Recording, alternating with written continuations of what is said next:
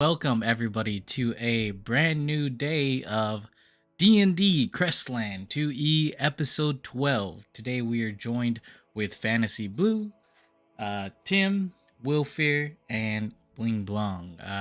I myself will be playing Balto, the Corgi Shuni gunslinger, as well as my friends. Let me go ahead and go to the D&D scene.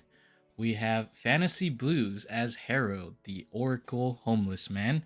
Uh, Tim as Geralt, the Automaton Sorcerer, I believe, or Wizard, and Xander playing Mike Hawk, the Swashbuckler Dark Elf, with our DM Wilfir. Okay, and let me go ahead and join the call with everyone else to get us started.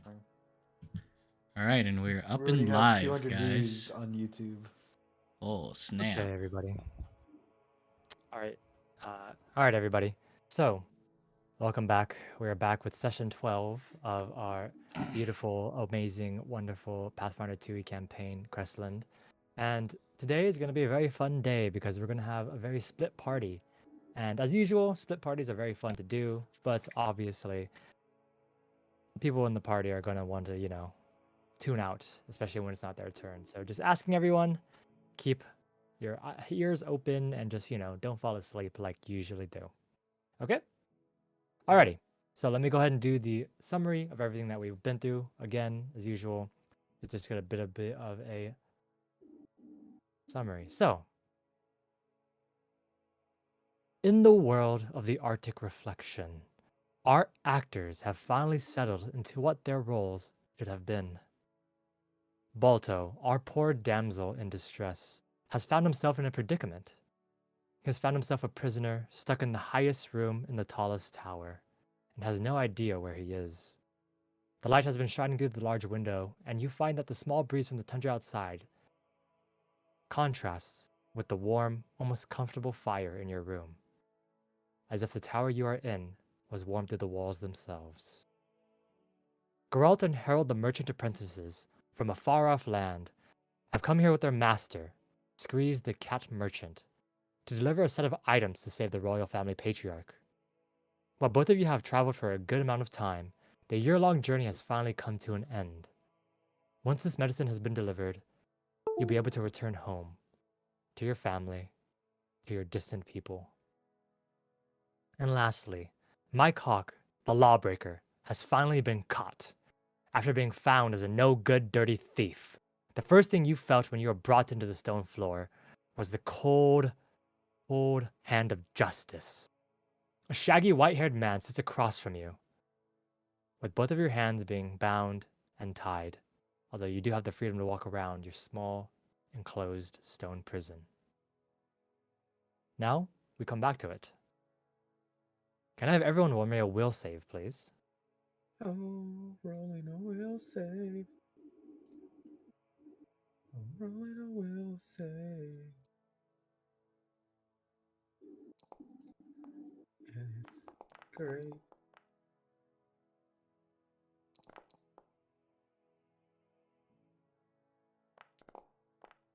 I rolled a great will I save. rolled a freaking 13. Are you serious? Lucky, Okay. lucky. So, with your will saves, Harold, you have failed critically. Oh, we didn't do Can I our do a coin. hero? Yes. Oh. We'll do this after this. You can use a hero point if you'd like, if you still have one. Yeah, I have one. Okay, go ahead and use Oh. it.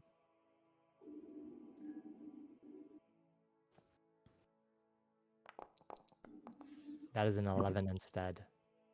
But no Yeah. longer a critical failure, which is very good. So, Oh. Mike rolled a 25, Geralt rolled a 13, Harold, using a hero point, rolled an 11, and Balto rolled an 18. Everyone 20 and under fails. Ooh. Fuck. Oh, God. Fails it for Mike. It's So- right, baby. As we are coming back into this, the first person I'm going to focus on is going to be Balto, since you are by yourself up there.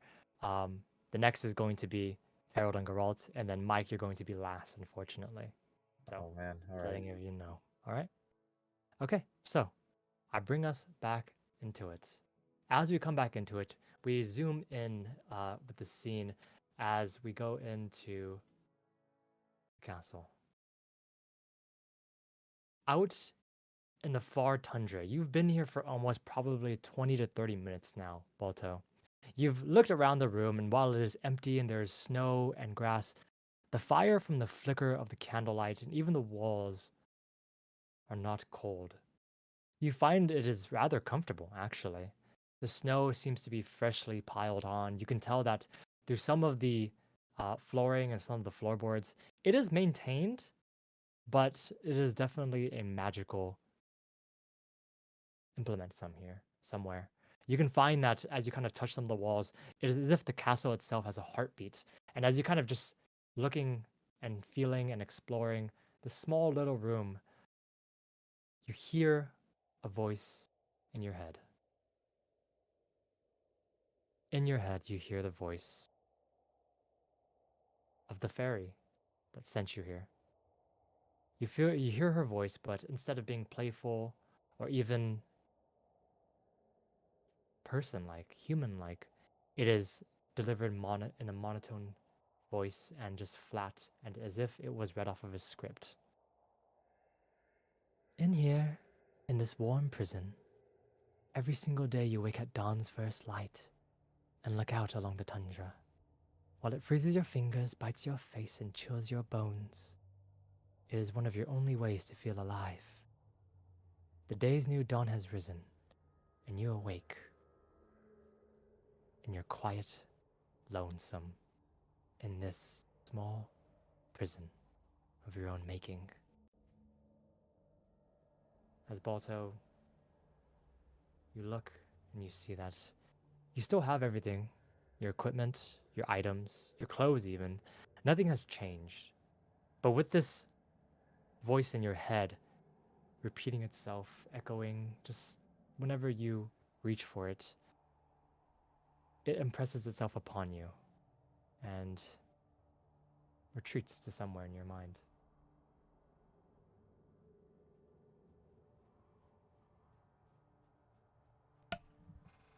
Do I do what? How much do I remember? Do I have amnesia or no? Or am I? You remember everything Oh, okay. except for the moment all of you were taken or changed or shifted to this place. You remember going into the mill, fighting that person, shooting the woman in the mask through the heart. You remember going downstairs, seeing Kosi J squeeze the cat's throat. You remember going out with Kosi J, and you remember the blizzard slamming down on you.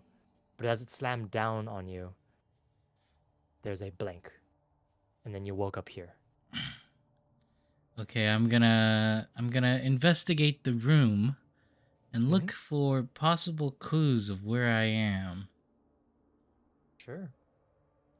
Go ahead and roll me a perception check. All right.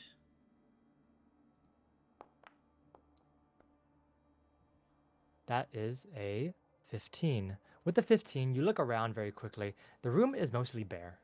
You find that besides the small desk and the candle and some of the other implements and what looks to be a makeshift bed, maybe a bench that was used for a piano at one point, definitely enough room for you.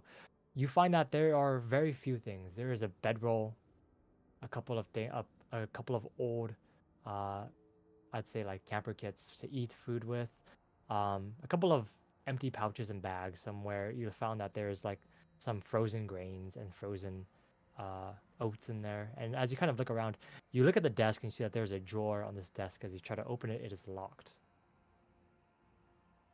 The drawer on the desk is locked. Yes, the drawer on the desk is locked, and you can just kind of jiggle it a little bit, and it seems to be just locked with some kind of simple lock, not magical in nature at all.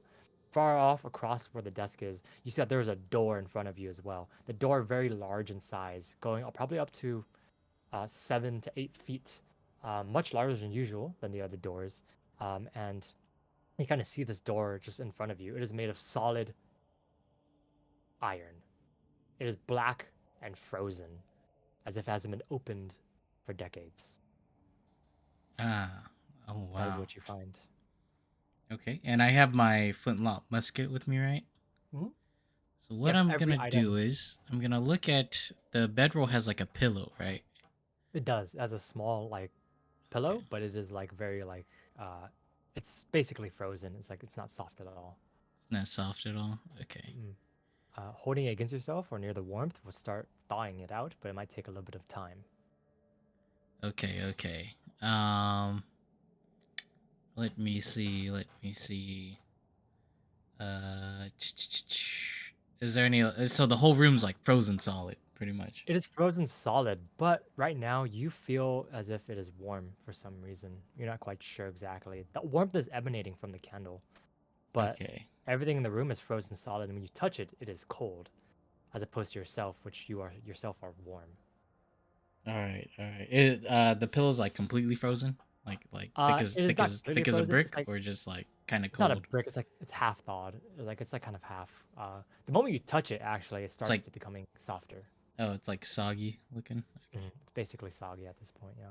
So what I'm gonna do is I'm gonna grab the pillow. I'm gonna use my musket. I'm gonna put the pillow kind of like a muffled silencer in order to shoot the lock with my gun, my musket. Okay. Roll me a crafting check to see how well you do this. It's a very small like crafting thing, just to like stuff it over and just kind of get it over. Crafting check. Yeah, with a 19, that's pretty easily done. You just kind of put it over. You get your musket out. You just kind of just hope and pray it won't make too much loud of a noise, and you just shoot. I'm assuming. Okay. Mm-hmm. All right, roll me an attack roll.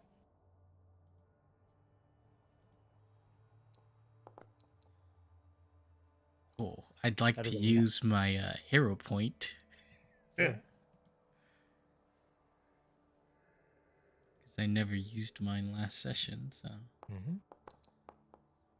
there we go. 30. So, as you kind of shoot it, and you find that it just breaks. The drawer just shatters and almost into pieces. And inside that drawer, you find what looks to be something wrapped in cloth. And this cloth is not frozen, it is just a regular leather cloth. Okay, I'm gonna open, see what's inside of it. As you Unwrapping open it slowly. You unwrap it slowly, and in front of you, as you open this cloth, it is an iron mask, much like what the woman had before. It is almost an identical copy, actually. But it is that same mask. Oh wow. Can't really trace magic, so I won't be able to do much with it. As you're kind of looking at this mask for a second, you hear, for the first time in about an hour or so that you've been here, you hear the sounds of someone coming towards the door. You hear the sounds of just a quick hop and a skip and a step. As you kind of hear this, you just hear a knocking, just A knocking? a knocking on the door. The I'm large gonna metal door. I'm gonna sleight of hands to rewrap the mask and throw it in my bag. And Okay. then You quickly just throw it in your bag. I wouldn't say you have to roll for it. It would be just as you just kind of quickly throw it in your bag as you rewrap it. Okay.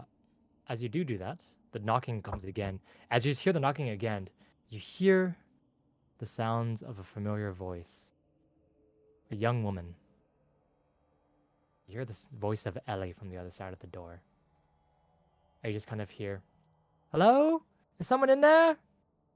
Hello?" And you just hear knocking again. I give it a good sniff. It sounds like Ellie, but is the scent the same as Ellie's as well?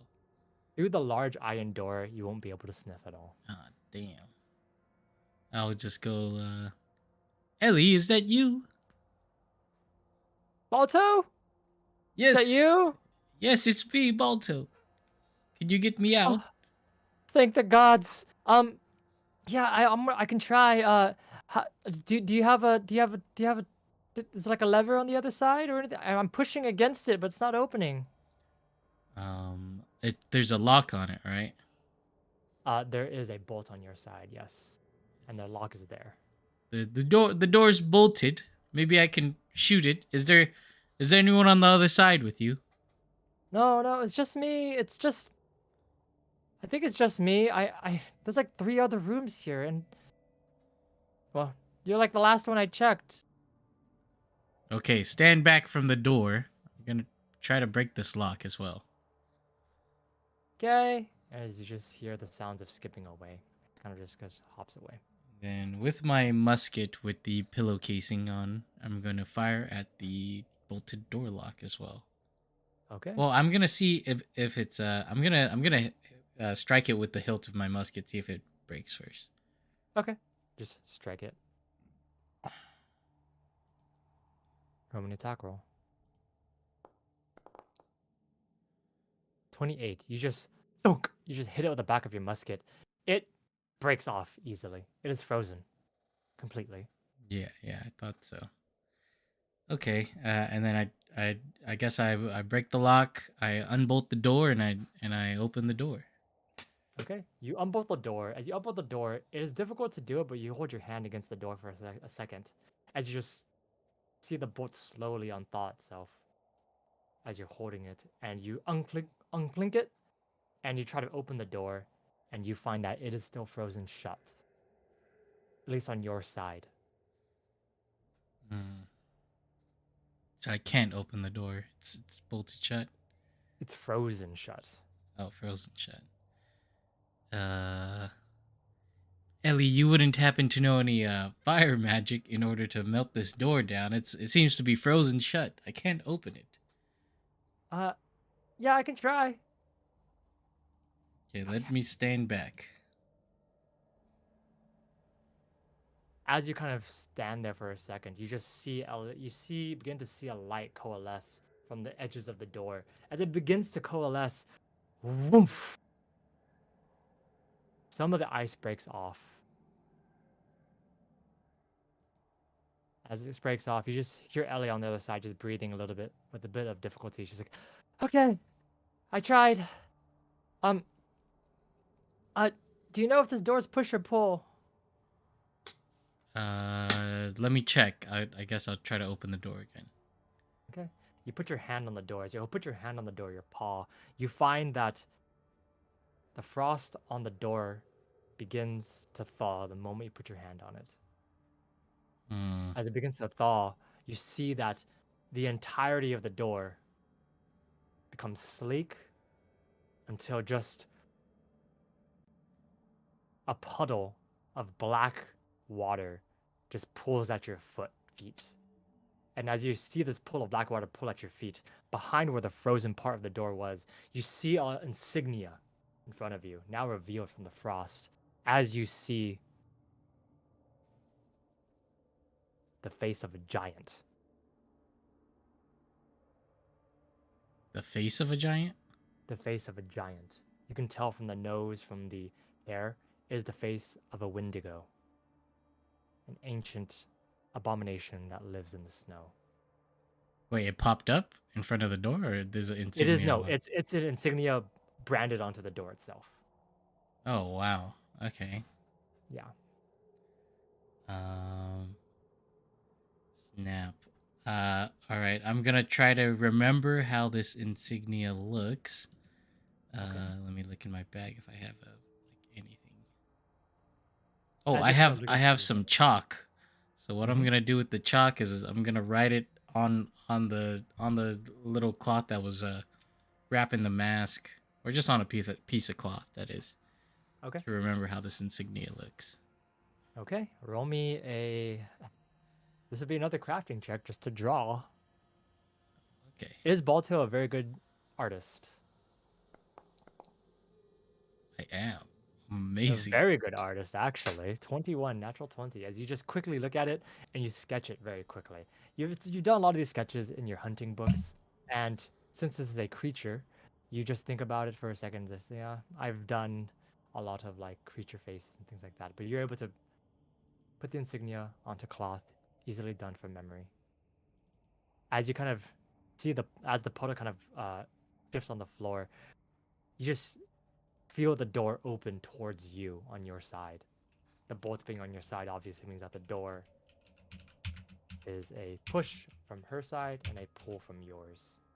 As she just kind of pushes, and in front of you, you see Ellie. However, as you look at her for a second, you notice that while she looks exactly the same, on the top of her head is a small crown made of ice. Hmm. And she looks and she says, "Oh, thank goodness!" And she just runs up and hugs you. I'm gonna look at my skin. Is my skin blue or anything? Because I'm kind of curious about why the door melted when I touched it. And same thing with like the pillowcases and stuff. Look at your paw, like just like the soft part of your paw on the other side. Still the same color, still black. It's not really much difference you see. Interesting. Not Where, quite sure. where did you wake up, Ellie? And what's with the crown on your head? Oh, the crown? Yeah, it looks nice, doesn't it? Well, no, I woke up all the way down. She points all the way down. As you kind of look past the door where she is standing, you find that you are in the middle of a long castle corridor, a long hallway, and on bottom of this corridor is a blue colored carpet. You see that there are a few doors, much like yours, onto the sides. The doors are open, not frozen like yours. And far off in the distance, you find that there is a large room. And you can see it just from the opening of the doorway. There is a chair in the middle of this room, a regal one. She just kind of points and says, "I went over there and I woke up like, you know, that one over there. It's pretty comfy, but it's not super, it's not super, yeah. Um, anyways, where's everyone else?" I have no idea. Last thing I remember, I stepped outside with Kosi J and left the rest of you guys. But I guess if you're with me, we should definitely get out of here and find a way back to everyone else. Yeah. Sure. Let's go. All right, we're gonna be doing this very sneakily, so you'd have to be quiet while I check all the corners and make sure that it's safe for us to proceed. Okay, good. All right. As the two of you go on your way, we'll move scenes to somebody else. Okay. Okay. As this is happening, Balto, I need you to roll me heads or tails for your hero point. I'll go with heads. Okay. Just put that in the chat. We'll roll it after everyone's scene is done. You still always get one at the beginning of the session. Remember that. Do we So- keep the ones from last session too, or? Yeah. Hero points Okay. don't. Yeah, they start stacking up after a while, but you can only have a max of 4, at least in this campaign. Okay. As we move on to our next two individuals, the two of you, Harold and Geralt, the both of you have been kind of standing for a second at these crossroads. As you kind of stand there for just a moment, you find yourselves out in the snow, in the ice. As you find yourselves out on the ice, in front of you is what looks to be a thin, lithe catfolk, as this was the one that was killed by Kosi J. As he's just standing there, looking out into the snow, he turns back, and he sees both of you. He just, "Whoa!" And he just shakes. He falls to the ground onto his backhands and his bottom. As he falls backward, he says, "Please, don't hurt me. Don't hurt me. I'll follow the rules. I'll follow the rules. I swear. I won't do I won't do it again. I swear. So I swear." As he looks at the two of you.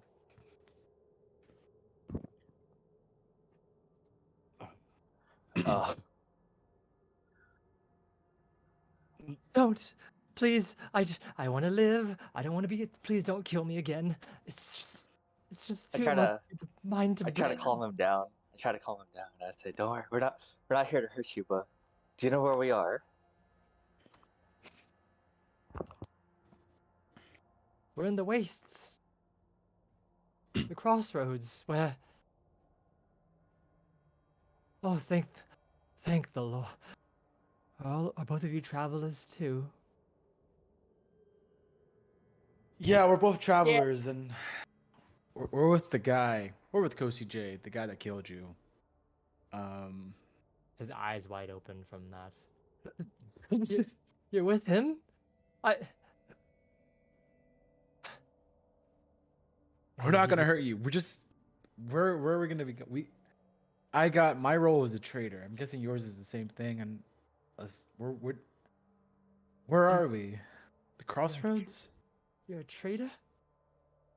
Betrayed someone. Yes, I see. Much like the other one. Uh, um. Yeah, we're at the crossroads. I have to deliver. And he kind of pulls something out from behind him from a pouch. And you see a small vial. And in that vial, it is clear as if there's nothing there. But as he just kind of just moves it a little bit, you realize that the vial is full of a clear liquid that is completely transparent. As he just looks at the both of you. We are to What is deliver that? this. It's medicine. Medicine for the patriarch.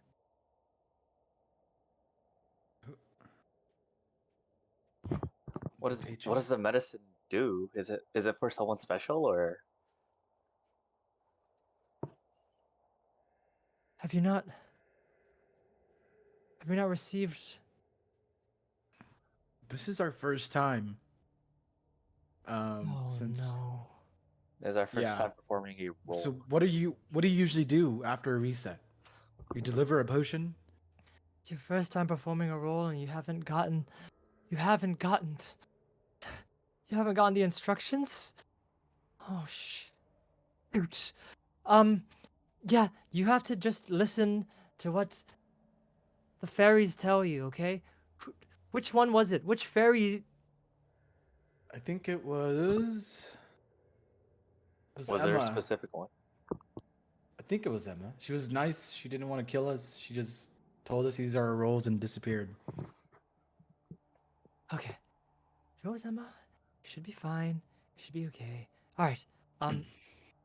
Okay, so usually in this situation, um, so for me, I'm like, I deliver this because I'm like what, do you know about the key roles that they have? The really important ones, the three important ones that they have? Yes, the outpost girl guy, Mustan. You. Everyone says you have a motive, which I'll get back to that. And the Iron Lady with the mask. The mask with the girl with the iron mask. Yeah. So for me, I'm doing the cat with the motive thing. I'm just here to deliver this. For me, myself personally, I'm here to deliver this vial, and that's my job done. I'm done after that. Okay? All I do is deliver this, and then I hide for the rest of the reset, and then we just come back to it again, okay? That's all I do. That's it. You're not one of the witch's henchmen? Henchmen? I'm a You've never heard- traveler, okay? I didn't want to do this, but I was the only goddamn catfolk that came into this reflection. Hmm. Did you come alone, or did you come with the party? I have lots of people that are very strong and very, very, very powerful that I came with. Yes, for sure, definitely.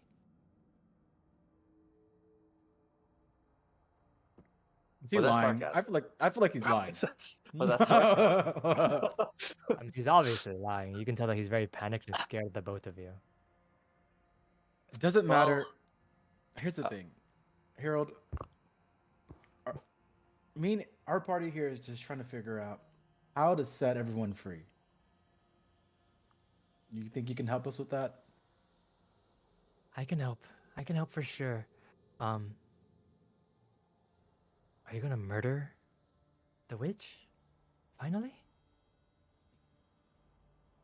if it solves this reflection, then maybe. Okay. Yeah. Okay, we can make this work. We can make this work. Okay. Um, okay, I have the vial, and then you He stops for a moment. He looks at the two of you. Oh shit! You two don't. You don't have. You don't have the thing. What? What thing? Oh. Oh no. Okay. Okay. Oh. And as he's saying that for a second, you begin to hear. You begin to see the snow beginning to fall a little bit harder as the wind begins to pick up for a second, for a moment. And the two of you begin to hear a voice in your heads.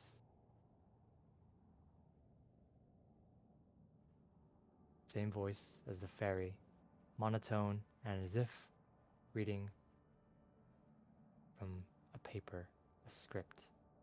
You find this voice. You have come from a faraway land. The journey was far, cold, and full of losses. You've come to sell us a few items, vital for our survival. Support the cat, and support who he came for.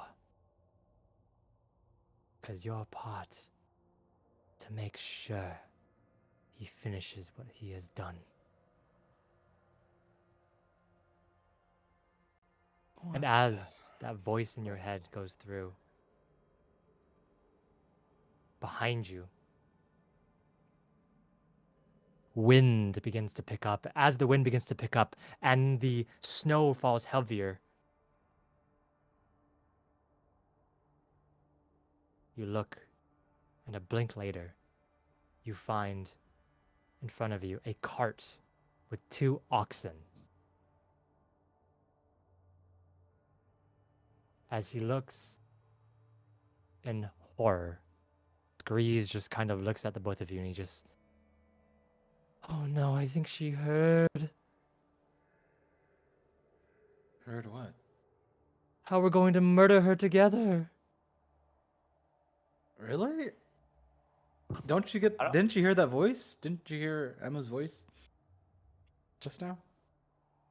I didn't hear shit. Oh, Well, we're just supposed to support you and sell items. Right? Did you hear that, Harold? yeah, I heard that, but I can't help but notice the wind is picking up.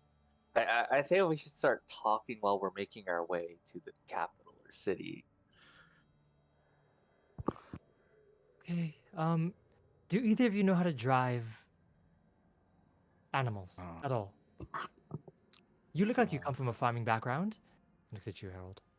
What do I roll to check if I know how to? Nature or performance? Mm. Let me ask this. Have you ever steered an animal before? I'm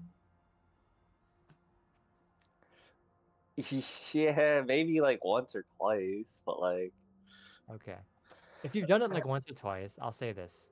You would have to be rolling, most likely, just to deal with the animals and just kind of getting them together and everything like that. It would be a diplomacy check for the animals specifically. okay. Mm-hmm. Alright, my rolls are shit today. 11. You look at this and you find that the animals don't really seem to care whether you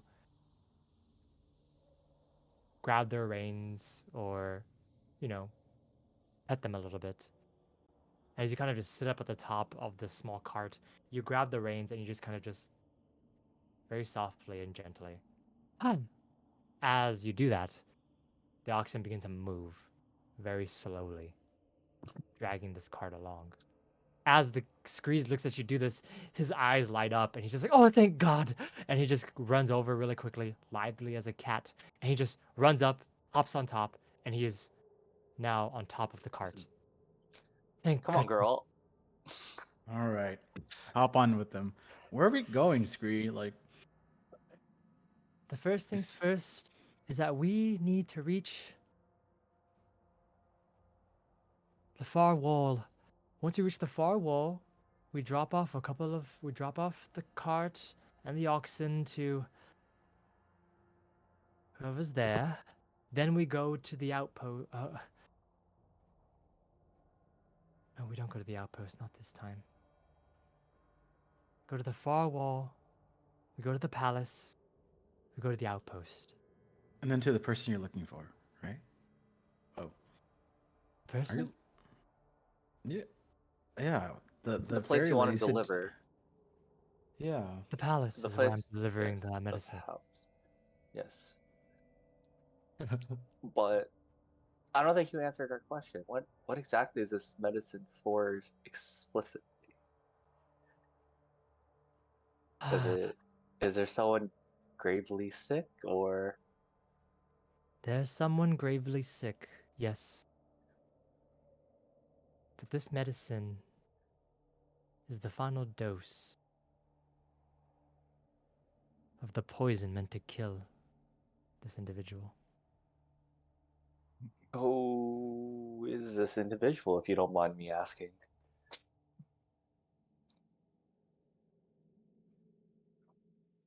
It's the patriarch of this place, the king that owned this land before it was Frost. The Frost Witch's father that I have to deliver this to. Dun dun dun. You have to give it to him. Is this your role to kill him, or? As the oxen is starting to move slowly through the crossroads and through the snow trails, he looks at you, Geralt. He looks at you, Harold, and he just kind of just. It is what my instructions are. I don't know why, but this is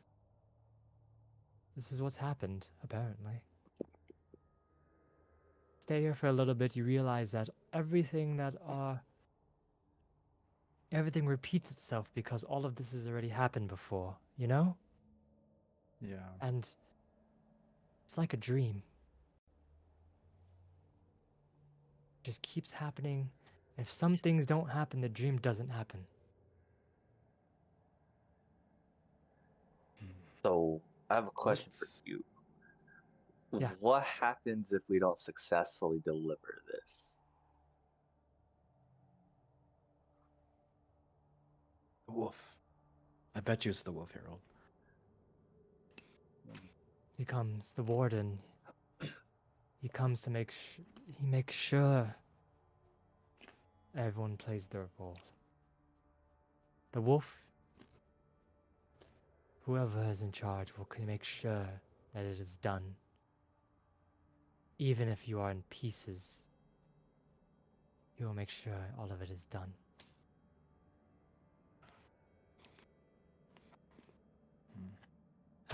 Well, looks like we have no choice but to head to the palace. Because No, As the I- far wall first. The far wall first. Firewall. Far wall, Oh, far far wall wall. first. We'll We head have to there. deliver first. this cart and oxen to them so that they don't. We have to make sure that it's okay. Okay. Okay.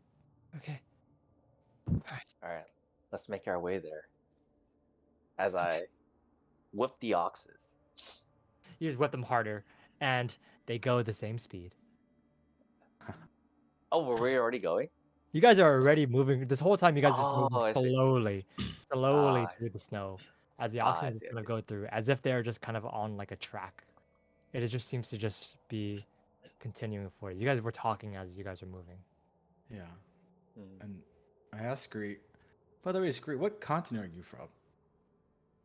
Continent? Yeah, from the outside world. Continent? Or country. Country. Country. Oh, country. Yes. I think I'm from what's that one place called again? That one where am I from? Better question. How long have you been here? Doesn't look good, Harold. That Oh, shit's I've been here. duped. I think I've been here for a long time, actually. I've been this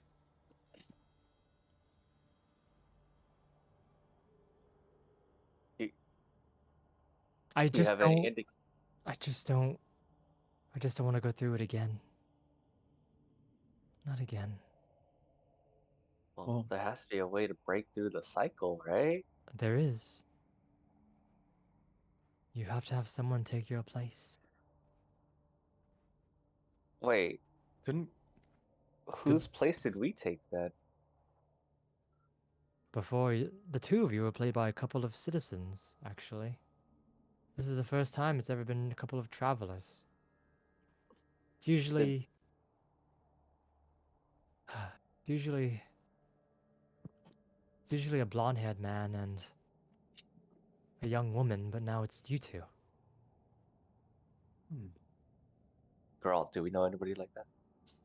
I don't think so. Anybody we killed recently that looks like that? I don't think so. Alright, it's not our fault. It's not us. Things Okay, have it's not been us. shifting, I think. I have a quick question. Absolutely. You said you were allied with the man that killed me last time, right? Allied is a very strong word. You said allied. The other individual in your party, the one with all the fur, was he part of this ally as well? What the fur? I He- caught a glimpse of him before everything went dark. Is he like nay tall? And I like point to like my fucking shins. That one, yes, that one. Oh, the Ah, dog. yes. The Shoonie. Yes. The yes, Shoonie. yes. A Shoonie. Well, why do you ask? No reason. No reason at all. Mhm. I whispered to girls, I don't think cats like dogs. I think that's on my account. I think that's the thing too, man. Should we lie to him? Sure. No, we don't know that dog. We don't know that mutt. He just follows us around because we gave him some treats. Roll me deception with Ricochet's bonus. I don't know why you're lying, but you're lying. All good. Okay, this is the one time I rolled decent. 24. You lied. You don't know the dog. He just looks at you for a second. Like, oh, okay. Why though? Why? Why does it bother? Can you please tell us? As I We're, said we're all before- friends here. As I said before, the only way to be released from this place, at least from my perspective, is to have someone take my place. Scree, we're gonna solve this mystery, and we're all gonna be set free. We're gonna turn this frozen tundra into what it used to be. Or die trying. Exactly. That's why we're here. Thanks.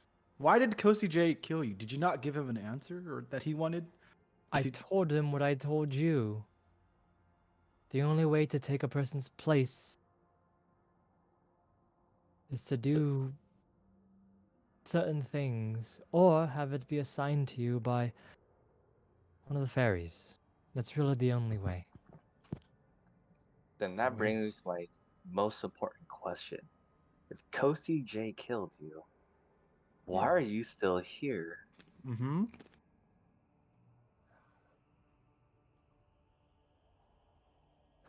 He looks at the both of you.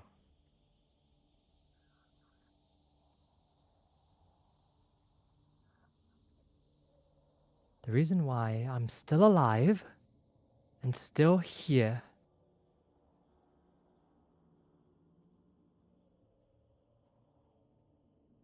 because I can't die. Is it because you have a role? No. It is because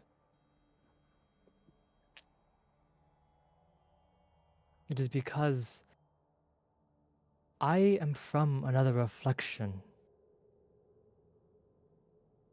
Or Excuse rather, me? I'm a traveler, and I've already claimed another reflection.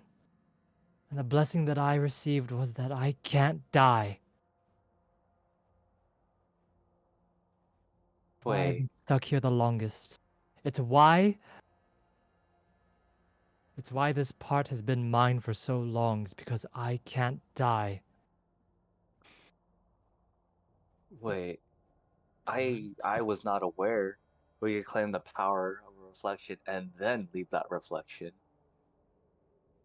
Do you not know about the blessings, the Yeah. sources, the things? Harold, Are you when new? Are Harold, you? you're Where are you I from? get, As he looked I at the thought we two were of I you. thought we were stuck in there if we claimed the source. no, wasn't when it? you claim it, it becomes yours, and the reflection it becomes yours, and it becomes its own entity that you can control, and you get a blessing. For example, remember the ogre? Remember the guy, the priest at the Oh South Cat? yes, He yes, yes. became an ogre. This cat, he became a cat. He became immortal. No, I was born a cat. Oh, oh, okay. Okay. Talk about kind of judgmental, don't you think, girl? Oh. Nobody nobody walks around saying you're a robot because you claimed a reflection. It's kind of rude, don't you think? So judgmental. What Oh, happened well, if you're You, homeless like me? the two of you are new then. You're new to reflections. I am. yeah, we're new. Oh, well, there's a lot to teach, but I don't really feel like it. I will It's say okay. this though. If the if the two of you are able to defeat this place, claim the reflection, gain a blessing, what you remember, what you want, is the blessing that will come to you. And as you can tell, I'm a coward. So I was given the gift of eternal life. But I could never get any stronger. I could never change. I'll always just be a coward. I don't mean to be rude, but that doesn't sound like a blessing at all. That sounds more like a curse. Wait, Scree, is there a way that you can close the reflection without claiming it? If you can convince the source to, it will do that. A source, if it's sentient, or if it can talk, or if it can be convinced, a source can close itself. If the person controlling it, or if the source itself wants to do it. But you have to be really good at talking, or really good at scaring people into what you want to do. Which the two of you, I don't know. You're Hmm. scary, but you're not very convincing. It's because we haven't made a plan. Once me and Harold make That's a where we plan, shine best. exactly. We need something called prep time. It's never failed us yet. Well, we have plenty of time before we reach the far wall. The far wall is going to take us about the end of the day. So we have an entire day to reach this far wall, so. Should we plan? First, we need to know what we're going to expect. How, once we get to the walls, what exactly happens? Will they inspect all of our baggages, or They inspect the baggage. We gather a few things that they want to sell and trade to the outpost, letters, small things like that. And we have a few passengers that join us. That's it. Well, what do you mean by it seems like passenger? These passengers are passengers. Deserters meant to be executed in the outpost because of crimes against. Or because of crimes in general. We pick them Scree, up, I, we take them in. That's it. Scree, you've been here the longest. Who's the source then? Is it the witch? Is it the fairies? Is it the king that we're gonna poison? The king is not the source. The Frostwitch herself is not the source, but she does have some mild control over it. The fairies are just a byproduct. I don't know exactly what the source is, but I do know that some The king that we're gonna others may have some answers. Have you met Have you met Cold Iron yet? Have you met her? Yeah. She said that the source is fueled by death. Fueled by death. The catalyst is this, and he brings out the poisoning again. The moment her father died, everything became hazy. It became a dream. Do you know? Do you know who the actual warden is? No. Oh.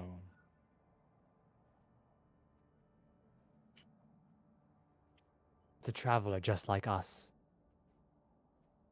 They've been content to act as judge, jury, enforcer for the Frost Witch. Wait. This person, this warden, is the true power here. Wait. You may have seen them. Was They he? show themselves as red fur, inhabiting the bodies of citizens that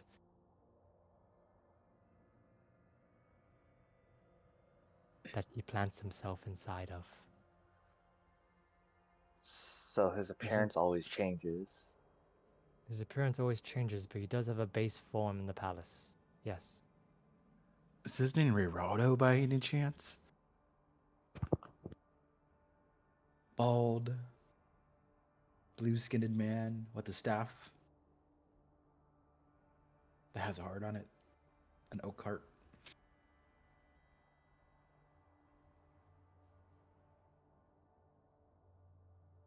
He looks at you for a second, Harold.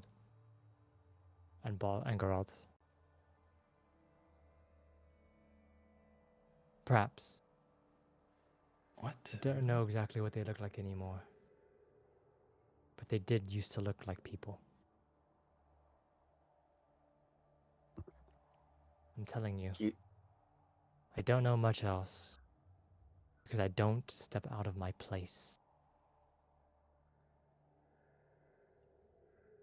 I advise that both of you do the same if you want to survive. You don't have... You don't have the advantage like I do. Well, would you call that an advantage? Or would you call that a curse? It seems like you're content with living your life as a puppet. exactly. And we're here to break that pattern. Everyone here. Or try to, at least. You say you can't die. Yet, you also claim it's an advantage. Why do you not use it to try to break free?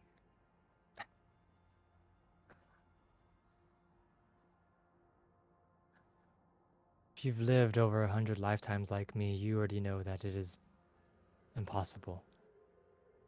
Not without the right people here.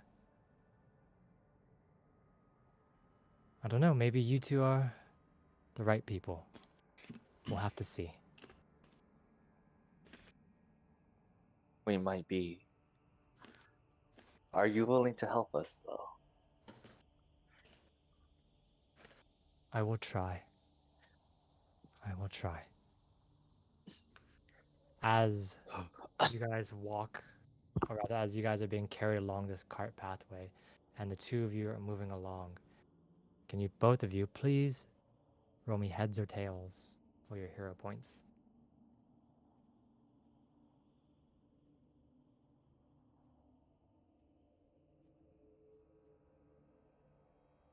All right.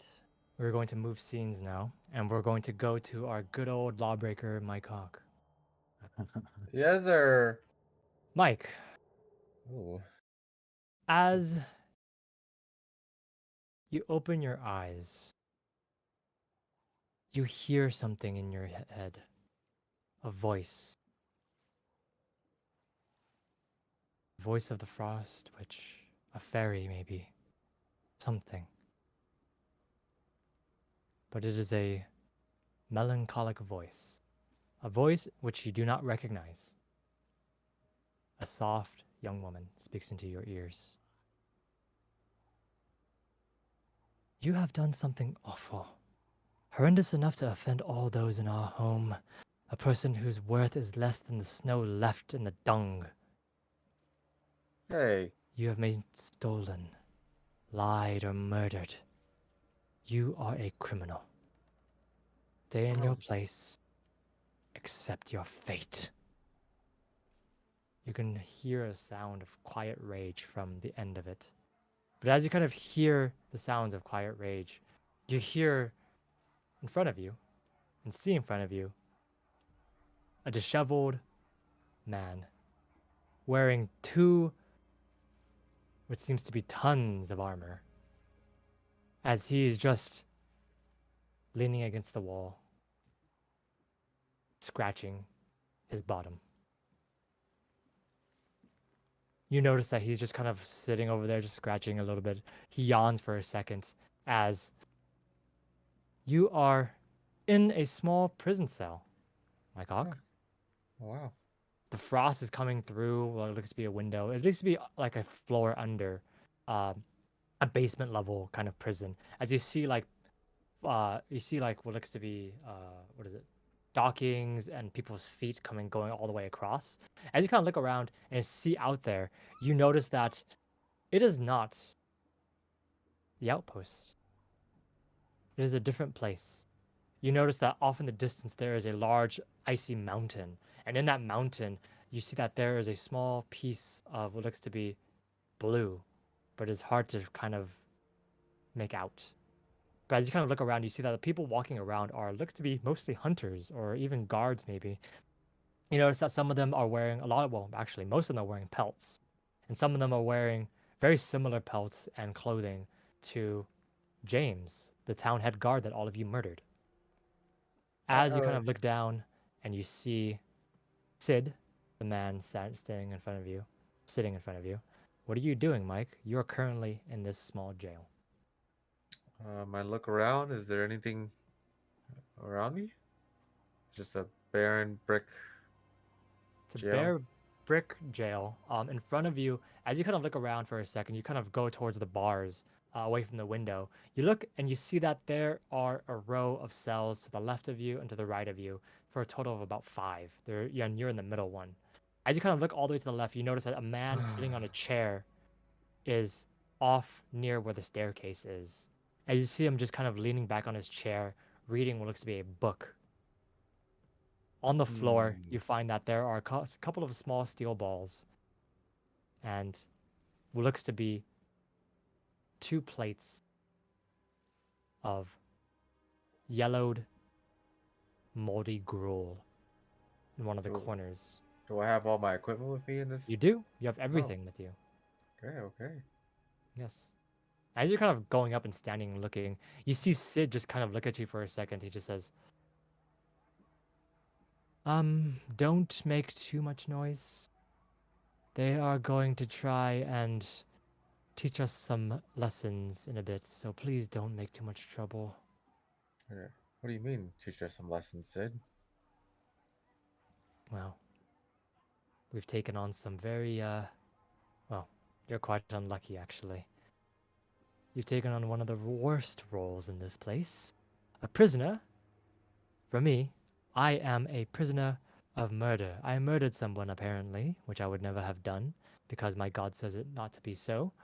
And you are a thief, someone who is deserting and stealing food to escape. The worst part of it is that in this place, stealing supplies is a punishment worse than death. For me, I'll be hanged. But for you, you'll be tortured, hanged, and put out into the blizzard instead. So, All right, Sid. Well, let's try to get out of here. Any ideas on your hand? usually around later tonight, very late in the night, there's an opening for us for sure. We can escape, and we can make our way through the outpost. Are you good in survival situations in which we have no food and water? Um.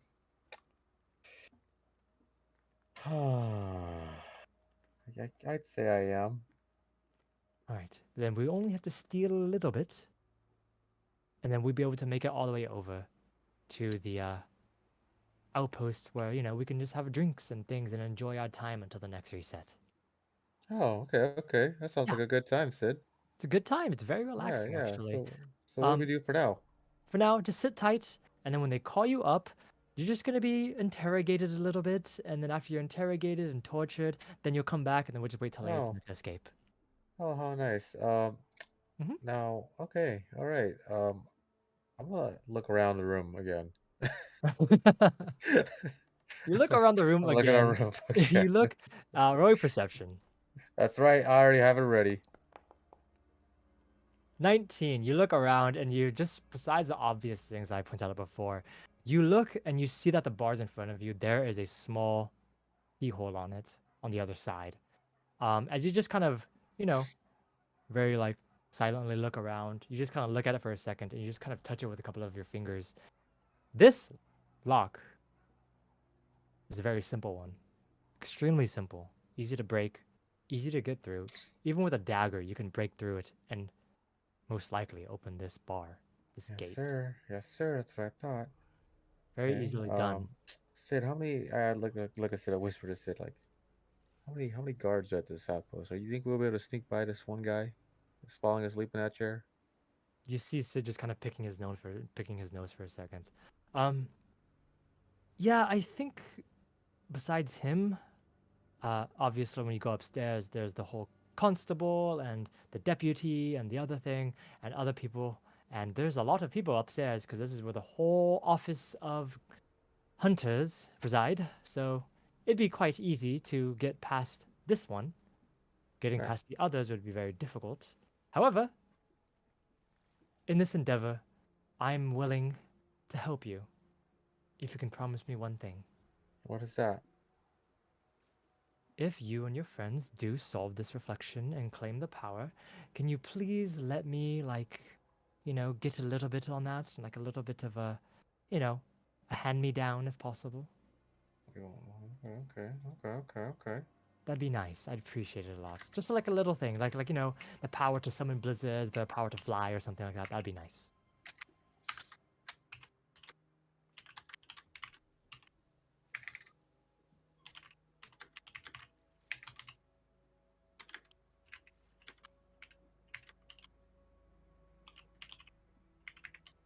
I can just hear Alex typing with one finger each. What are you talking about? I'm not doing nothing. Um, okay, let me look at the bars. Let me look at the bars outside. How is it? Those How's bars are frozen. They frozen? Are are they? quite in place, but as you kind of look at them for a second, you notice the rock on some of the side of the bars. They are mostly just rubble at this point. You can tell that if you gave it a little bit of elbow grease, some strength, maybe even with two people, you can break a couple of the bars, maybe 2 to 3 of them, and just sneak out that way if possible. It'd Okay, be okay. it wouldn't be easy to do it, and it probably makes some noise, but it's possible. Can I attempt to break some of the bars loose and see and set it up for later? Okay. You do know that Uh-huh. if you do this, you yourself, as a small halfling, or not halfling, a small fetchling, would be easily be able to sneak out if if 3 bars were broken off. You take a look over at Sid, a man full plate armor. You probably won't be able to get through those bars. Hmm. But if that's of no concern to you, then definitely possible to do it. Is it possible to break a fourth one with Sid?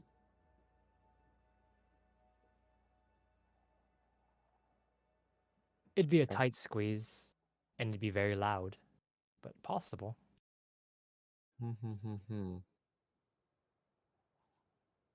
He looks at you for a second, Sid, and he just kind of just.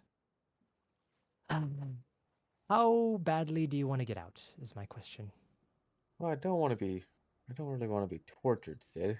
This doesn't sound really fun. It's not that bad. They just honestly, all they do is pour ice cold water over your nose and mouth, and you can't breathe. How long can you hold your breath for? Uh, I used to be able to hold it for longer, but it's been a while since I've been by the ocean. Okay, then obviously just hold it then. It'd be easy. Just okay. Don't worry about it. You still have like an hour or two, so if you want to make your grand escape, it's probably time to do it now. Hmm. He kind of gets up for a second, and he kind of gets up for a second. You notice that his hands are tied, just more like yours were. But with the two of you able to easily untie both of your arms, he just kind of just grabs his wrist for a second and is like, "Ah, I am worried that if we are unsuccessful in our grand escape, I'm going to actually have to turn you in. So, you know, Mm-hmm, don't mm-hmm. don't feel bad about it. It's Is not. that I will come back. I'll if we get caught, I will obviously try to endear myself to the guards. I'm just being completely forthright and honest with you. hmm. If we get caught at any time? Well, if I think that the chance is more than 60-70% that we'll get caught and maimed and tortured, then yes, I probably will get you. But I'm not saying that as a warning or anything. I'm just saying that that may happen in the future. Not now, but in the future. You see? I'm just, you know, I'm giving common courtesy to, criminals like both of us. Yeah. Mm-hmm. Okay, okay. So there's no way out. Only 3 of the 4 bars break. And we're in a heavily guarded building with only one way down and one way up. There's more windows on the other sides. The whole thing is that we have an hour to try and honestly. Hold on. And he just kind of looks over. He kind of walks over to the bars and he kind of looks around for a second and kind of looks. We are in luck. There's Okay. one other prisoner here, Okay. and if they are a traveler just like us, we may be able to get 3 people and have a total of 3 people. And with 3 people, I'm sure that one of us can be sacrificed so the other 2 can get away. Perfect. Perfect. Perfect. Yes. I like that plan. Okay. All right. So, break through this first door.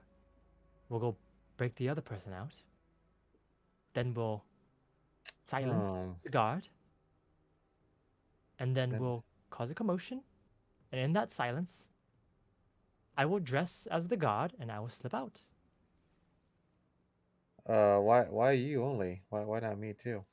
Well, you can open these bars right here and slip out that way while the commotion's happening, right? And we just You're leave the other right. person that's here, you leave him for dead.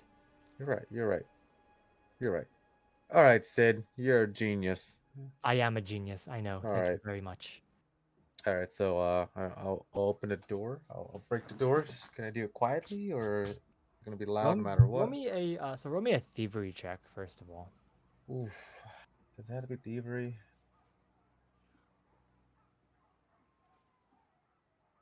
Oh, I'm still good on thievery.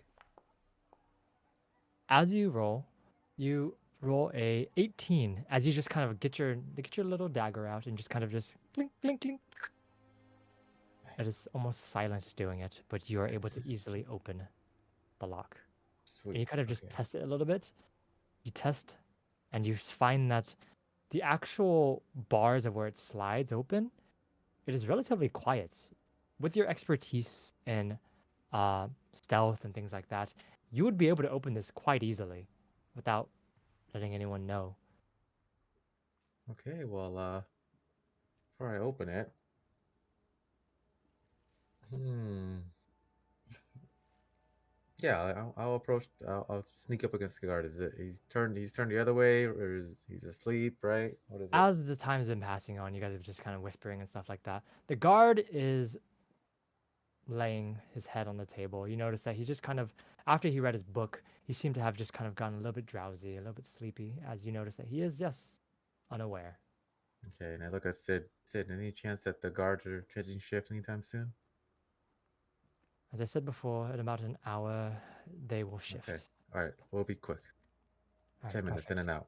All right. In and Quick. out. 10 minutes, in and out. We strip him bare, take his clothes, throw him in a cell. Throw him in a Perfect. cell, exactly. Get the other person too, if you can. All right. Yes. All right. Let me sneak over there behind the Mhm. guard and try to put him in a rear naked choke. Knock him out. Okay, you walk over to where the guard is. You just kind of Do and you do just do do do. whoosh, you just grab him real quick. Real naked choke. Roll me athletics. Oh, easy. Easily done. He's knocked out. 26. You grab him and you just snap his neck. Well, I didn't stop attack. I just want to knock him. Hold on, hold on, hold on. Hold on. I didn't want to kill him. I'm just kidding. You just knock him out. Easily Okay. done. Okay. Whoa, whoa, whoa, You whoa. got scared for a second there, huh? Oh man. You forget you would have killed him. I'll say that. I don't want another reflection. I don't want to be a prisoner again. I'm tired of being a prisoner. It sucks. You crit, you would have killed him. His AC was 18, so 28 and above would have killed him. Oh my god, that was so bad. You Okay. just All right. He's out. no noise He's out out. like light. Out cold. All right. I'm gonna drag his body over to our cell real quick. Sid, Mhm. you change his clothes. I'm gonna go to the other guy. I'll be like, "Hey man, let's go." I get the dagger and I open it, and then As you open the thing, you see a man in there as he looks up at you, and you notice that this individual, green skin, elven ears, you recognize him. You see Kosi J sitting in the cell. fuck, fuck. Ghosty J, what the hell are you doing here? Are you yelling? Are you yelling right now? As you just kind of just, what the? He looks at you for a second, and you notice that he's sitting there, and he just has just been silent this whole time. He looks up at you, just kind of just gives you a smile, a wide smile. He says, "Oh, good, a friendly face. Perfect." He just kind of stands up and says, "I assume we were doing a prison break. Let's get out of here." Ghosty J. Oh. As this is happening, there's no motion from the top floor. What are you doing, my cock? Can I hear how many people are upstairs? Is Koshi J small? He's an elf. He's small just like me. What am I saying? Specifically, you're an elf that's small. Kosi J is a regular sized elf. Actually, Nicholas is... elves are like tinier elves. They're like halflings mixed with elves, like hobbits mixed with Okay. elves. Can all three of us break that fourth bar? Yes, with the three of you pushing forward can break that fourth bar. The only thing is that Sid would have to leave his armor behind. Oh no, Sid's still going with his game plan. For sure, Sid's good at his game plan. He's solid. Mm-hmm. Yeah, nothing bad's gonna happen to Sid, right? So,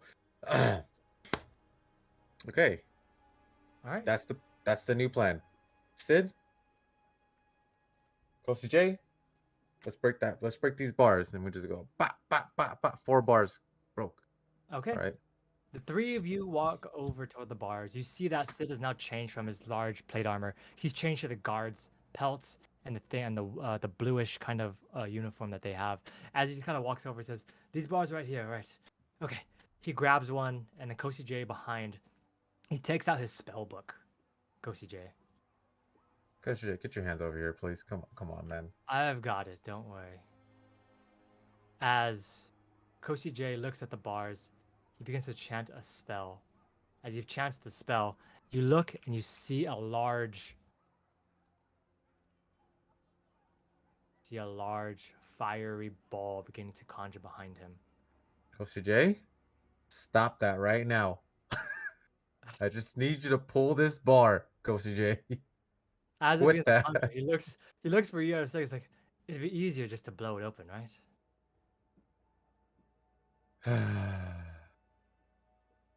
Let me take a look. Look outside real fast. Is there anywhere that we could run to? Roll a perception check. Perception check? Yeah. Easily done. Bam. Easily done. Easily done. 25. You see that there are many buildings in front of you. Like you go out and just through from this like basementy area. There are a couple of houses that are just kind of just not bare, but there are closed doors and closed windows. There are many places to hide in this God damn it. far wall outpost. But the whole God- thing is that it's gonna make a lot of noise. Oh. Don't know how many guards are around. As J looks at you for a second, Mike, and he just smiles, and he just whoosh, the fire dissipates. Ah. I was just messing. Ah! Let's break. Ah! He walks over towards where the window bars are. He grabs one and just with the three of you pulling at these bars, the first two break easy. The sound, not that bad. The third is the more difficult one. I need you to roll me athletics, and Oh, all three of you, through these individuals, gonna be rolling athletics. easily done. Easily done. Oh my god. So a 14, Kosi J rolls. He has no athletics, so he's just gonna roll flat strength. So let me do that. Oh, he does. He does have athletics. Never mind. Athletics, and then we'll have Sid Perfect. roll athletics as well. Perfect. 14, 26, 28. The three of you just boonk. The third one, as it just rips off, almost as if like there's a bit of like leeway to it. Some of the rocks on the sides just rumble on the side of it. As it crumbles, you see some of the rock and the stone just kind of just hit the ground. As it hits the ground, almost like hitting rocks against rocks. Moment of silence. Okay, we work on the next one real quick, right? Yep. Got any roll or no? We're good? All right. One more roll. Athletics? Athletics. Man, I can't do acrobatics, dude. Come on. Oh my god. Okay, I'm using my hero point. Hero point. Oh.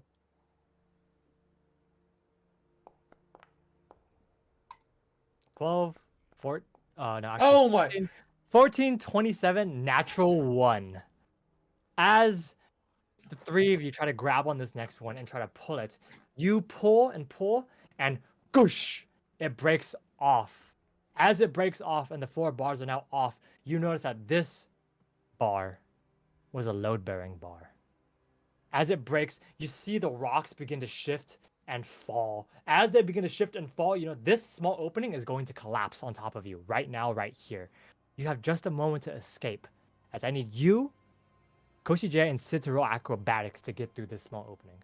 Easily done. Bam. I somersault through.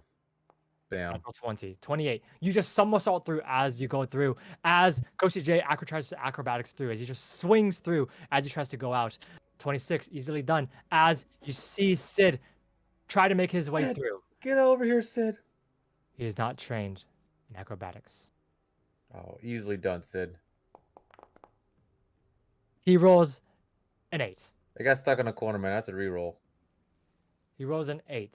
As Mike and Koshi J make your way through out into the actual outpost, and you notice that at this point in time, Sid. the night, the winds and the blizzards snow coming down as the thing crumbles as Sid is left behind. Oh, Sid's got this. Don't worry, Costa J. He's got the armor. He can't. You know what he loses this battle. Can As Sid hear us? is left behind, the thing crumbles down. As it crumbles down, you hear from behind you the sounds of people stirring, the sounds of individuals stirring. You see around you as well a couple of the doors open to see the sounds of what's going on. As you kind of look around and see, We're you notice dashing. that there are a few people that walk outside of this small wooden building, and they look at the two of you. But you notice that a majority of those footsteps are starting to go downstairs. As Koshi J looks at you, gives you a smile, and he just says, "We should probably run." You're right, Costa J. And we run away. And we run across the building. And we run and hide. Yes, the two of you sprint off, and I need you to roll me stealth along with Koshi J. Easily done. Easily done. Easily done. Bam. 18 and 16, as the two of you run off and escape from the small prison cell. Easily done. Okay, so Said stick to the plan. as we're coming into this, how long have we been recording? For an hour and 20 minutes we've been recording already. How about we take an early break, yeah? For about 10 to 15 minutes. Okay. Okay, sounds good. Alrighty, I'm gonna pull us to the front and Pause. pause. So we'll go out into the landing page. And yeah, that is the end of everyone's solo scenes. So we'll be there, be back shortly.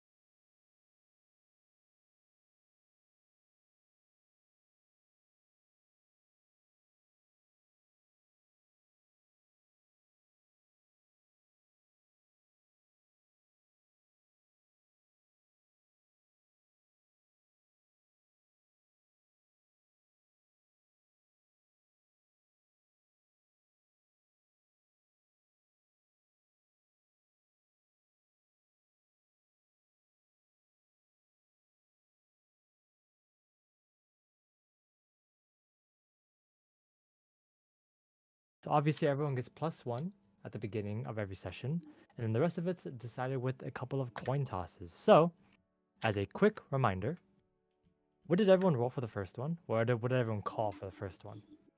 Oh, did we call I the first put one? heads. We did. Yes. Alex the heads. Yes. Well, we're safe. Oh, we're safe. We So- got it. Would you guys like to have another call and do one roll, or would you rather have 2 rolls?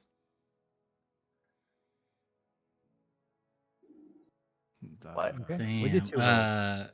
Okay. We'll just do 2 rolls then. So this is the first roll. The first roll is going to be the 1d2. 1 is heads, 2 is tails. All right, easy win. I won. Nice, Heads. nice. Baby. Yeah. Heads. Fuck you Whoever- guys. So Balto and Mike both put heads, and then let's roll again. Go ahead and do your hero point calls. Again? Yeah, one more time because I didn't do it at the beginning of the session. Oh, okay, okay. I get you. I get you. So that's the one from earlier. Okay. Mm-hmm. Because I was gonna do it at the end of everyone's scenes. I realized there's just too much work to do. Okay. All right, so tails, Oh. tails, tails. The Oh yeah, let's go. Oh shit. All bro. in, baby. 1 is heads, 2 is tails. Yeah, baby. Everyone gets another hero point. So most of you That's should have right. most of you should have 3. I think some of you may even have 4. I have 2. I have 2. I'm Because maxed. I used mine. Okay.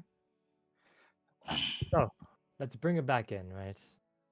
So when last we left off, our 4 players, we have the 2 merchants, Harold and Geralt, going along with Screes to the far wall outpost to deliver oxen, a couple of carts of supplies, and of course to gather a prisoner, a passenger, to make sure everything can be delivered to the outpost. Balto, you met up with Ellie, who had been given a crown made of ice, and in this frost palace, in this place where you find yourself, you are standing at the precipice of an opening into a large, regal room, blue and very much royal. Mike, you were a prisoner, and having been transferred there with your prison mate Sid, you found that Kosi J was also in the same prison area, and the 3 of you made your escape. Unfortunately, Sid did not make it past the crumbling of the bar and the stone as you and Kosi J ran off to go hide. So, That's right. We're Balto, safe and sound. we're going to go back into your scene, all right? In front of you, in this large regal room, you find yourself standing all the way on the southern edge of this looks to be audience hall. But as you kind of stand there all the way at the bottom, you notice that in front of you, in this large regal hall, there is what looks to be a huge circular center in the middle. And in this large center in the middle, you see 4 statues, all of them of giants on horses, massive and completely made of solid ice. In the middle, you see a coffin, and surrounding this coffin, you see flowers and what looks to be small pieces of gold, jewelry, and things of that nature. Standing next to you is Ellie. The 2 of you are in a silent, frozen throne room. As it is silent, you notice that far off in the distance, where you saw the throne, it is completely covered in ice. But in that throne, in that covered ice, you see what looks to be few sparks, few embers of blue flame emanating from it every few seconds. Motes of blue flame appearing, but not seeming to melt the ice. As It's you not look like at it, hypnotizing blue flames. you're not quite sure. You're a bit far away. As I'm going to take you to the map, okay? Mhm. Now, this map, quite large. So I'm just going to say it may lag your computer for a little bit.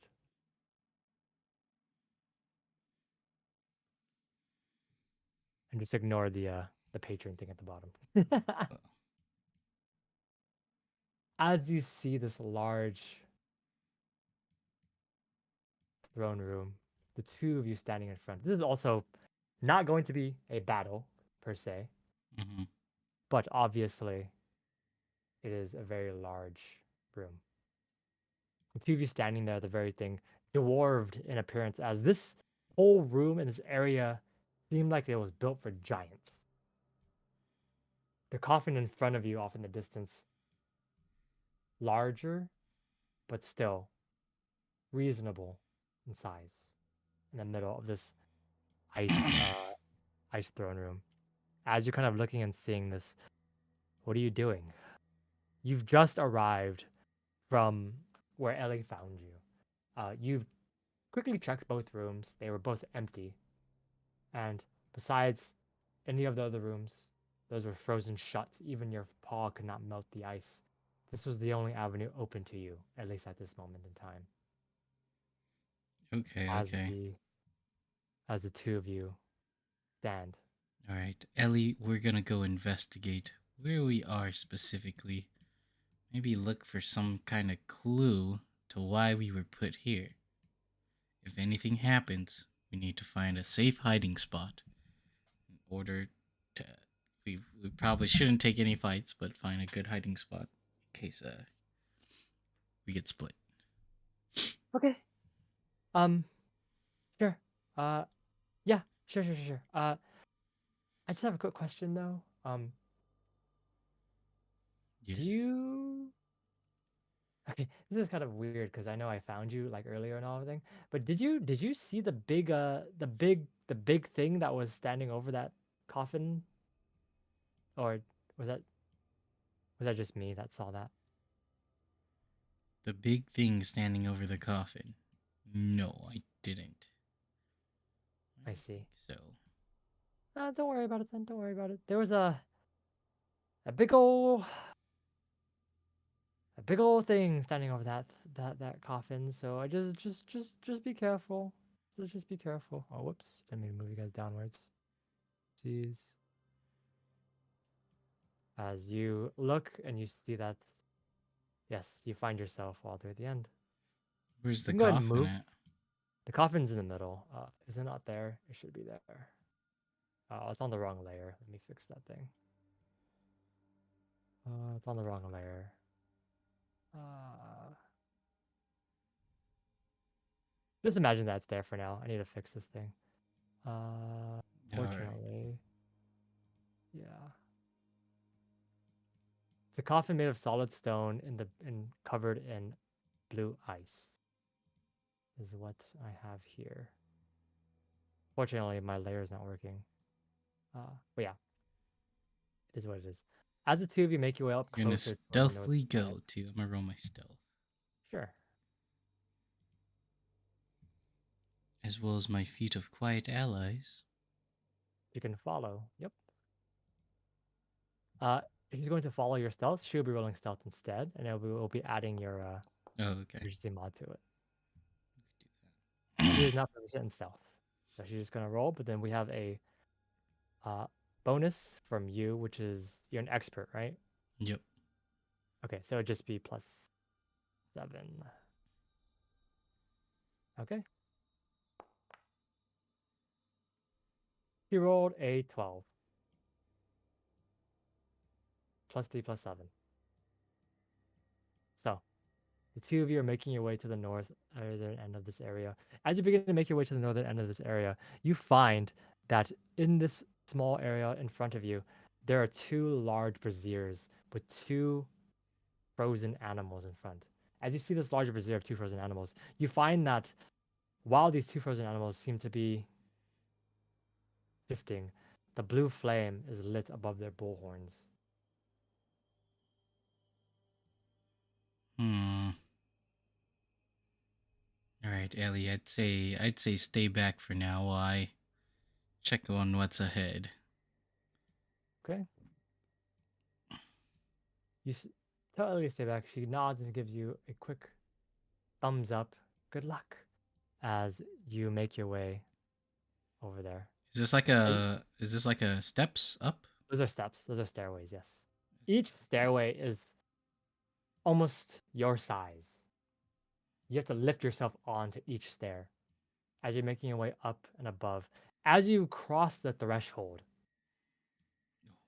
into this place, Make the first step on the stair. you look and you see pushing through as if you shift again like a reflection itself. You find yourself in a place that is the same but different. You're not quite sure exactly what happened.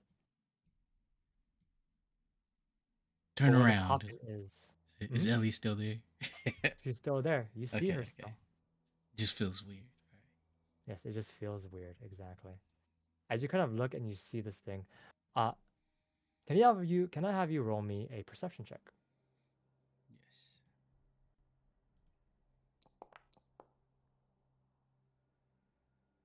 21. You look for a moment and you see a blurry image appear for a second in front of you and then dissipate. For a moment, you thought you saw a beast standing in front of you. But as quickly as you blink, it is gone.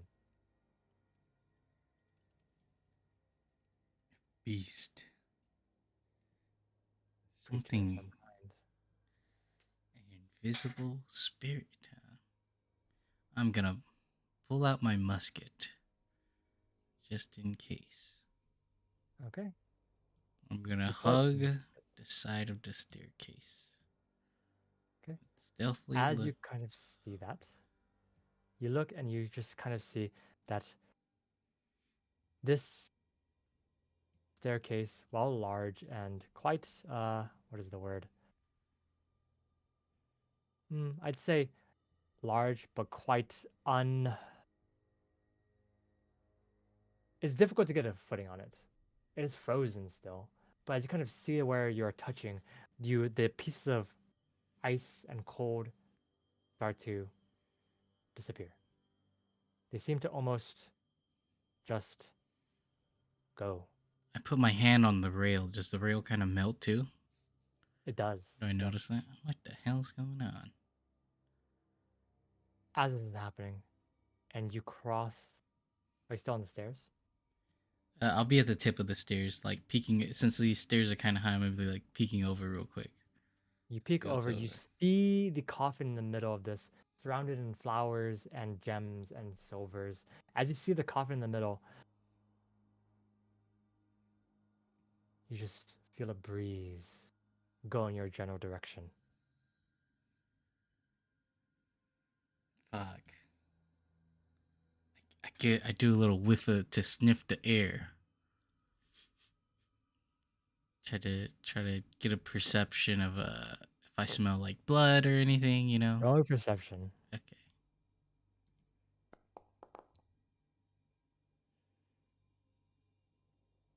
You sniff. As you begin to sniff, you begin to sniff the smell of ice, of a blizzard, of snow, of iron, of steel. As you sniff and you sniff more, you're searching for a creature in front of you. Maybe the breath of a creature, maybe something like that. But instead, you find the smell, stench of death in front of you. From the coffin itself, the scent of rot. Frozen, but still underlying rot. And again, you also sniff and you smell these statues in front of you. These are creatures.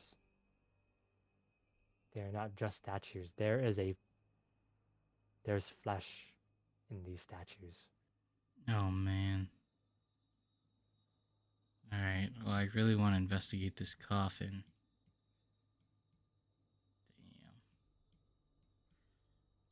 Damn. I'm gonna slowly slide up onto the first step of the first As you cross floor the of here. threshold, you cross, and again, your vision shifts. As it shifts, you find in front of you, where those 4 statues stood, are 4 ice golems instead. You find that there are 4 of these ice golems standing where these statues were. And these ice golems in general, while they are not as large as they once were before, you find that they are very much moving. And as you kind of cross this threshold, they see you stop. But as it sees you stop, you feel something else rise. As it begins to rise above the coffin, you find a large Oh, what creature the in fuck? front of you. As you see this large creature appear in front of you, hidden from the frost and the snow, you find yourself face to face with a frozen manticore.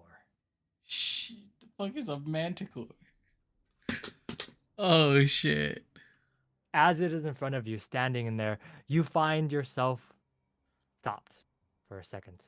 Roll me a will save.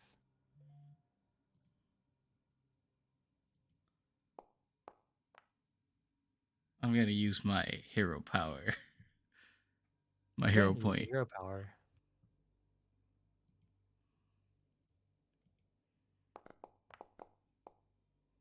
"26 instead of a 12. You barely make it. 26 is the meter beat. You are not frightened and fleeing. You are only able to hold your ground for just a moment. But you stand tall in front of this giant creature. As you stand tall, what are you doing? It looks at you for a I'm moment, gonna your eyes I'm gonna glowing red. I feel And all the hairs on my back tingle as I see it's such a gigantic creature as I took my first step. I'm just gonna jump off as far as I can and start or actually no, I'm gonna take it slow. I don't know if I'm still stealthed or not. Is it looking at me? everything in this pedestal is looking at you, directly at you, but they don't seem to be murdering you. That's really the I'm easiest way to going say it. to I'm gonna step back Okay.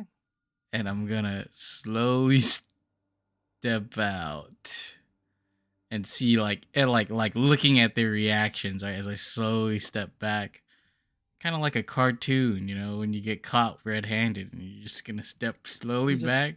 oh, step backwards. As you step backwards, your vision shifts, and all these creatures become nothing. I'm gonna slowly step back again, still looking at the direction of where the manticore was. You step back again, and for a second, you see a flash of the creature's silhouette. Nothing seems to happen. Slowly pace back. As you make your way up, I don't know. I was Ellie telling Ellie, I'm gonna put my hand up to Ellie. Stop! Don't move. Shh. As I gesture my finger back to my mouth, going shh. What is I'm it? gonna run back. She runs up excitedly We're- over. Be quiet. There's trouble close. Stay near, and we must get out of here before anything else notices us. Okay. And I I look left and right, or I look at this beastly, right? Mm-hmm. I'm gonna touch its nose. Okay. You walk over to go touch its nose. As you just bop it on the nose, nothing happens. It doesn't melt or anything. Nothing's thawing or anything when I touch it. These ones are not frozen. Oh, okay. It's just sculptures. Okay. They're sculptures, yes. Okay. I thought they were like live animals too. No. Be like, wow. Is there anything? The blue flame's not warm or anything, right? No, it is completely cold, actually. The closer you get to it, it's more ice cold. Around you right now, it is actually lukewarm. It is like a room temperature. But as you get closer to the blue flames, it is actually colder than it is where it's not. And kind of past this, where you kind of see where the throne is, all the way on the other side of this pedestal, you see that blue flame. Gonna sheath my Shifting. musket and pull out a torch from my bag Okay. and light this torch with it. You light the torch, easily done. The flame is orange, a regular fire. Regular fire. Oh, Mm-hmm. damn. So I can't carry blue flame with me, huh? Alright, I'll just put it out for now. Just wave Okay. it whoosh, whoosh, till it goes out. I'm like, okay. I look around. Is there any exits? There is a few. So from this distance area, from where you entered from, that is where the entrance seemed to have been. But as you kind of look to the left and the right, to the left opens to what looks to be a courtyard of some kind. And to the right seems to be a large stairwell that goes downwards. Courtyard or stairwell?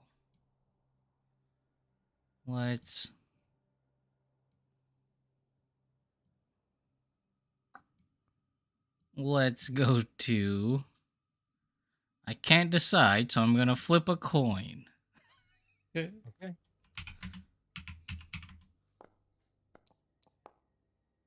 I'm gonna take the stairs. Okay.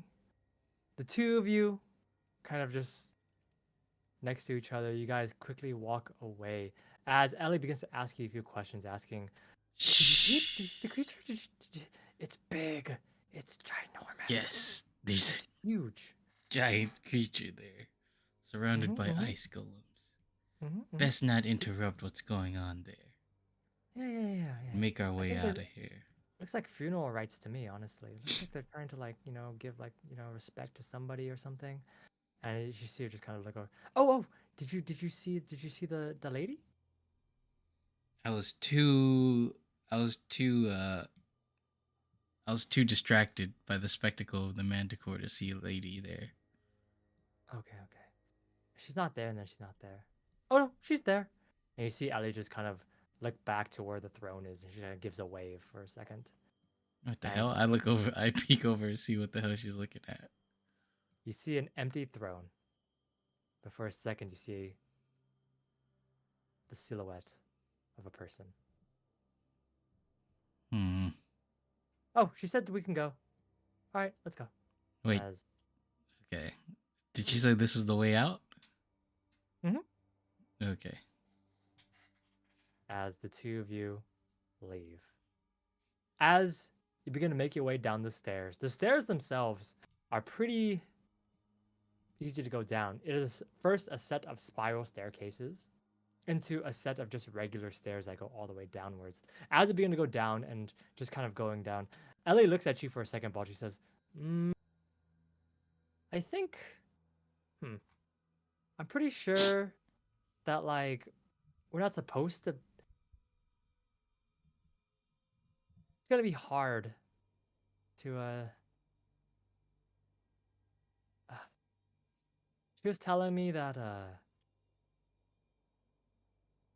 never mind. Yeah, have you seen Kosi J around at all? No. What was the figure telling you? She was saying that if we can't get, I think she was talking about Kosi J, but if we can't get your elf friend in line, she's gonna have to take matters into her own hands, apparently. What? Interesting. All right. Well, we'll have to figure that out too. Do you know the name of this woman that speaks to you, or this Mm-mm. figure? Mm-mm. What does she look She is- like, or what does this person look like? Um, kind of like me, actually. She's like Small, tiny, younger, but not super old. I don't know. When I first saw her, she was like super old, white hair, and like really, well, pretty for an old lady, but not like me. But I saw her this time. She kind of looks a little bit smaller. Weird. Hmm. And we need to figure out what's going on with that crown on your head. Hmm? But Oh, right. Yeah, yeah, yeah.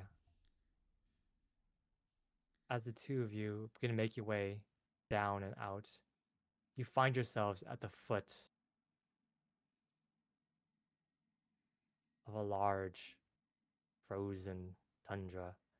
The large doors in front of you just kind of open out as you just kind of shift them and they just open in front of you without even touching them. And you are let out open into the frozen tundra.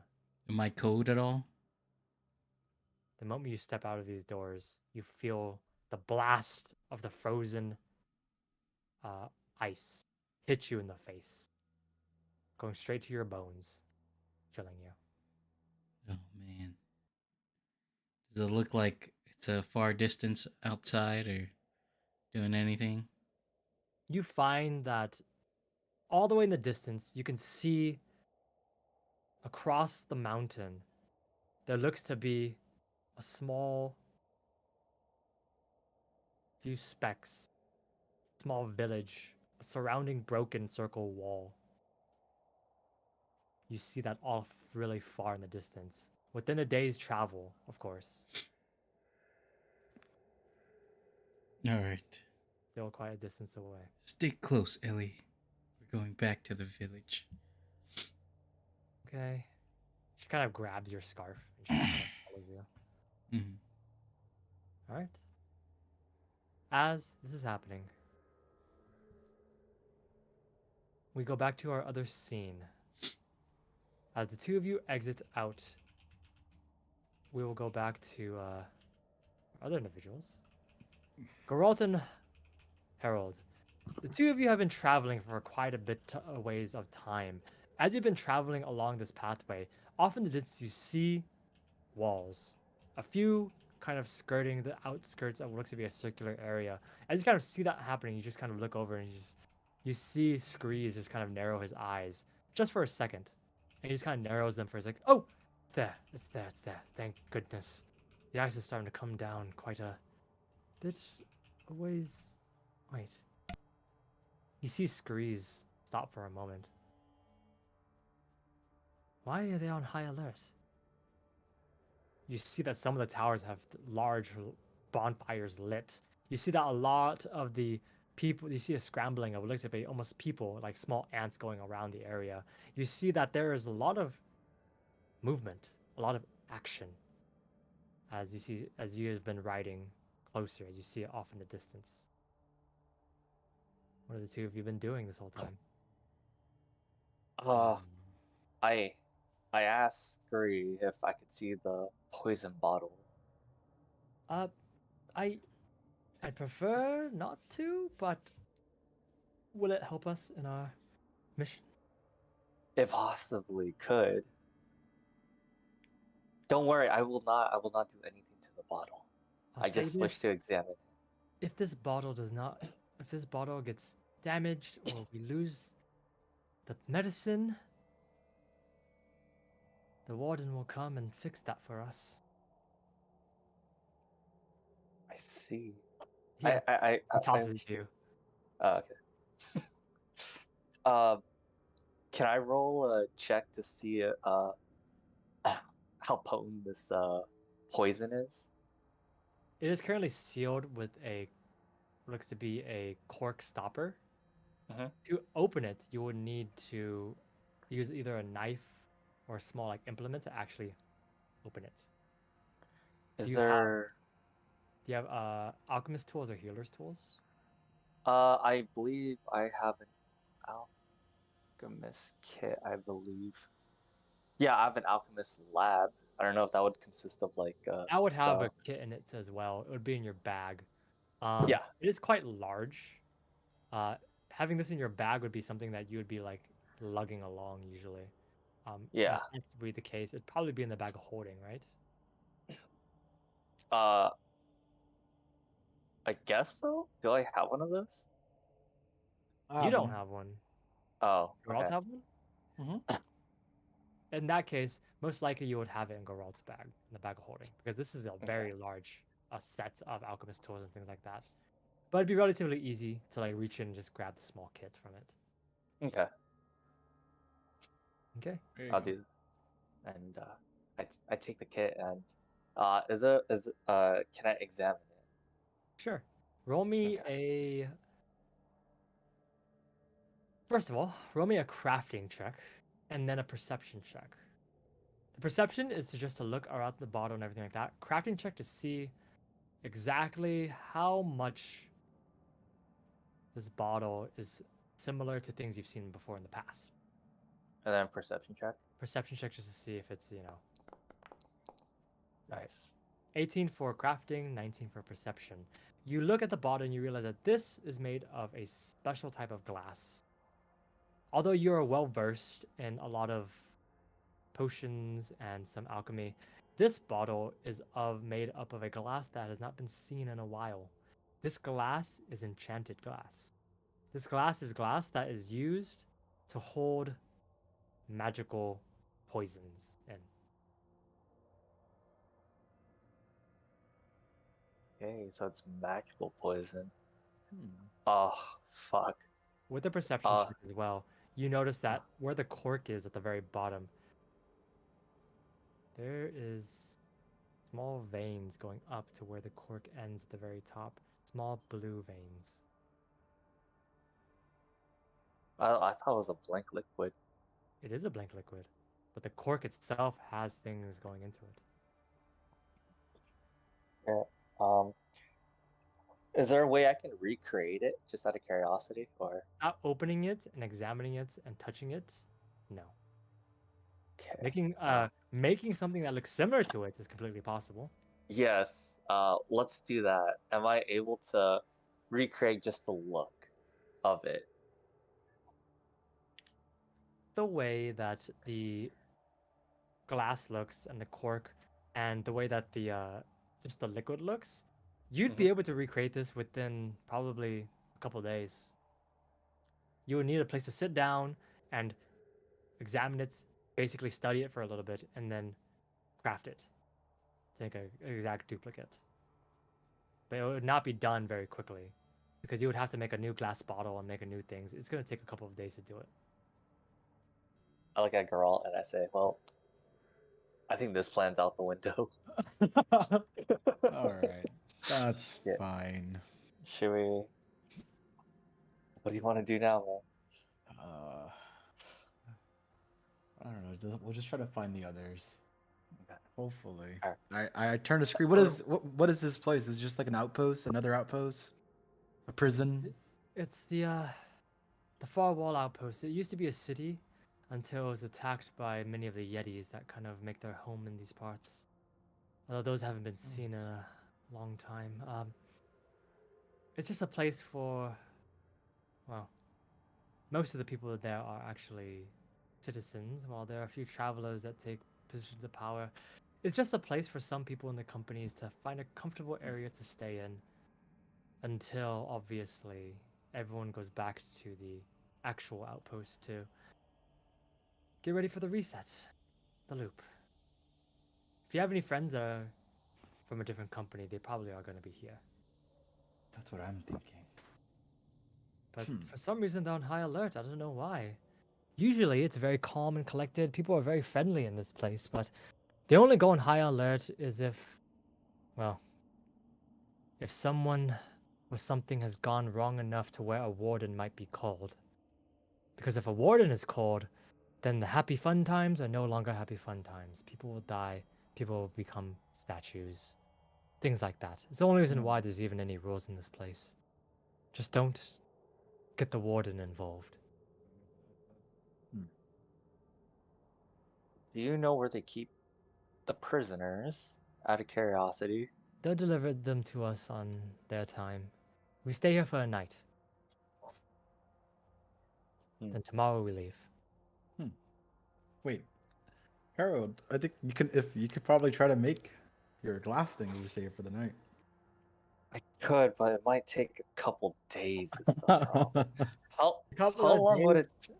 Okay, I'll say this: a couple of days for a guaranteed make. A day is a rush job. You'd have to roll for it, and even then, I won't tell you if it's a good job or not. Yeah, we'll attempt it. All right. But Sounds good. first, before that, do you think we should talk with the guards to see why we're on high alert exactly? Yeah. That'd be a good idea, I think. How Okay. long Make sure, just to until make we sure. get to the city? They might think we have here, and he kind of hands both of you some rope. Hmm? Just tie your hands behind your back while we make it in, and then we'll just say that we're harmless. No, we're not doing that. We're traders. We're with you. We're here to trade goods. It'd be easier to sell the story that we're, harmless if we do that. Nope. But if we're all doing this role play thing, we're just traders. We should be fine. I'm not tying my hands behind my back. Hmm. He looks at you and with a piece of rope, Harold. Don't do I it. look at Harold. girl and I say, I'm worried we might be met with some resistance. What are you dead set on not going through with this, tying our hands behind our back? Because if you're not going through with it, I won't either. I don't think we need to do it. You're you're the master merchant. You're the merchant master, Scree. I think you'll be fine. You've done this multiple times.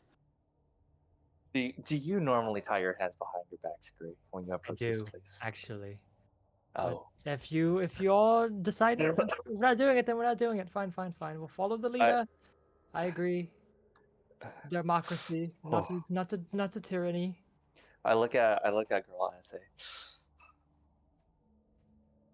should we break the script this soon? all right. I guess. Is Scree lying? Roll Do me, we need to? roll me perception. Because I Can don't I roll think. too? I think he just wants us to be tied up.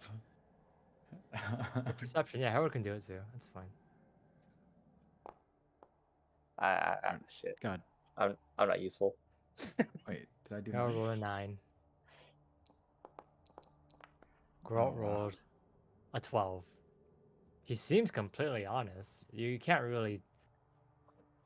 I mean, maybe you're not really sure, but he seems to be really like gung ho about it. In fact, he looks at you for a second and says, I'll do it first. And he does it first himself. But who's gonna be driving the? It drives itself, haven't you noticed? Oh yeah. Oh okay. What do you think, girl? Like I said, I'm doing it with you. Whatever you How do. long until we get to the city? Like 10 minutes? No, actually, it looks about to be like an hour and a half. Oh, okay. Well, sure, we can do it, but first I want to figure out what these items are. The smoldering dagger and the cloak with the stars. Okay. I want to You identify grab these items. smoldering dagger. As you look at it for a second, you just kind of see that this dagger looks to be almost. It is a dagger. It is just a +1 striking dagger. Besides that, the flame on it seems to be just a decoration. It is just an enchantment it has on it to make it look cool. But it seems to have been just done that to actually just be enchanted. In general, mechanically, a +1 striking dagger. Um, The coat, like, the cloak, as you kind of just brush on it and shift it a little bit. The cloak itself, upon closer looking, you find that this cloak is actually made of coyote fur. It is a cloak that seems to almost have been changed, shifted, or something. You're not quite exactly sure where it came from, but with this cloak, you find that it looks to be almost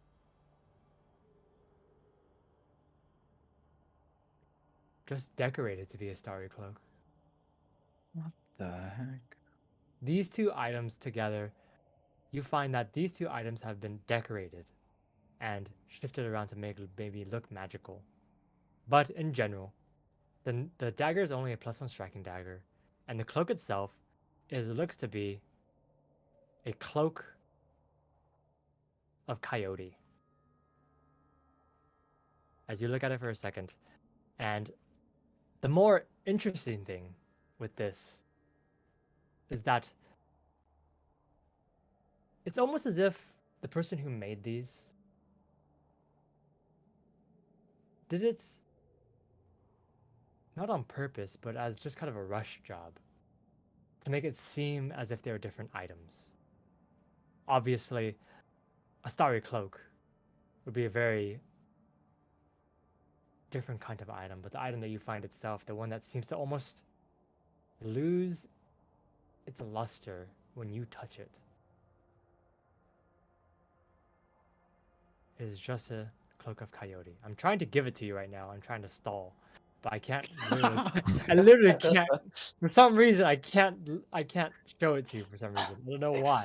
Exposed. I've been trying to stall. I've been trying to give it to you this whole time, but it's just He not. ran out of dialogue. Yes, I literally ran out of The dialogue. game is just buffering right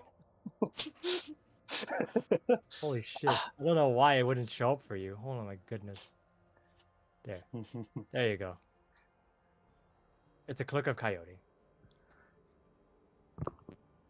As you look at these two things, Geralt, as if the magic begins to fade the moment you find out these items are no longer the items they actually are, the dagger turns back to its mundanity. It is a +1 striking dagger. While the cloak, while still body, it is just a cloak of coyote. All right. These would be good to trade off. 60 gold pieces. All right. Scree, we'll go with your plan. I don't see why we need to do this. But all right. It's great. Have you ever met anybody who refused to tie their hands behind their backs, where they met with resistance? I mean, I just do this so that I don't have to deal with, the variables, obviously. I've been doing this as long as I can really remember. I mean, I tie my hands and they just let me in, and then it's a good laugh, and that's it. Okay. But the people I'm usually with are pretty willing to help me with this stuff. But as I'm stuck with both of you,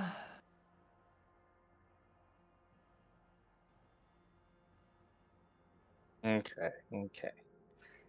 I guess so. What do you think, girl? I guess we'll do it.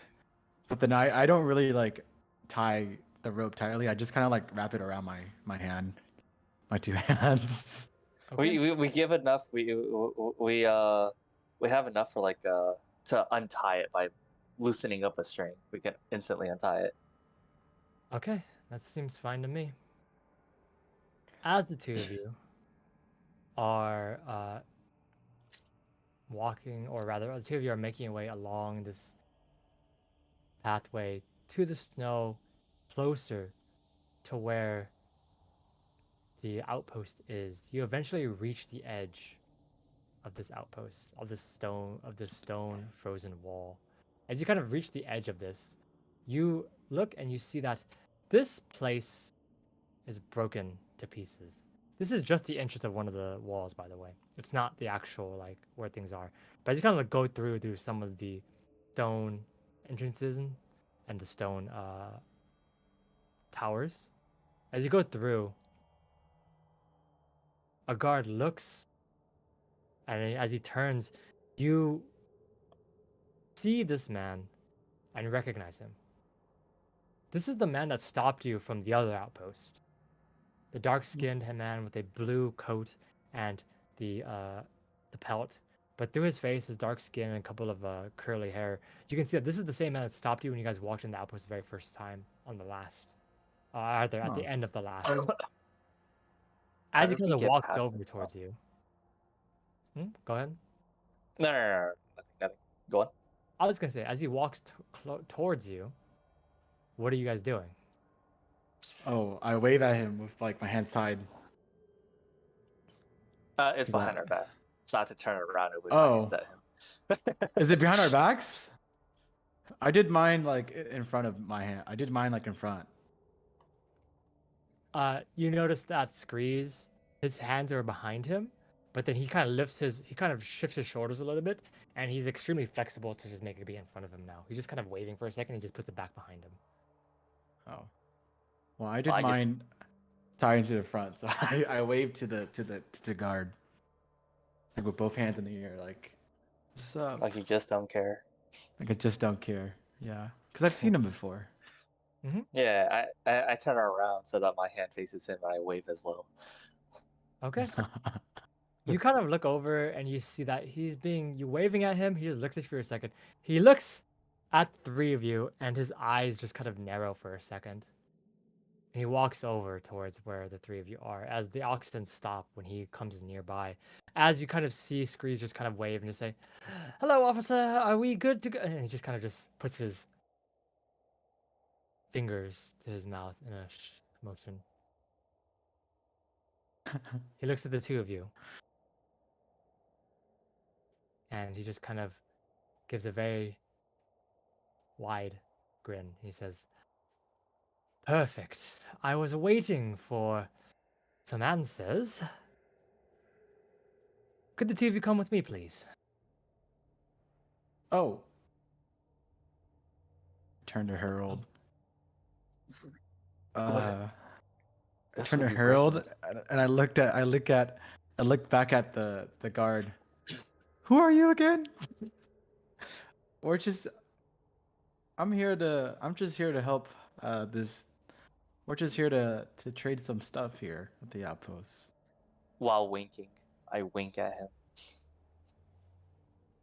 Sure, roll me a performance check. I got this, don't worry. I roll 1, 2, right? Mm-hmm. Okay. 17 and 17. It's quite obvious you two are just putting on a little bit of a show, but he looks at the both of you and he just kind of just... Obviously, I'm sure you remember me. We met at the last one. I need the two of you to come with me. Oh man. You're not in trouble. I just need to know where your friends are. Oh. Can the Oh, cat come with us, or can we just tell you here? He looks at Screeze for a second, and Screeze just kind of just smiles and kind of waves. He can come. All right, let's okay. go with them. We willingly go. Yeah. The two of you willingly go as you're led deeper into this small outpost. As you kind of are led deeper into the small outpost, you see that there is groups of people walking around and kind of shifting the area. But the major thing that you see that catches your eye is that there is a large cave-in of a building on the north side. You see that a bunch of rocks and rubble have been piled in. As you see that one of the buildings has shifted downwards. As it shifts downwards, you notice that the roof is like caved in a little bit, and you see that where this, most likely where a basement was, there's been a foundational break of some kind. As you see that just walking by, you see that he leads you into what looks to be a room connected to this building, but a little bit off to the side of it. And he just kind of just leads you both inside, and inside it's a bit warmer. As it's a bit warmer, he just kind of sit down, please. Okay. I untied sit my down. hands already. Oh, okay. I already untied my hands. Yeah. Fuck it. Yeah. He leads the three of you inside. You two sit, and Scree's just kind of looking around. There's not another chair for him, so he just kind of just walks over to the corner and just sits. As you see the man just kind of standing above both of you, he looks down at the both of you. He just kind of just...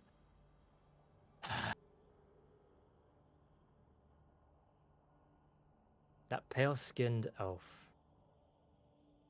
Was he your friend? Pilled skin elf. The one with Is the he green referring one? The green skinned elf? Is the green-skinned elf your friend? Does he have long hair with the monocle? Is he your friend? Yes or no?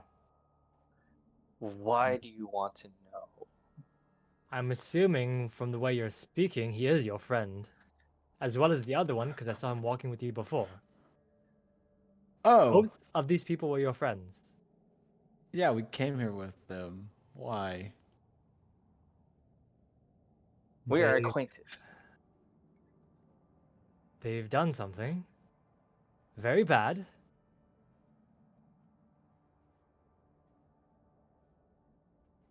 Caused a cave-in at the guard's station. And it ended up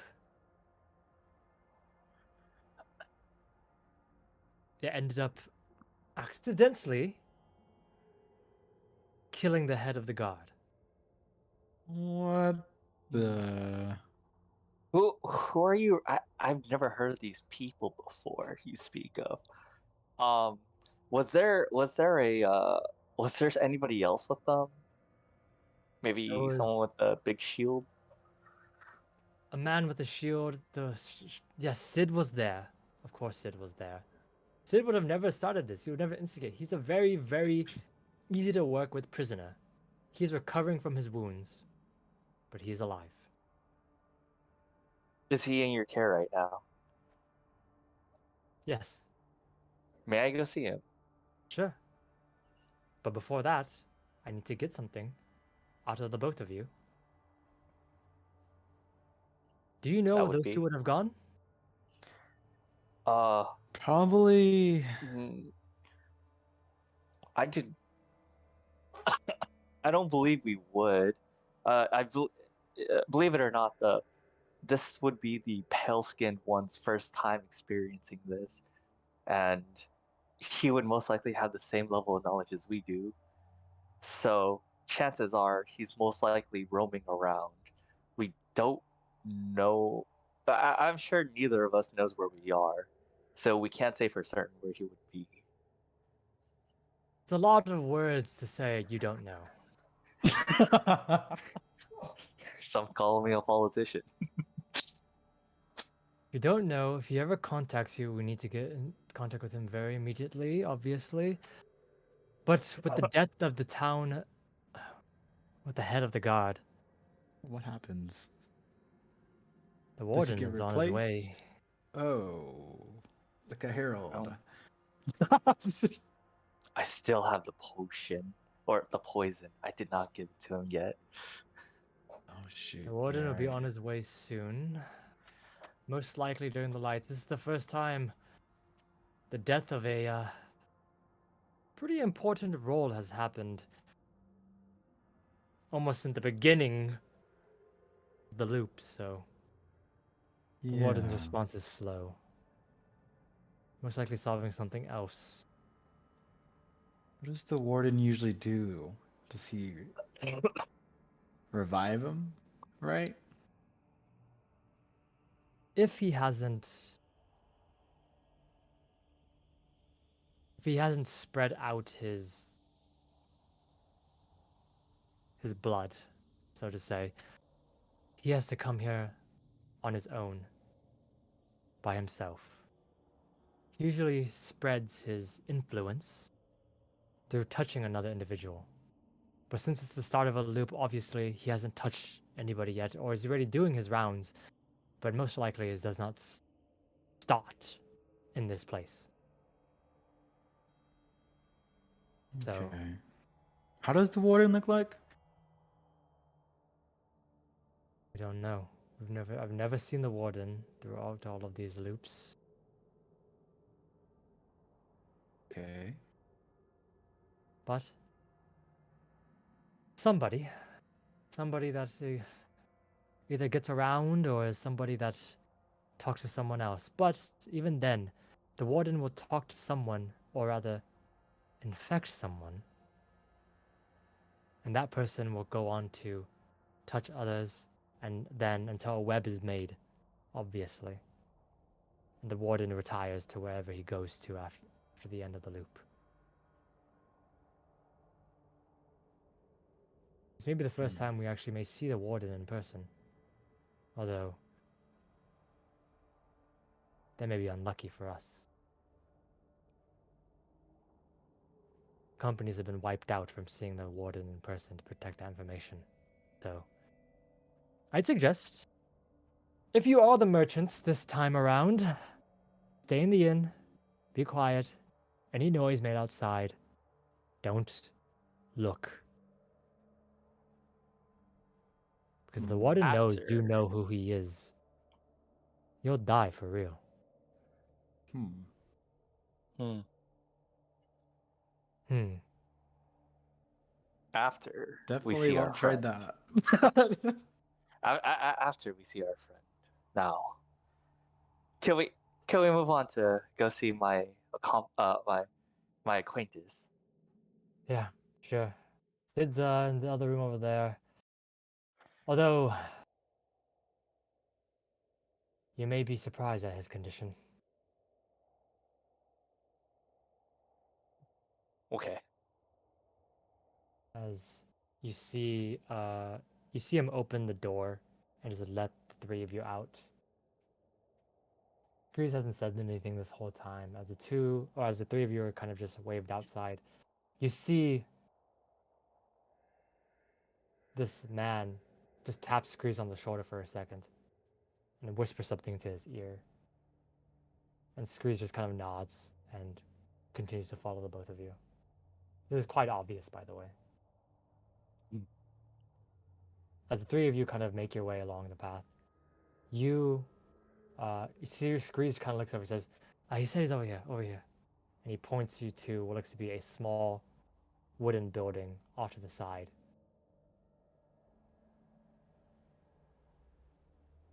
At this building, you see that there's a man standing guard in front of it, with a blue uniform and pelts. You see this individual kind of standing in front. He gives Screeze a nod as Screeze just kind of shows his hands being tied up still the whole time. As he just kind of goes over, he looks at it and says, "Open the door. Your friend's in there." I open the door. You open the door, and you see sitting at a table with 3 bottles of liquor in front of him. Sid sitting there, a bandage over his forehead, just drinking and relaxing. As you kind of see him sitting there just for a moment, he looks over at the two of you. He gives a nod and he kind of waves with a bit of fear in his eyes again. But he does welcome the both of you in.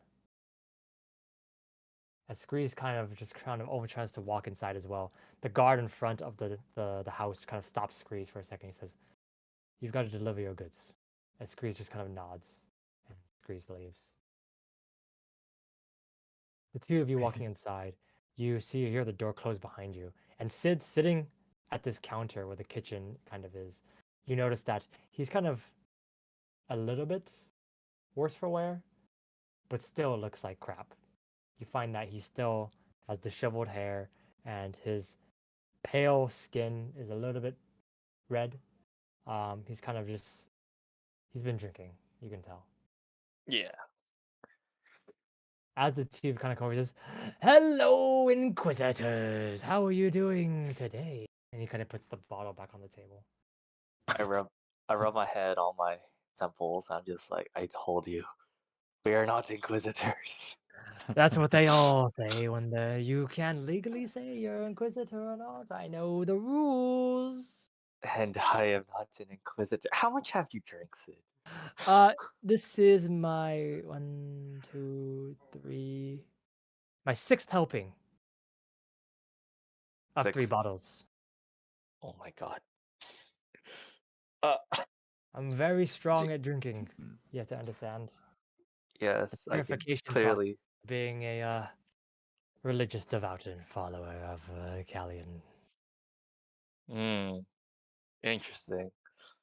What happened exactly? Well, your friend, the pale skinned one, was with me Mhm. as a prisoner. I told him, I warned him, I said, hey man, we'll be fine. Okay? Nothing's gonna happen. There's no torture or anything like that. We're just gonna leave at the night's end and we'll go back to the other outpost and just ride the rest of this loop out. And then he was all like, no, I won't do that because I hate authority. And then he just wanted to break out and he started murdering people and he broke the bars, the windows down, and he just ran out with with another elf that was in there. They must be on cahoots or something because they're both pointy-eared men. I I lean over to Geralt and I say, Uh, "Sounds like something my cock would do." did he do a front flip? He did a front flip out. Oh Yes. shoot, that's him. Oh, it's him. It has to be him. Do you, do you? No, I lean in closely so no, like none of the guards outside can hear. I say, do you know where exactly they went? I do not. In fact, unfortunately, I was knocked unconscious when everything fell on top of me. I did my best to save the individuals with me, which I did, but the head of the town guard, a citizen, died in the process. So I've heard. I don't know. I've been here all day. I look at Geralt and I say, "Well, I think the script has been broken quite enough, don't you think?" I think so I don't think too. it matters. It doesn't even matter at this And point what we do. Scree left without the potion. Yeah, he did. It's still So, in my care. he's and the warden's essentially. already coming, so this might be the I perfect moment. I explained to Sid our plan. We say, so Sid, our plan is to deliver a fake potion, just a fake poison like this. And I explained to him like what our jobs are as merchants, how we're going to assassinate the king. That's our apparently our goal. And I tell him we're trying to give a fake poison to the king so that he doesn't die. But when the warden catches wind and chases us, we feed the poison to the warden instead, whether through brute force or something. Hopefully potent enough to kill the warden, Is that and hopefully draw out the source. is that is that like the one you've thought through like all day, every day? Does this It's currently in the works, It's in the works.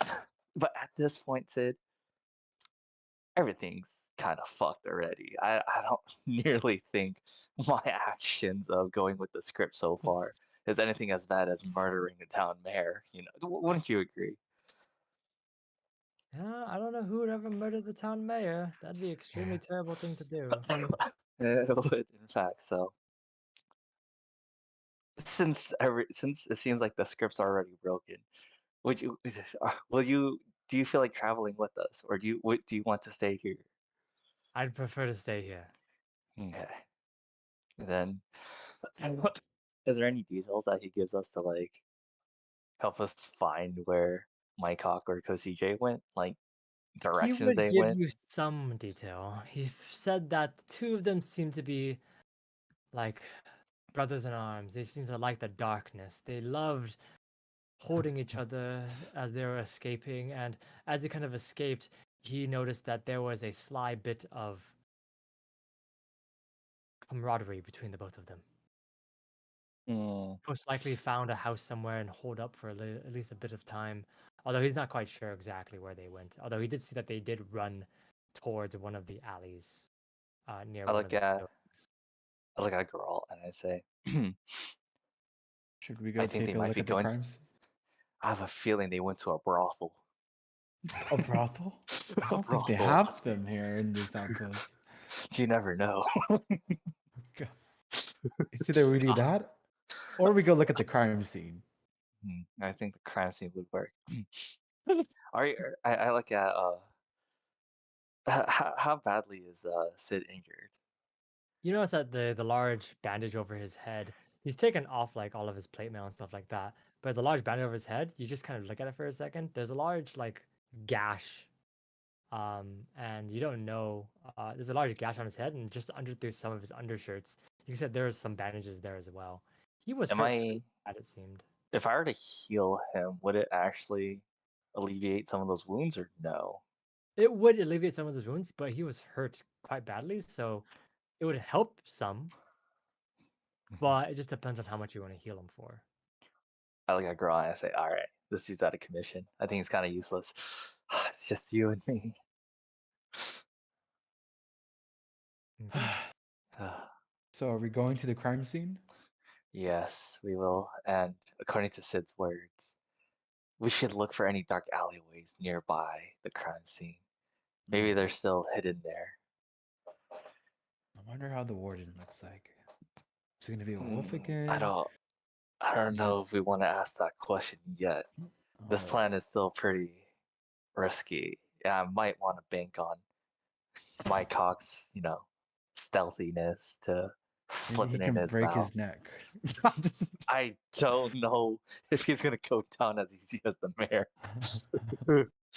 As the Let's two go. of you go make out the door, Let's you go just look hear at a the crime knocking. scene. Oh, You hear a knocking on Yeah. the door, actually. As you're knocking the door, you just kind of hear person on the other side. You hear Scree saying, "They've been sighted!" What? what?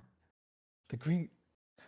Oh my Let's go. god, Let's did go. it? Let's go in a As rush. Let's go! Run! as that happens, we switch scenes to Mike and Kosi J. The both of you have made it to a small tavern on one of the other sides of the outpost. Hidden in one of the rooms, both of you are kind of just sitting in there, waiting for something. Because as you both escaped with your stealth rolls, you had to make a long pathward way out, and it took you an hour or two to lose the tails on the people that were chasing after you, Mike. But eventually, the two of you are able to escape, and once the two of you escaped, you're able to find a small place to hide out in this tavern-like area on the edge of the far wall outpost. Sitting in the room, Koshi J is just kind of writing a few things in his spell book and summoning a small version of his little familiar as he is writing and putting together pieces of the puzzle, you think. As he seems to be writing stuff on the mirror and writing stuff like on the walls a little bit. He's trying to put pieces together. What are you doing, Mike, as you are now stuck in this room? We're not stuck, but hiding out here. If I'm just hiding out here, man, I'm just hiding out here trying to get information. Is there anything, is there anything around me? Yeah, I mean, in this room, there's not much information, but there is a window that kind of goes out to the side, and you can kind of hear people talking as they're kind of walking by, talking, laughing. Uh, some people laughing, but other people's quietly murmuring about some things. There's a bit of unrest that you can just generally feel come from the outside. Without going out further, that'd be it. Okay, well, look at Costa J. What's Costa J doing? He's just drinking. No, he's actually writing things down, putting pages to the wall. He's solving a problem, you think. Okay. But you can't really tell exactly. What languages do you speak, Mike? I know I don't speak a lot. Let me look.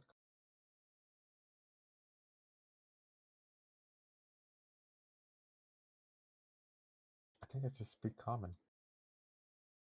You speak Common and Shadow Tongue. Ah, there we go. As he's writing, it is all in a curved script. Very nicely made, very cleanly cut, but it is a language you do not recognize. As he's writing and doing this puzzle, or rather solving this problem, he looks over at you, Mike, and he says, "If you're getting restless, you can go out and drink. I'm sure that there's no one else looking for us. So go, go, go." You pacing around is distracting me. Okay, well, I guess I go out and drink. You open the door carefully.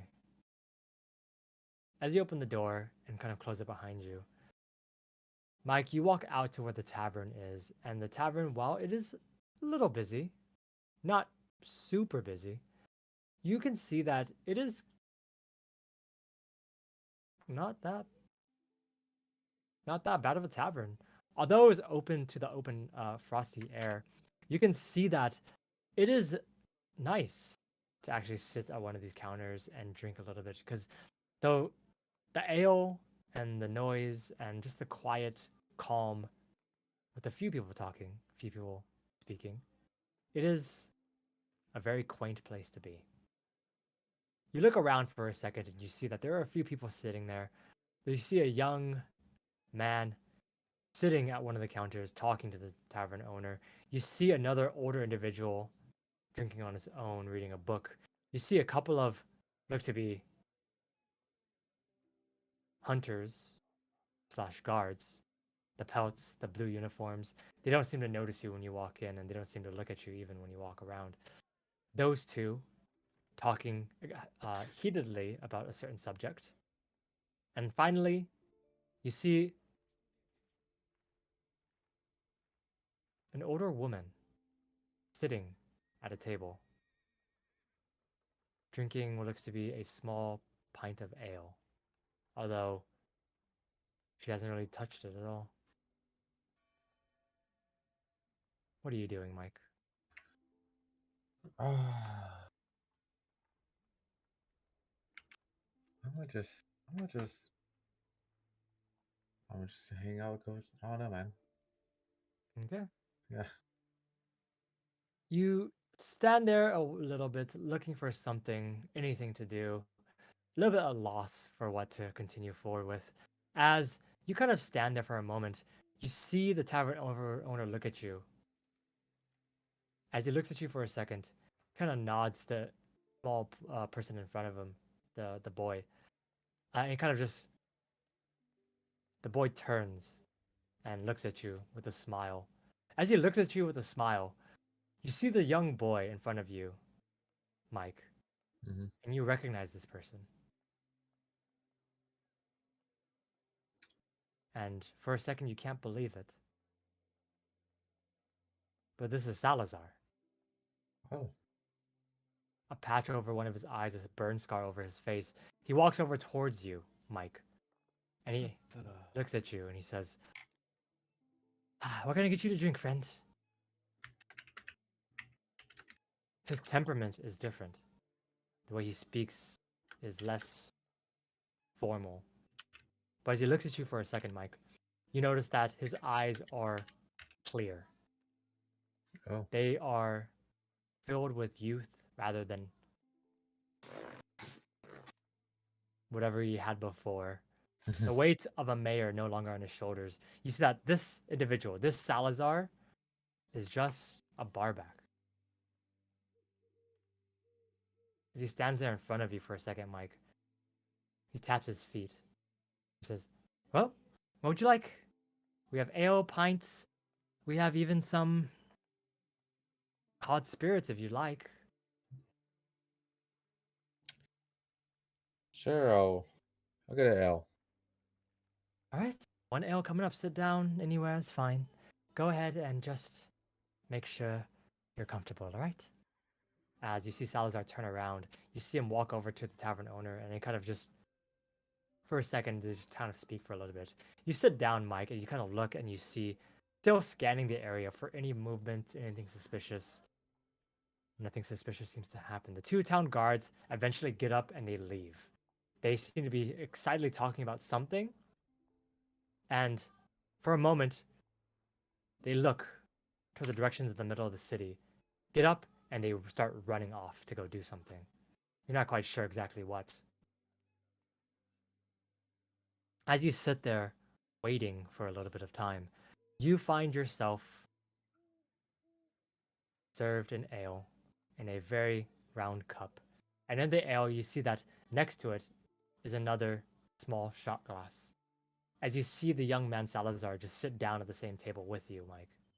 And he just says, friend, you're looking kind of pale. Can I offer you a spirit as well?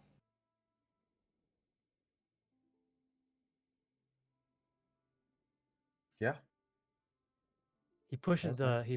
the small shot glass next to you, Mike. As he puts the small shot glass next to you, Mike, you see both the ale and the small shot glass in front of you, and I'm assuming you pick one up to drink. Yeah, and just drink it. Okay, you just drink it very quickly. You drink it very. It's very strong. You can taste the liquor immediately when it touches your tongue. As it goes down, the ale goes down smooth. The spirit, not so much. As Salazar just kind of looks at you for a second, he kind of gives a small chuckle and just kind of just. Well, I meant for you to just enjoy it, not to just chug it down, but good enough, I guess. Would you like another round? I am willing to spot you one. Sure, sure, that's fine. Sure. And he just kind of gets up for a second. And then he kind of sits back down. He sits back down, actually, without getting your drink. He looks at you for a second, Mike, and he says, let me ask you a question. You're a traveler, right? Yes. You don't look like you're from here. Well, can I ask you a favor? Perhaps? Okay. Yeah.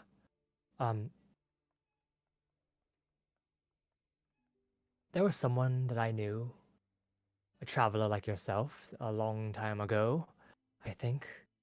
And this person, well, they were very important to me.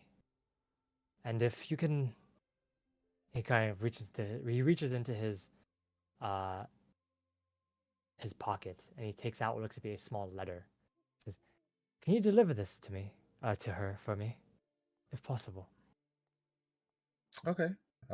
That's doable. Where's she at? She told me that she would be returning to a place called Ta- Talon, I think was the name of the place. It's like an empire that there exists on your side, apparently, and she's from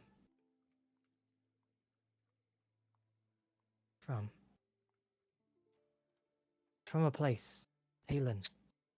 Hayland. That's where she is. If you can find her for me, that'd be fantastic. And what's her name again? Her name is June. And Haylard. Okay. That's fine, Salazar. I'll take it. Did I tell you my name? Yes, you did. Well, Sorry, I must have been drinking or something. I didn't. I must have not. Sorry. What was yours? I'm Mike Hawk. It's nice to meet you, Mike. Thank you very much. I appreciate it a lot. As he stands and just kind of gives you a nod and goes back. And he turns back around again. He says, "I'll get you that drink, all right? That's thanks."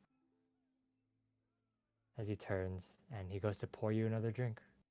Sweet. All right. Well, looks like I'm just drinking, man. Yep, all right. As you sit there drinking for a bit of time, nothing eventful happens. Yeah, As no. this is happening, we switch scenes again. Balto, you reach the far wall. Currently, it is starting to reach dusk. As you're beginning to reach this far wall, you notice that there are a lot of individuals running and shifting around. As you, Balto, and Ellie make it to this far wall, a man walks over towards the two of you. A man you recognize. He's the man that stopped you in front of the far outpost, or rather the outpost in the last loop. Dark skin, pelt, blue uniform. He stands in front of you, Balto. He says, "I recognize you. Very much so." Before this, could I have identified the Iron Mask on the Sure. walk? Because I Mhm. know identifying takes like an hour, right? It does. You would be walking along. It'd take you a little bit longer to identify it, but eventually you are able to. Roll me an Arcana check. Okay.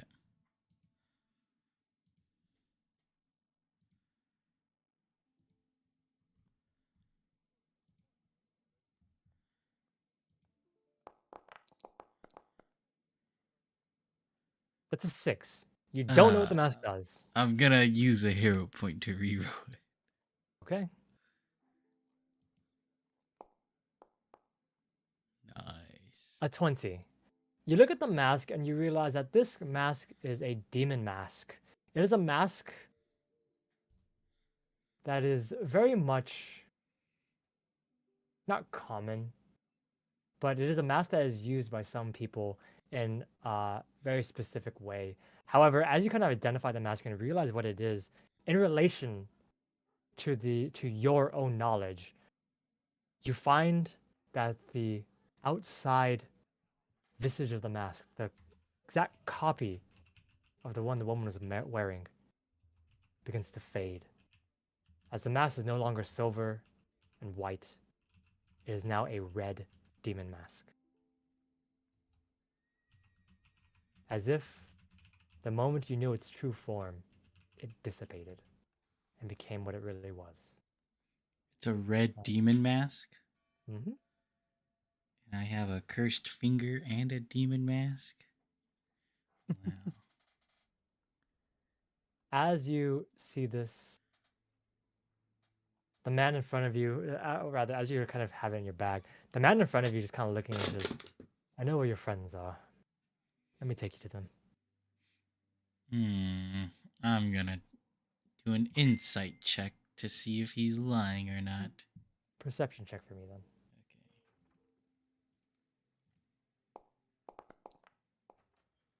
22. Seems to be telling the truth to you. All right. I'll agree. I'll say yes. Yeah, go ahead and take me to my friends. Sure. Okay, yeah. He looks at the both of you and his eyes linger on Ellie for a second. His eyes just wandering to the crown on her head. She hasn't taken it off at all this whole time, by the way. As he kind of looks, When he looks at it like that, I'm gonna be like, Ellie, maybe you should put on a hood or a hat. While you wear that. okay, just reaches into her bag and pulls out a bright pink parka. Puts it on. Okay. Best As not to draw attention. Mm-hmm. As the two of you are led by this individual in front of you, as he kind of leads you down to the city, he leads you over to where the looks to be the city center. As he looks and leads you into the city center, you notice the first thing as well is the large collapsed building. The building is kind of sunken in a little bit. The foundation broken and a couple of shattered pieces around. As you kind of just are being led in to this place, you see the man in front, the guy. He just kind of looks over. He says, "All right, your friends are over there." And he kind of points to where the collapsed building is. Let's offshoot to the side. That's where you'll find them. All right. All right. Is there a doctor or a magical trader in this town too? Doctor, yes, the Dr. Samuel should be in. He should be around the other side of the hall. Where he kind of points to where the building is. The building has been broken down, but on the other side is where Samuel lies. He will look to any wounds that you have. Magical traders, there are none in the city, unfortunately. No worries. No worries. Go to Right. I'll go to the doctor first to see what he says about Ellie's head. See what's going on. Good luck. We're looking for some criminals. Let me know if you find them. Oh, what criminals? What are you talking about? A couple of people seem to have broken out from the prison. And they're murderers and thieves, so Descriptions? very much. Happened quite recently. We don't have any yet. All right. No worries. I'll be on the lookout. Sure. Keep your girl safe. It's Okay. very important. As he Uh, turns. and uh, her crown. Let's keep it to just us, yeah. Sure. And I forgot what your name was again, Outpost Man, but I do remember your smell. Of course. What was your name? I'm grabbing it. My name is Angkor. Angkor. Angkor. Ah, yes, Angkor. I spelled it like that too. Good luck. All right. Oh, this is for you, Angkor, as I hand him one spell strike bolt. I'm not particularly good at spell casting, but if you know anyone who can help you with this, you can use it whenever you need. He grabs it from you and he looks at it for a second and just says, "Thank you for the gift." Puts it into his looks to be his arrow bag, and he turns and he leaves. Balto, you make your way inside as you kind of go in and you kind of go across to one of the edges. As you kind of see the collapsed building, or not collapsed building, the collapsed basement to the floor, you kind of turn around and you kind of notice that this area is, while there are a lot of footprints and kind of shifting snow patterns, just sniffing it in and just kind of smelling the place, it is a lot of distinct smells of different people, different things, but some familiar ones that you find. Hmm. A deeper smell obviously reveals the location that 3 people have been here. Wow. Mike Hawk, Kosi J, and Sid have all existed here at one point or another throughout this day. You kind Okay. of look around for a second, and you just kind of see that through the sniffing of this, you don't smell your other friends at all. Interesting. Ellie, let's go check with a doctor to see if anything's wrong with that crown on your head. He might not be able to help because I think it might be too magical, but we'll see what he says. Yeah, sure, fine. She And seems to be kind then of just jumping we'll meet around a up little with bit everyone else. Yeah. as she just kind of just follows a few things as well. You notice that as you're kind of walking around, there are a few people kind of just looking towards Ellie in a bright pink parka, but they don't really give her much notice after that. The two of you do stand out, obviously, a dog and a parka, but there's something else going on in this city, although you most likely attribute it to the commotion. Eventually, you reach a small building in the back of this place. As you reach the small building, on the top of the sign it says "Doctor," and it has the Ouroboros sign on it, which is the twisting snakes, which Mm-hmm.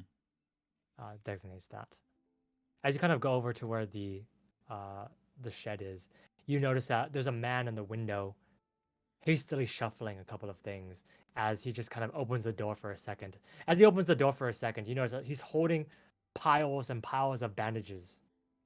And as he's holding these piles of bandages, he looks at you, Balto, and just kind of, "Oh, please move. I need to go help." Go, go help. Where? Oh, we were gonna ask for some help as well. I, I have a lot of things to do. There's an injured that I need to take care of. And injured. Yes, injured. Uh, I mean, maybe we could possibly help. Ellie here is also a healer. And Ellie, he looks over at Ellie, and Ellie just kind of gives him a small wave. And he's just like, good, come with me, come with me, come with me, come. And Okay. he drops a few of the bandages, but he grabs Ellie's hand and just kind of pulls her along. Okay, As he I pulls follow her them along too. and you follow, you are led to a small back entrance of the building that's collapsed. As you kind of led to the small back entrance, you see in the front, or rather in the front of this small building, the entrance foyer, you look down and you see that there are two injured people unconscious. You see in front of you of a man with his shriveled hair and what looks to be a very large wound on his forehead. You see Sid, and next to him you see another individual. You see prison guard, an outpostman, and for a moment you look at it for a second, and you realize that this person unconscious next to him is James. What the hell? Wait, it's a reset. Hmm. The man who had died. Better just overlook this for now. James might possibly remember me because the outpostman remembered me as well. Interesting. The No time. outpostman was specifically a traveler. Oh, okay. Mm-hmm. Okay. As you look down at the two Well, people, Ellie just kind of looks down. She says, okay, I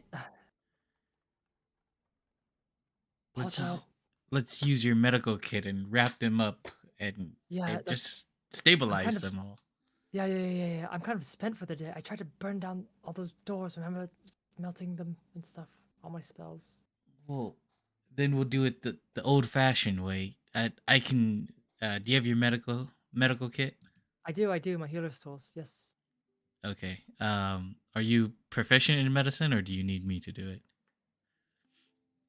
I can do it. I can, yeah, they look like they're dying, so yeah, I can try.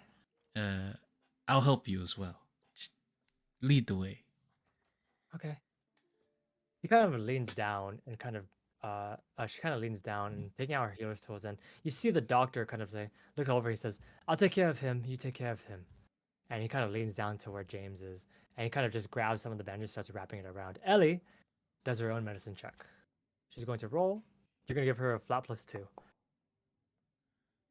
22. Success.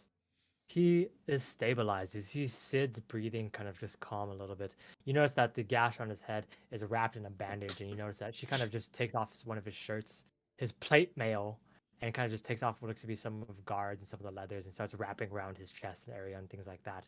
He was crushed, it seemed. There's a lot of bludgeoning and bruises on his chest, but Oh my god. he's alive. What happened here as I examine the room? I'll ask the doctor. Any clue of what happened here? I don't know. Apparently, a prisoner broke out and there was some things. These two are the ones that made it out alive. Oh my god. Yes, All there are right. criminals about. Be careful. All right. We'll help bandage them up, and we'll even help take them to the infirmary for you if you need. Of course. Thank you. As you kind of see the doctor kind of lean down and kind of just grab what looks to be a couple of balms and just kind of just put it over some of the wounds.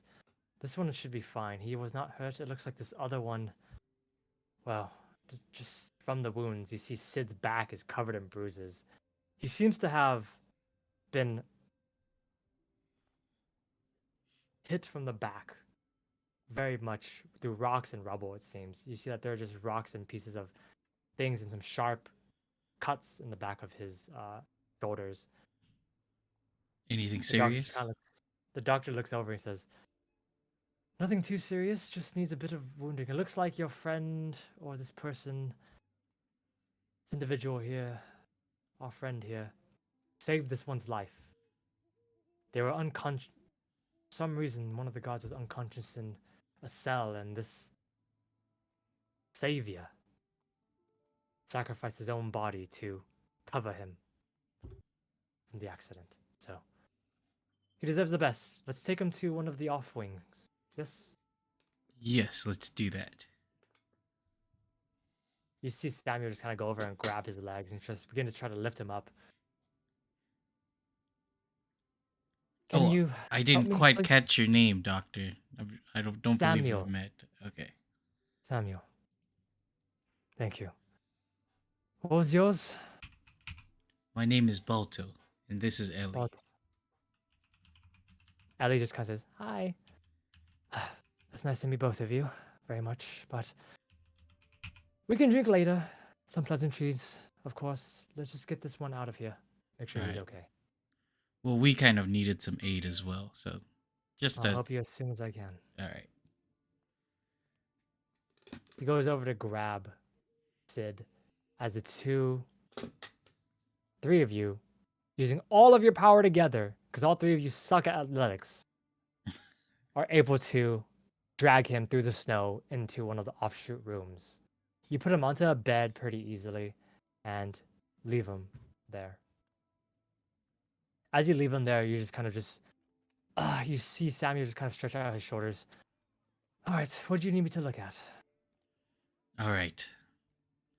And I assume I assume everything will stay, nothing will leave this room. Nothing, no. There's confidentiality, of course. Is there something wrong? Alright. Ellie, Maybe show him your crown. she pulls down the hood of her parka, and you see that the ice crown is all around her hair. And as you kind of look at it for a second, the obvious thing is that both of you have tried to take it off, and it does not come off.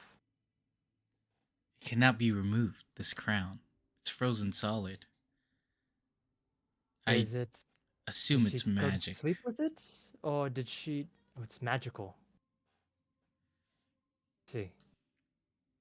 He walks over to the crown and kind of looks at it for a second. He just kind of just shifts around it as Ellie's kind of sitting at one of the chairs.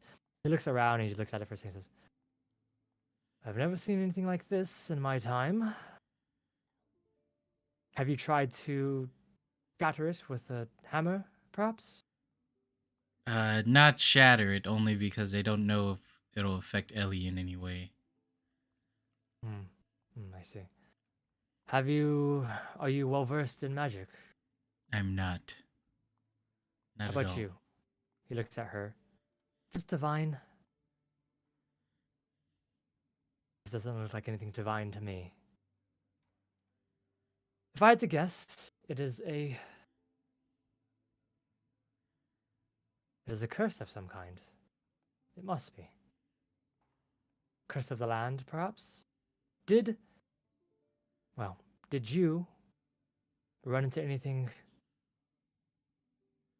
magnificent? Anything out there? Something that is of legends, perhaps? Or you just kind of shakes your head. Just the usual fairy ice golems, red wolves, creatures such as that. He looks at you for a second with she kind of chuckles for a second. He says, sure. Whatever creature bestowed this upon her, then, if you've run into those things, most likely you would have to try and ask them to take it off nicely, perhaps. And there's all right, that sounds reasonable. There's something also particularly wrong with me. When I touch Yes. cold objects, they seem to thaw for some reason. Is it a curse or? That's usually what happens when you touch cold objects. They thaw because of our Not body heat. not immediately. Not how things have been thawing around me. He looks at you for a second, Balto, and he says, "Can we test this just for a moment?" Yeah. He goes out into one of the back rooms. You hear him open a window as he just kind of brings what looks to be a bowl of snow. Touch it. All right, I put my paw into it. Put your paw into it. It is freezing cold. Oh, what the heck? I touch it What? again. It Just is to make sure. frozen cold. As you just put it again, you're like, "Oh, it's freezing." As you kind of touch it again, you hold it there for a second, and your hand begins to like freeze for a second. And while Samuel's looking down at your hand, he says, "Anything? Any changes?"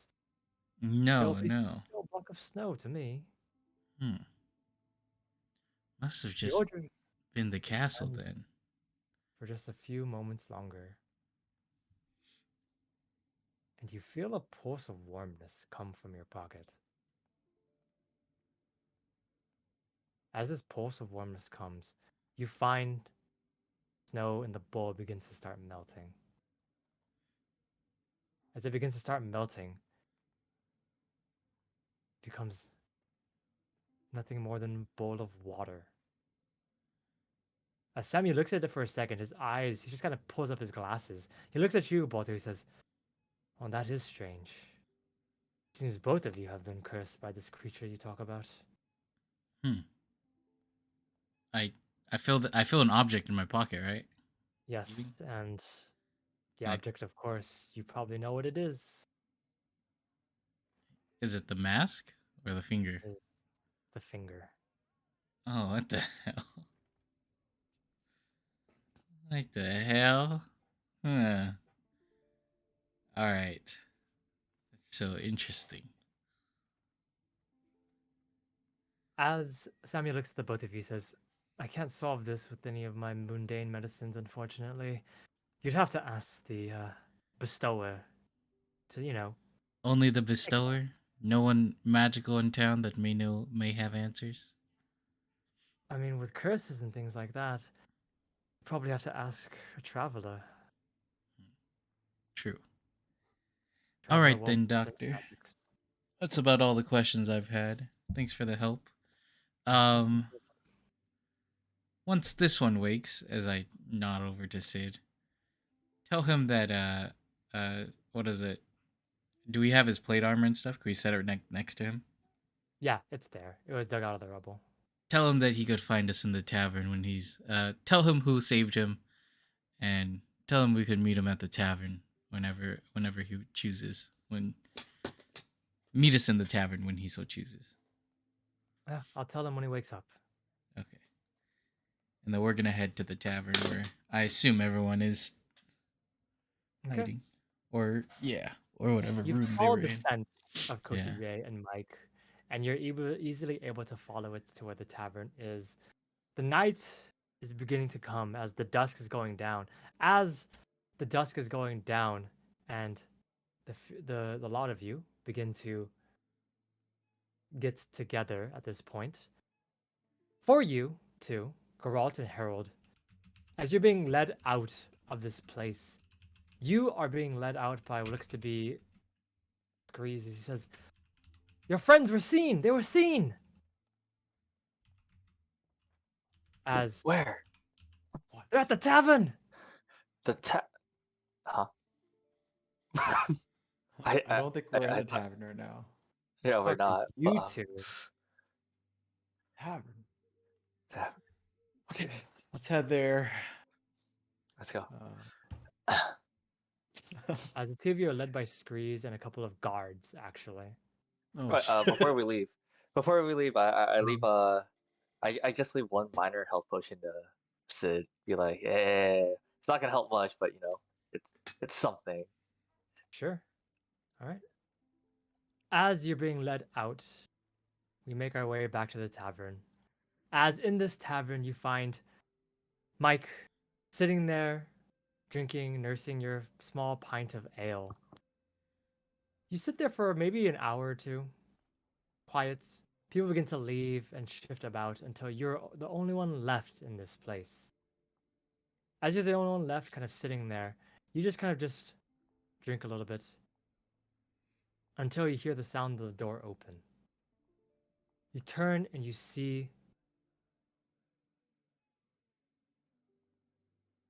Kosi J coming in to join you.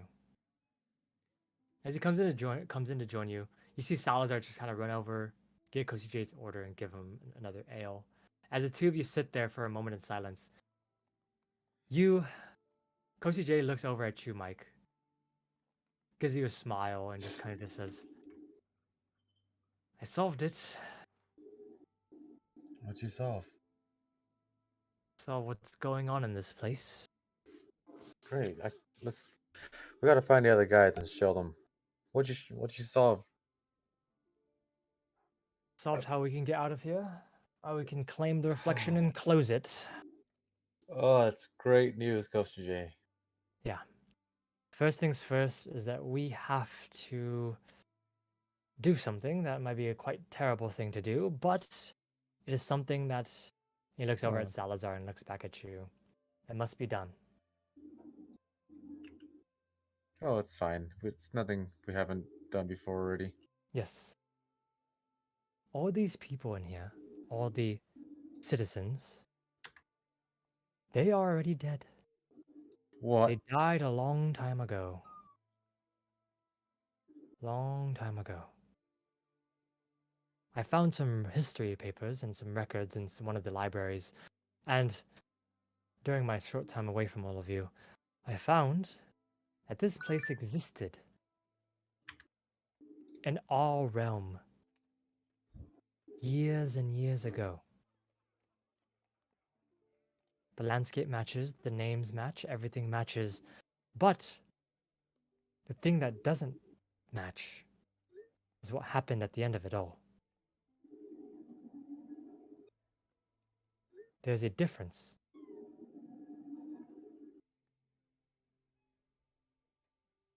Our world, the entire family, that lived here, the ones that were in charge of this place, the kings, the whatever, Mm-hmm. they died at the end of this winter. Thanks for Poisoned the by an like, allying Melina. neighboring country. Appreciate it. Assassinated. What? So, how do you know? How'd you solve that? The differences between this reality and ours. A history that changed. In this one, well, through some of the things I've gleaned, the daughter survives. And the other, she does not.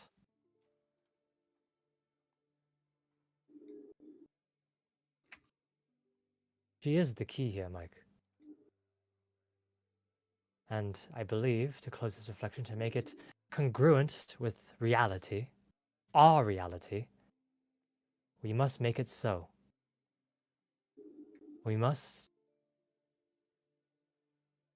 end her line in order to make this reflection dissipate.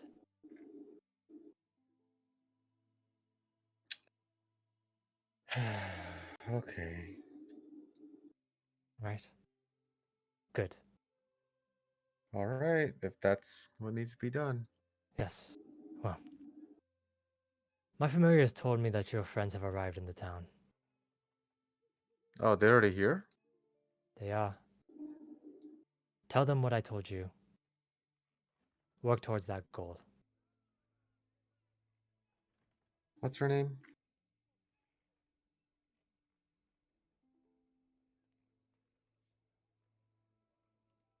Her name is Linda.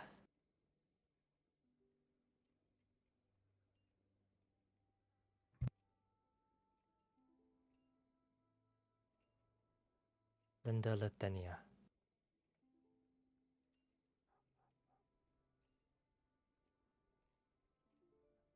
Now, I'll find you and your compatriots later.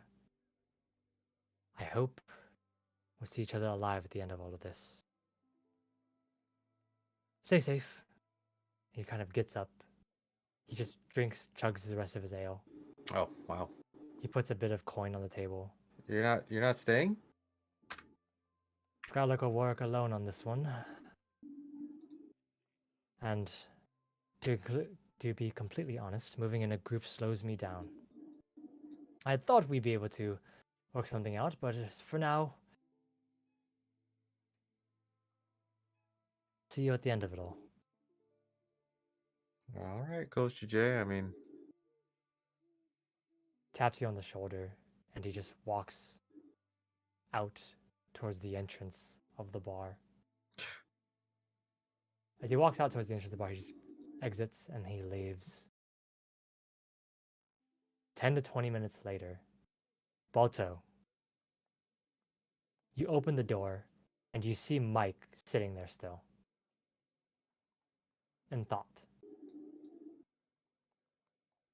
As you enter this small tavern, just Mike alone drinking, Ellie just kind of looks over and she just kind of looks over and says, Mike! And she just runs over towards you, Mike. Oh, what's up, dude? She runs over and she just gives you the biggest slap on your back as possible. Oh, As it just slaps and just dunk, just hits you in the back. You just feel the stinging ring all the way from your spine to your butt as you just didn't do any lasting damage, but it almost knocked the wind out of you. As you just kind of as she walks over towards you, she says, "You will not believe what I've seen." As she just looks over towards the bar, and she just kind of says, she kind of just waves her hand a little bit, and then Salazar kind of runs over, and then he kind of runs over, and she looks at herself. She's like, "Oh, hey, Salazar," and he's like, "Hey," and then he gives her a drink, and then he walks back. Hmm. Balto, you see in front of you the two individuals. What are you doing? I walk up to Mike and I go, Tell me something only you and I know. you really want to talk about that, Balto? Well, I just need to know if you are really who you are. Because I've been seeing some people here that I don't believe I recall. Or some people here are already dead but reset. So I need to know if you're really Mike Hawk. I just look at Balto. just, I just stare at him. Whatever can I do to prove to you that I am Mike Hawk? Tell us about an encounter we did. Only you and me.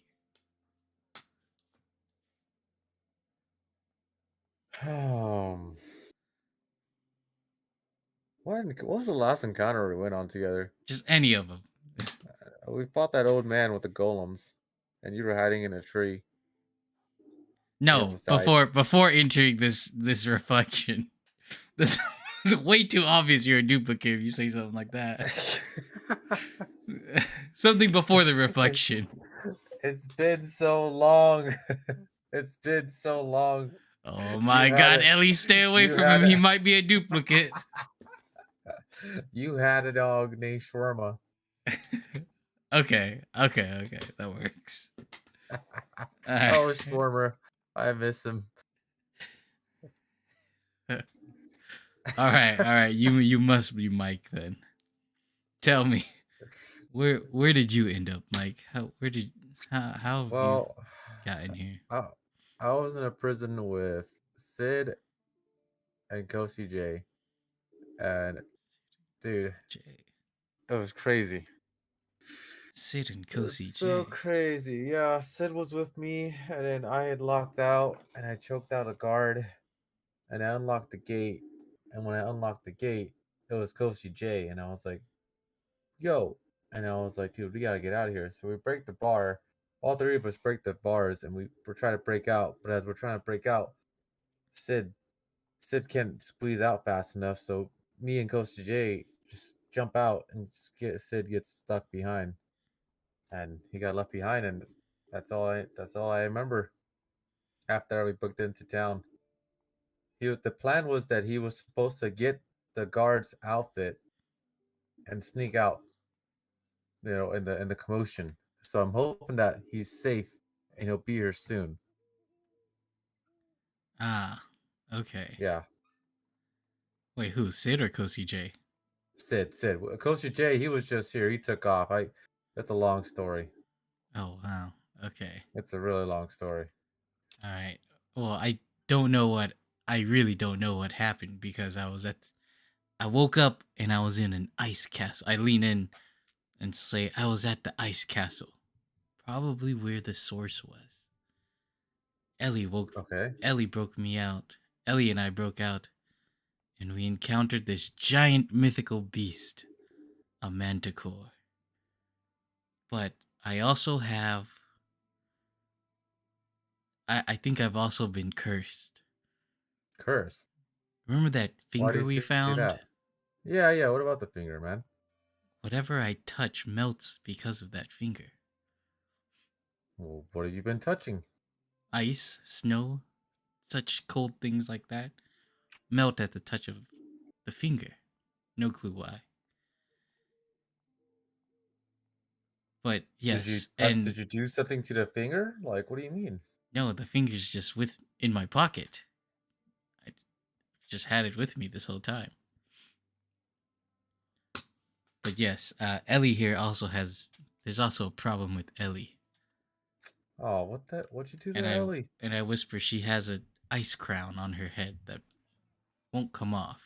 We're hiding it because it's drawing too much suspicion in An town. ice an ice crown. Now, what are we supposed to Hey, do with keep that? it down, man. Oh, Keep it down. sorry. I don't know yet. You and me both don't know anything about magic, but the doctor said that we have to find someone who bestowed these things to us to break these curses. What did you do during this time? Me? What did Kosi J say anything? Last time I Oh. saw him, we were out in the blizzard, and now we're here. Kofi J said there's this girl named Linda Latina, and that killing her will end the reflection. Linda Latina. Do you know who Yeah. Linda is? I don't know who Linda is at all. I've never even heard of Linda. You stupid bitch. We know a Linda. Do we know Linda? Yeah. Yes, she's that ice giant woman. Oh, shoot. Kosi J's up to something. There's something wrong with him. If You he's think trying to so? kill Linda.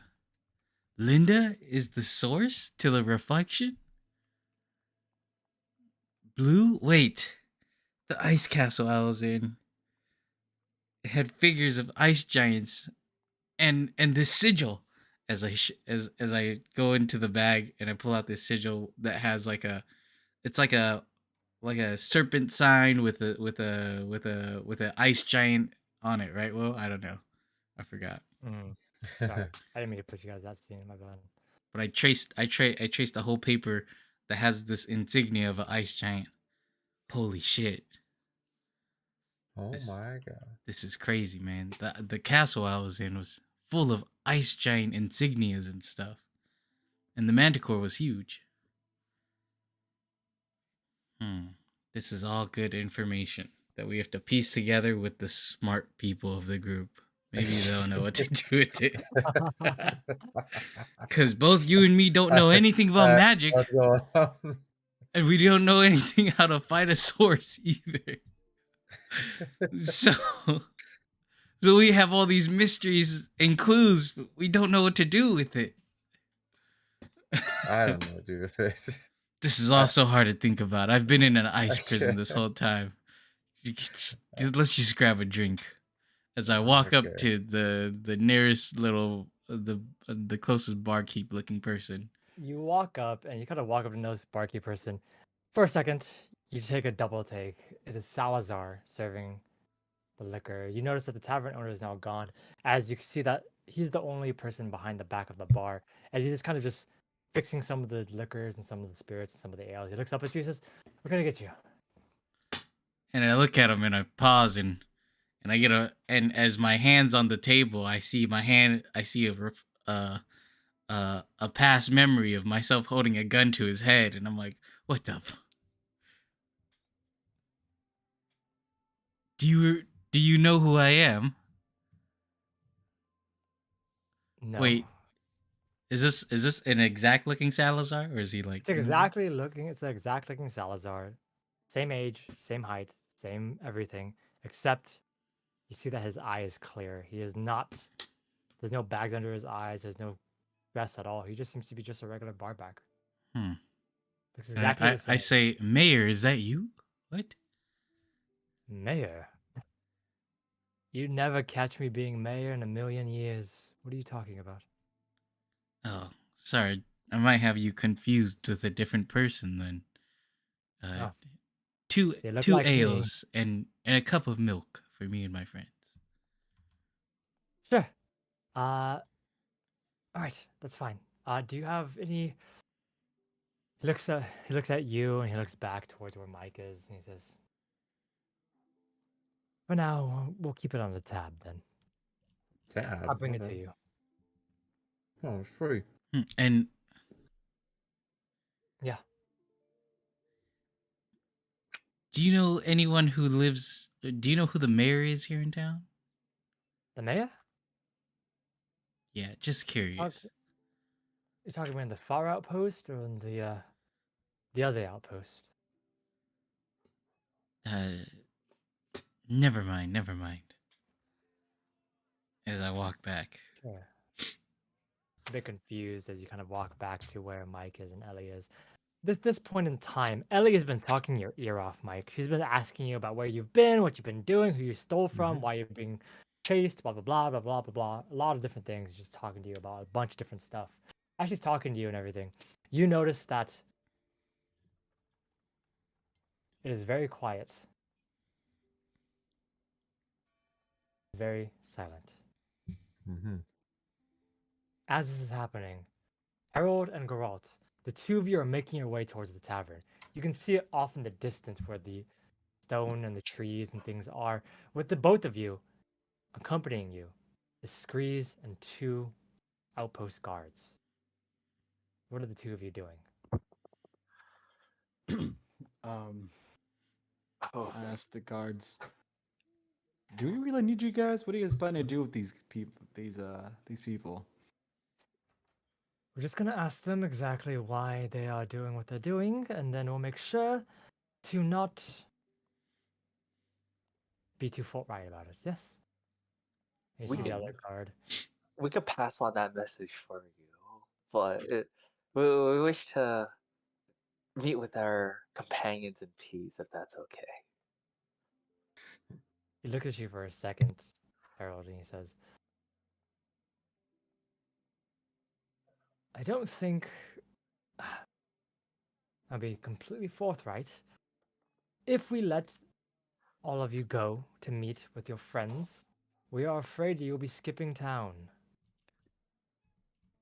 There's only two towns. I know, Where but would we skipping go? one will be gone. Hmm. Mm. It is fine. Your friend will just be tried for murder and executed summarily. It's okay. Huh. Huh. You see the person begin to walk forward as he just kind of looks over at both of you. He says, "Now, this isn't a choice, by the way. I'm not sure what our acting deputy told you, but this is an arrest." Oh yeah, he told us. He told us to bring him to their to. He told us to bring it. He told us to bring them to him. Yes, We can do it. we are here to escort you from there to there. We do not need an escort, though, is Yeah, we what I'm don't need an trying to say. escort. You don't need This an seems a escort. little You do not want an escort. intimidating. It is because your friend has murdered an officer. Yes, but we do not know our friend is there. And if what you said is true, I do not believe our friend would be stupid enough to go out in the open and having a drink of ale after he committed such atrocities, don't you think? I He gets think a it would be more wise to spend your resources on looking for them rather than checking out in the open. Don't you think?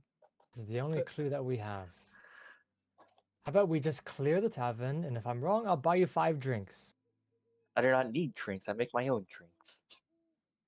Well, maybe you can make them better if you drink more. Well, maybe you could mind your own business, as we do not need an escort. We've just been separated from our friends, and I don't believe it'd be a warm welcome if we showed up with armed guards looking at them with suspicion. The 5 of you stop, There's a bit of a distance away from the tavern.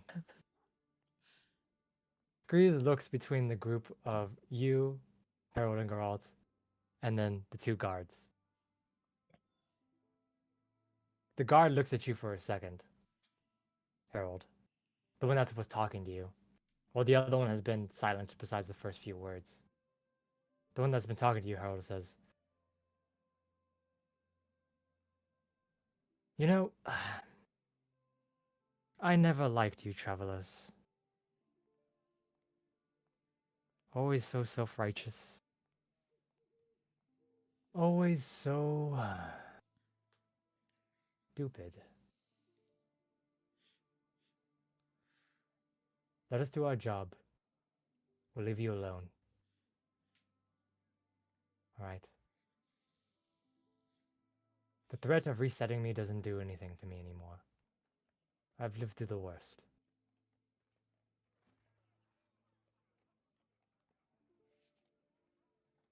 Look at girl and I say, "All right, buddy, what should we do? If I'm whispering, if my cock is there, what are we doing? We're essentially delivering guards to him. I know. They weren't really clear on which of our friends were there, only that they spotted our friends. What do you think we should do?"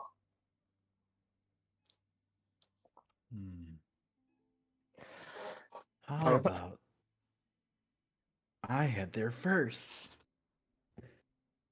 Okay. And I cast. Okay. I'm gonna cast invisibility. I head there first. and Wait, we'll wait. hide. If You're you going do to that, cast invisibility and just if leave? you do that, don't you think they're gonna? You're leaving me to fight a 2v2, and I'm pretty sure No, the other no. one's just immortal. You're right. I guess not. How about we find a way to slip you out? Yeah. How about you say you need to clean your oil? You're right. All right. Yeah.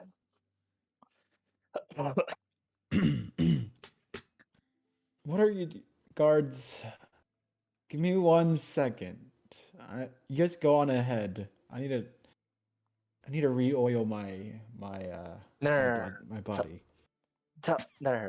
How about we wait here while my robot friend over here gives himself an oil change. We'll be. I apologize for before. We're willing to cooperate. We will take you to the tavern with us. First, my friend has not had a good oil change in a while, since we've been teleported to the middle of nowhere. And this is a town, so this is a perfect opportunity to settle down and clean his oil. I'll wait here with you guys, so you know we won't skip town. How about that? Roll me a diplomacy check. How about deception? It's diplomacy. Fuck. You can roll this. Okay, you know what? I'll say this. You could choose. Oh. He wrote it. He wrote it. 24. He looks at you for a second, Harold. And he looks at you for a second. He just kind of just. Your friend's gonna go back into town and get an oil change, is what you're saying. He just needs to empty out his oil. It's his way of using the bathroom, so to speak. I see. I don't know Robots. how it works, but all right, then do it behind the tree, and then we'll wait for him. We'll go all together as a show of good faith. Okay. Go behind that tree over there, girl. And I point to a tree that we can barely see. I go behind the tree, and then I cast invisibility. Cast invisibility. When he's out of sight. Yeah, once I'm behind the tree, Okay. and I head towards the tavern. You run towards the tavern. Just people in the tavern. You see the door open. Some wind comes in, some snow. The door closes again. What are you doing, Geralt? You're invisible. You got away. Who's in the room? Who's in the tavern? You look around and you just kind of see that sitting at the table, there's Ellie, Mike, and Balto. They're drinking and talking, and you see that at the bar, there's a young man, and as he turns his face, you notice that this is Salazar. You take Okay. a quick double blink, but it's not important right now. It might be later, but not right now. As you look at your group of friends sitting at this table. So I go quietly to the table where all of my friends are sitting, Mhm. and I uncast invisibility, Okay. and You're no then longer I sustainable. surprise everyone. Okay. Guys, we need to leave. The guards are after my cock and Cozy J. What Just pops out of existence. Just Oh, a robot in general. Just pops out of existence. What the hell? we need to get out of here. Leave the city. Is there a good place for us to run to? Wait, who needs to get out of here? Us. The guards are here. All of Come us? in. Yes. For what reason? What? They're after the people that killed a guard officer. They're here for Mike Hawk. Mike Hawk, you killed someone when you guys are trying I to didn't kill escape. anybody. I assume. My God. Wait, you said you broke out of prison with Sid and Kelsey J. Sid was. We just tended to Sid's wounds. You know what? Actually, Was it you guys who did that? wait. The guards get here. I can just cast invisibility on Mike Hawk, and they're just only after Mike Hawk. What are the prerequisites? Like, I can't attack and I can't. Yes. If you have here, it's right there. Oh, I see it. I see it. If the target makes a hostile action, then the spell ends. Okay. Well, it works. So I use. Wait, shouldn't you use just my- keep him with you right now and walk back with him? with invisibility? No, he could just sit here in the bar, just randomly somewhere. I How think do I'll you be know fine. you're gonna walk through the door first? Turn him invisible. No. Here's the thing. I'm gonna cast invisibility on him, and then sneak my way back because I have to go back. I told him I was doing an oil change. I'll be right back. I think it's better Okay. if he just stays here. And then I cast invisibility, but then I use my bonded item. I was gonna ask about that. Mike Hawk, just Sorry, just what? roam around the bar, okay? Just make sure they Okay. don't touch you. Okay, Alright. I'll. You know Exactly. me. I'm pretty good at sneaking and stealthing and somersaults. I'll be right back. Just act as if you've never seen me. And I cast invisibility on him again with my bonded Yes. item. You use your On me? bonded item. You take out your small book of make out tactics, and you just I kind slap him with it. of slap him with it. Ah! He turns invisible. What is- Easily done. Alright. I'll be right back. I sneak my way out. You towards sneak, them roll me again. stealth. Roll me stealth. Oh, he has stealth allies with him.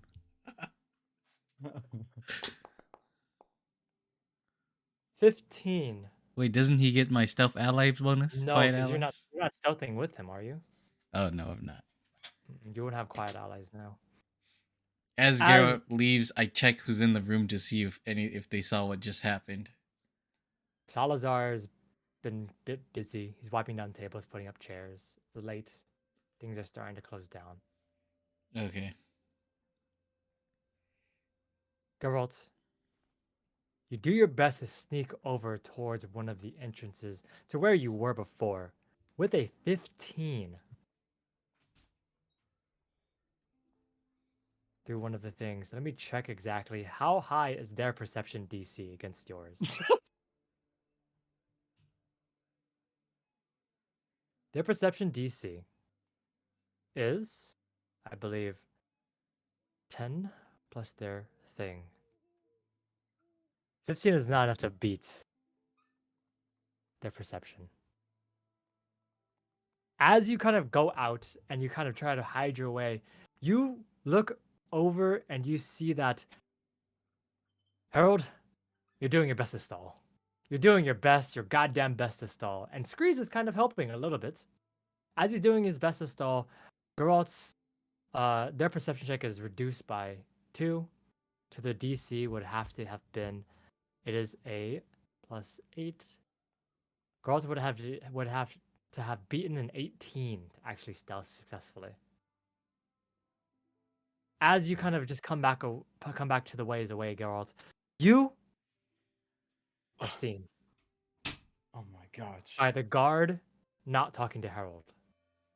It's the one that was silent most of the time. Made a couple of words at the very beginning. He looks over, he sees you trying to sneak your way back through some of the trees. You took the long way around as best as you could, but you obviously are seen. Okay. As he looks at you for a second, he just turns back to his other guard. All right. That's fine. We make eye contact, and I start walking like normally. You guys wouldn't believe it. I got teleported again. I don't know how this place works, man. And I just back to. Are we ready to go back to? You go over deception, but it's pretty obvious. Yeah, it's pretty obvious that you did some fucky shits. It's pretty obvious. Can I use a hero point? You want to? Can I add on to that lie? You guys wouldn't believe what happened. I feel like I got teleported again. I was oil changing, and for some reason I ended up on the other side of the woods. I got lost. Can you add on to the lie? Roll You see, me deception check too before you start Me? your lie. Yeah, before you start Okay. your continued lie. Roll me deception check. And now tell me what you said. you see, my friend here, he's a robot, and oil can freeze. So when he went into the trays, he noticed he couldn't empty out his oil. You guys wouldn't understand because you guys don't understand the biology of a robot like him. So he needed someplace slightly more warm in order to empty out his oil. If that makes sense to you. Warm like the tavern. Anywhere would have done, but I'm sure he probably wasn't at the tavern. He was probably close by it. Close enough to warn them. No. That's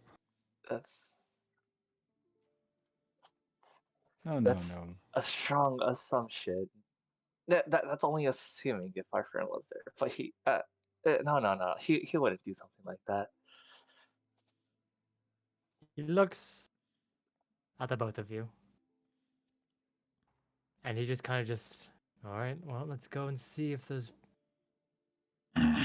lawbreakers are there. All right. Gives Let's like a go. half smirk. Let's go. Now, the 5 of you make your way over towards where the tavern is, going past some of the snow and the trees, and you make your way to where the tavern is, and you see the door open, Balto.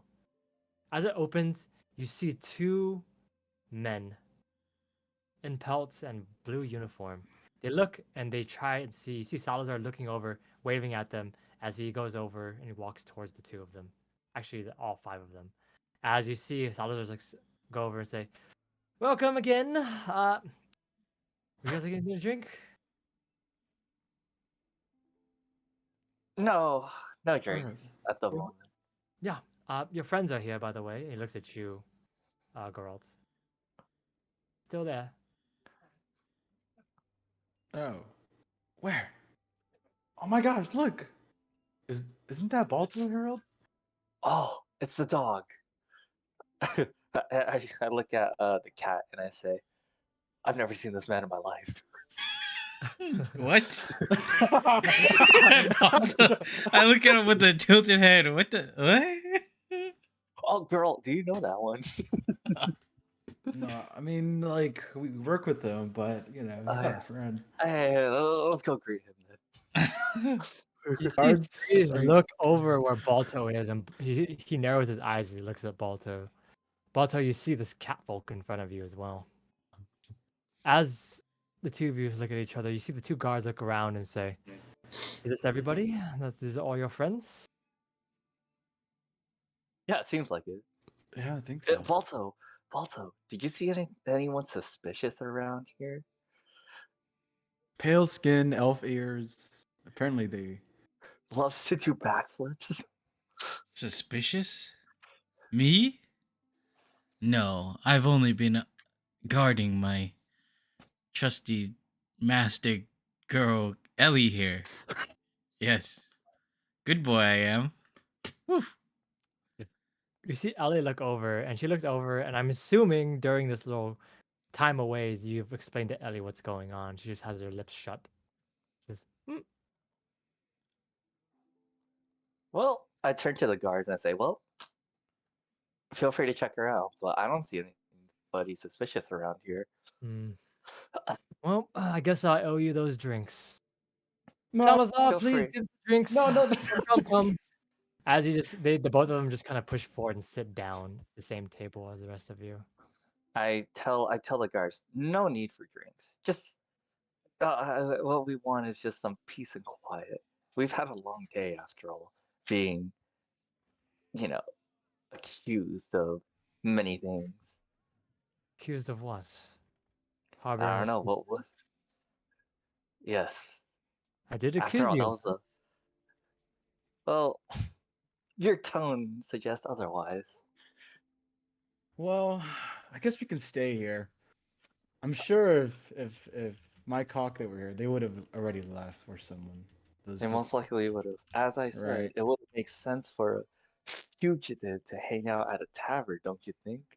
I figured they would hide somewhere they wouldn't be seen.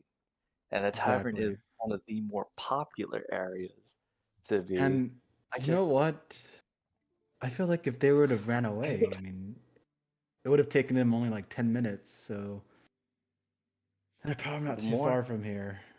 but the more time you waste here, the further they get, don't you think? If anything, it seems like you guys are the one aiding the fugitives, not us. Are you guys talking about those prisoners that broke out earlier today? Yeah, Yeah. it's crazy. Oh We, my we just gosh. found out. Yeah. They hurt Sid. Ah, Yes, those. oh, I know about that. Me and Ellie had an aid sit with the doctor. Oh, Oh. Dr. those Samuel. Me and bastards. Samuel, we had went and aided the hurt prisoners and guards, and I came back here to come back to get some headspace, and think about it. They Why, were the if ones I that hurt saw Sid. those prisoners, I would just open this door wide open, clink, and yell, "You better not be in here! If I were you, I'd kill you on sight!" As I yell that outside and close the door. Ah, those bastards. Well, guards. So, are you gonna continue wasting your time here, having a drink with us, or are you gonna get off, get up off your asses and actually do something about the fugitives? After all, I guarantee you, they would be nowhere near a tavern. If anything, they're currently still on the run. I would like to bet they are quite stealthy. He looks at the two of you. He looks at all of you. He looks towards his partner, and his partner just kind of just gives a shrug, and he just kind of says, "All right, fine. Is this where you're gonna be staying from now on? This tavern?" Uh, I look at the cat and I say, "Is this where we're staying?" You see Scree is just kind of looking. He's been staring at Balto this whole time, but he kind of looks back at you and says, "Hmm? Oh, this is fine. We can stay here." Well, I look at the guard and say, "Well, the script doesn't write itself." Well, we'll check on all of you tomorrow morning. Do not leave before we see you, all right? Tomorrow morning, you mean? I'm sure we all have plenty of things to do, but feel free to check up on us. Just know I expect you to fully find the fugitives by now. After all, you wasted a considerable amount of our time. Surely you guys have a method to find the fugitives, right? Surely you weren't wasting your precious time and resources on investigating an open tavern for fugitives, right? You guys are competent, correct? You should roll me a diplomacy check. Alright, I'm just kidding. It's It's too late, bro. Man, looks like you're striking something other than a conversation. I think you're 15. striking their placements as He looks at people. you for a second, Harold, and he is. You see a vein beginning to start appearing in his forehead. As he looks at I- you for a second, you see his partner just kind of put his hand on his shoulder and just kind of say, just shakes his head, and you see the man just kind of give you a very strange smile. He says, "All right, I guess we gotta go. Hope we Do I don't notice see that each other in strange the smile? future." Oh no, it's strained. It's definitely strained. He's No, it's do a- I it's notice a- it? Yeah, of course. Okay. Yeah, it's strained, not strange. Strained. Oh. Yeah. Oh, I see. Yeah. So he just kind of, all right, sure. We'll see you tomorrow morning. Hope you don't have anything for us to find. As he just kind of turns out. You see his partner just kind of give the rest of you just kind of a nod, and then he just follows. As the two of them leave. Mike, what have you been doing this whole time? As far as I know, I haven't got any orders. I've just been hiding in a corner, just staring at a wall. Yep. After some time passes, the conversation ends. You just, Geralt, you feel your magic fade as 10 minutes passes. Gosh.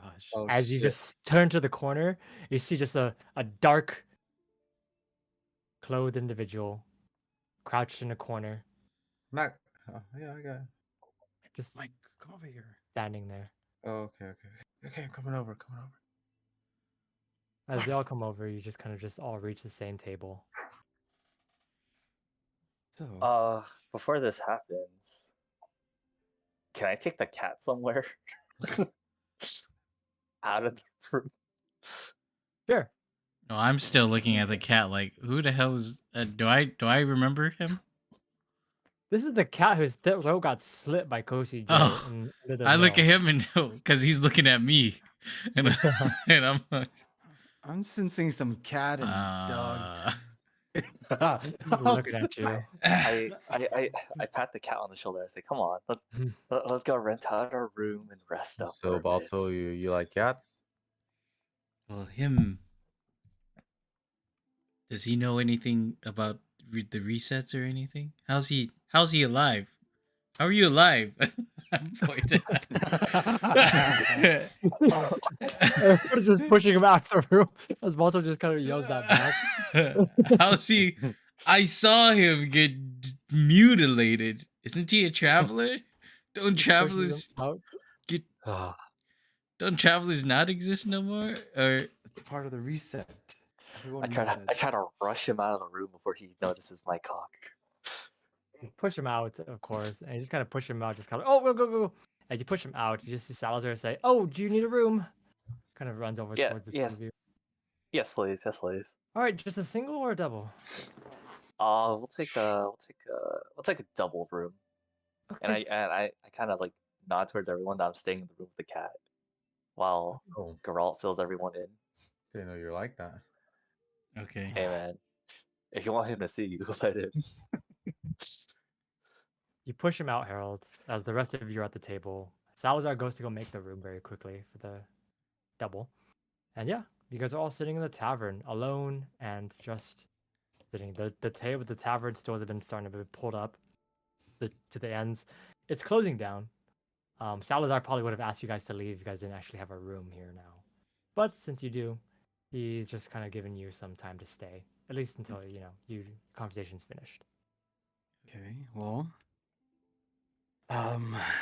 what's going on? Let me try to remember. Why is that cat alive? Is he the cat with the motive? Why are you with He's the the- cat with the motive? Well, the role we got was trader, and apparently he's our master trader, or master merchant master. We're supposed to go with him to go poison a king or something, and that's our rule. That's what Poison we're a supposed to do. king? You guys are going to kill a king? Yeah. Where? The palace, wherever that is. The Scree knows. He's done this multiple times. I woke up at a ice palace. with Did Ellie. you? There's something wrong with Ellie. She also has a ice crown growing on her head that I can't take off. Ellie's eating like a bowl of noodles, and she's like, and she just points towards her What the forehead and just the ice crown. She has a parka on, so it's covering it right now. But What's yeah, going on there? Should I believe the ice and witch is trying to take over her mind or something. I was like, what the heck? And I use quick identification. What the heck? Item ongoing effect rather than 10 minutes. Master, roll me Arcana. Okay.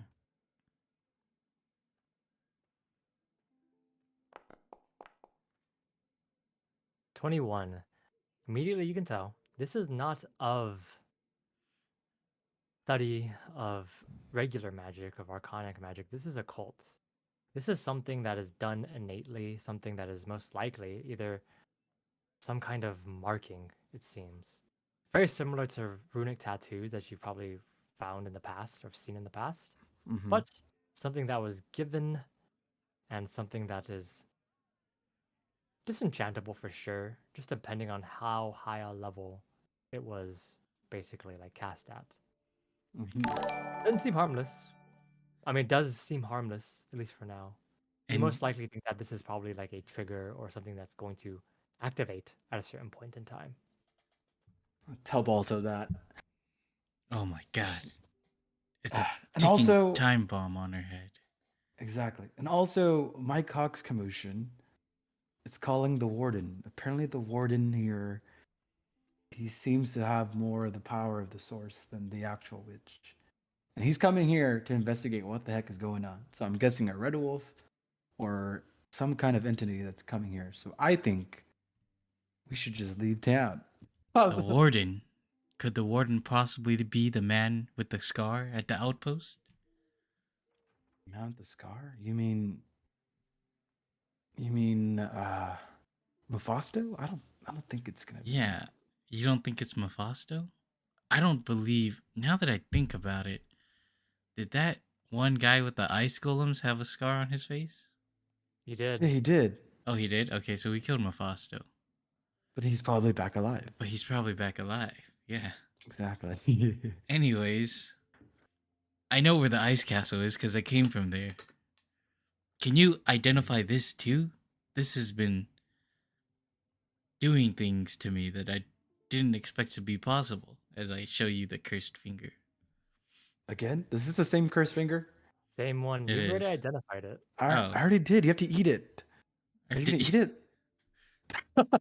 No, I'm not gonna eat it as I put it back in my pocket. What the hell? I don't know why it's melting things. I assume you tell me this. I don't know why it's a melting things, or do I? Will. Without another like identification, you probably wouldn't know. Okay, show me. Um, Show me what it's doing. Yeah. Let me show you what it's. Or I can't really. Okay, go bring a. As I show him like the snow thing, the melting snow with the palm of my hand. Ha! You kind of melt some things. It takes some time actually to melt some things in the snow. Before, when you're in the castle, it was almost instant when you're holding your paws and your fingers towards things that were frozen. But as you've gotten farther away from the palace, Right. you've put two and two together. I know 2 plus 2 equals 5, but you finally put it together that the farther you were away from the palace, the slower it was to melt things. This item most likely has something to do with something that exists in that palace. Right. Geralt, you kind of look at it for a second and you realize that still the same things. You have to eat it to know exactly what it's doing. But you realize that this extra benefit that it has is not because of the item's inherent ability. It is because of a bit of sentience in it. Oh shit. It's choosing to melt the things around Balto. With a 31 natural 20, there is a bit of sentience in it. And you I'll realize that the first time you identified this, that instruction to eat it most likely came from that small bit of sentience inside. about to. The finger told me it's trying to tell someone to eat it, man. It's Oh choose. my There's some it's God. sentient. Oh Also, God. you know what I just thought about? That's What? Salazar, and we found that finger in Salazar's house. Why don't you just ask him what it is? You're right. Wait, but is he the still? He has to still He be the has to. same Salazar. Exactly. He has to be the same Salazar in the same painting. It has to Okay. be still. Wait, so what's happened to you guys since you got here? Because I don't know anything about what happened to you two. I don't know anything too. We're just here to do a trade and do our role. And hopefully we're gonna go to the palace and figure out the source. With or Okay. without you guys. Oh, okay. And then That's the all. king poison stuff, right? That's Yes.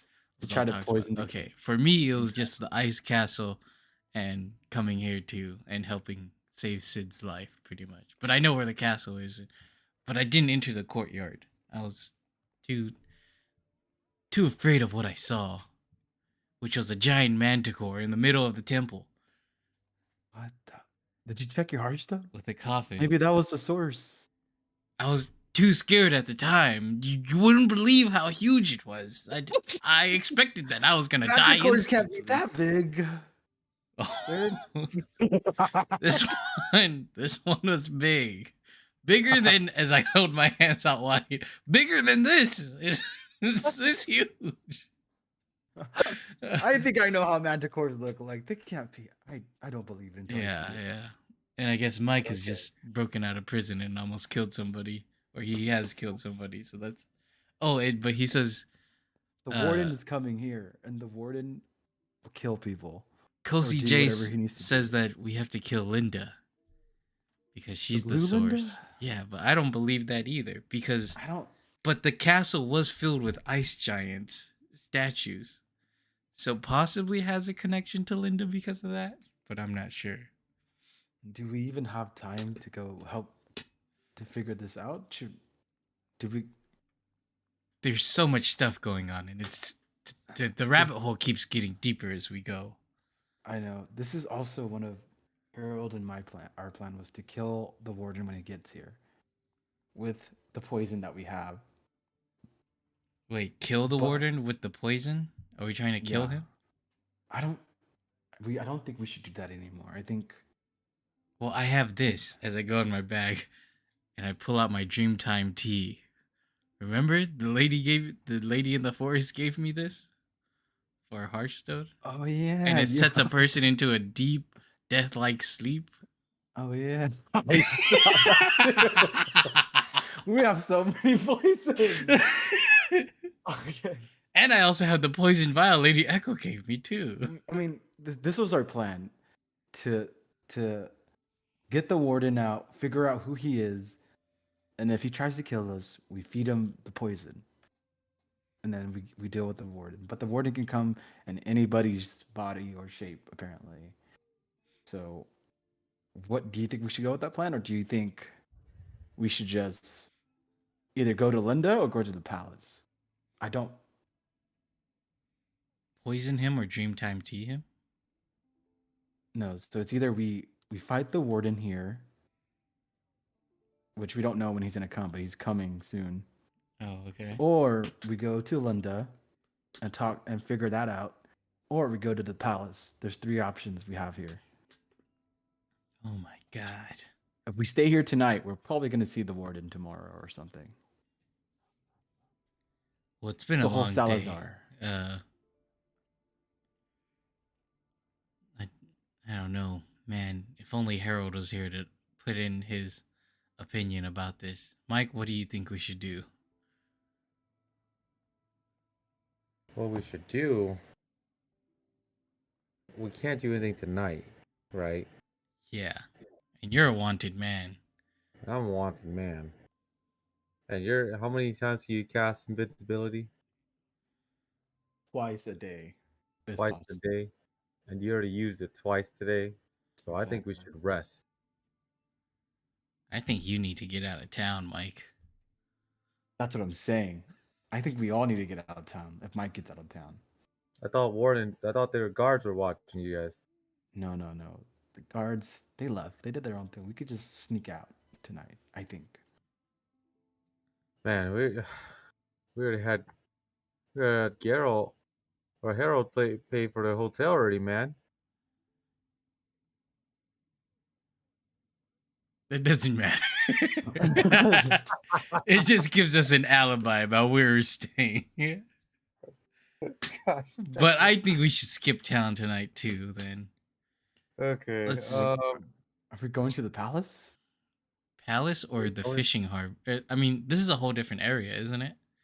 how- This isn't the same Where- outpost as before. Where is the It's fishing not. harbor to the palace? Are we in the middle right now, So or right now, so you guys are like in the middle, right? So the palace is kind of farther off. You guys can actually see it, the palace from here. It's that blue speck that's off in the distance near the mountains. You can actually see it from where you are. right here? And it's not like that, but like Oh. yeah, you can see it off in the distance in one of the mountains. The other outpost is behind another mountain. It's actually farther away from this place to the palace. So this place to the palace is about probably like a whole day's walk. A day's walk basically meaning from dusk till dawn. And then you don't know exactly how far from here to the other outpost Wait. is. You never asked anybody. The walk to the palace took me the whole day, so it's gonna be too hard to get to the palace from here. Gosh, that even Tonight. feel like a day. Wait, didn't. Wait. Did you see anything else at the Manticore? Did you see. Was the ice witch there? Ellie saw some sort of spectral being, but I couldn't see it. What? Mhm. What did the spectral lady tell you? She said that we had to get our elf friend in line or she's gonna punish him. Wait. This all makes sense. Wait. So. If Kosi J goes kill Linda, is that the bad thing? Do you guys think that's the bad thing that he's gonna do? We need to stop Kosi J. Do we need to stop Kosi J here? Does Mike doesn't know make where sense. Kosi J's going? I don't know where Coach J is going. To Linda, right? But That's we the don't only know where place Linda is either. Where's Linda? This is a whole different town outpost. Darn it. I think we need to slip out of here, and I'm gonna try to remember if there's anywhere outside of town that may be like a cave or something that we could possibly stay in. Okay. That I would shelters say on the way. remember anything on the way. Okay, you can roll me recall knowledge. This would be a survival check. I probably be the best way Okay. to do it.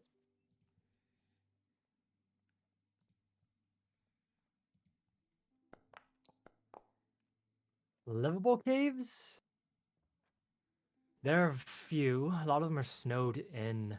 You did find that there were probably a couple of bear hibernation caves that you saw coming by, but then you would have to deal with the current residents.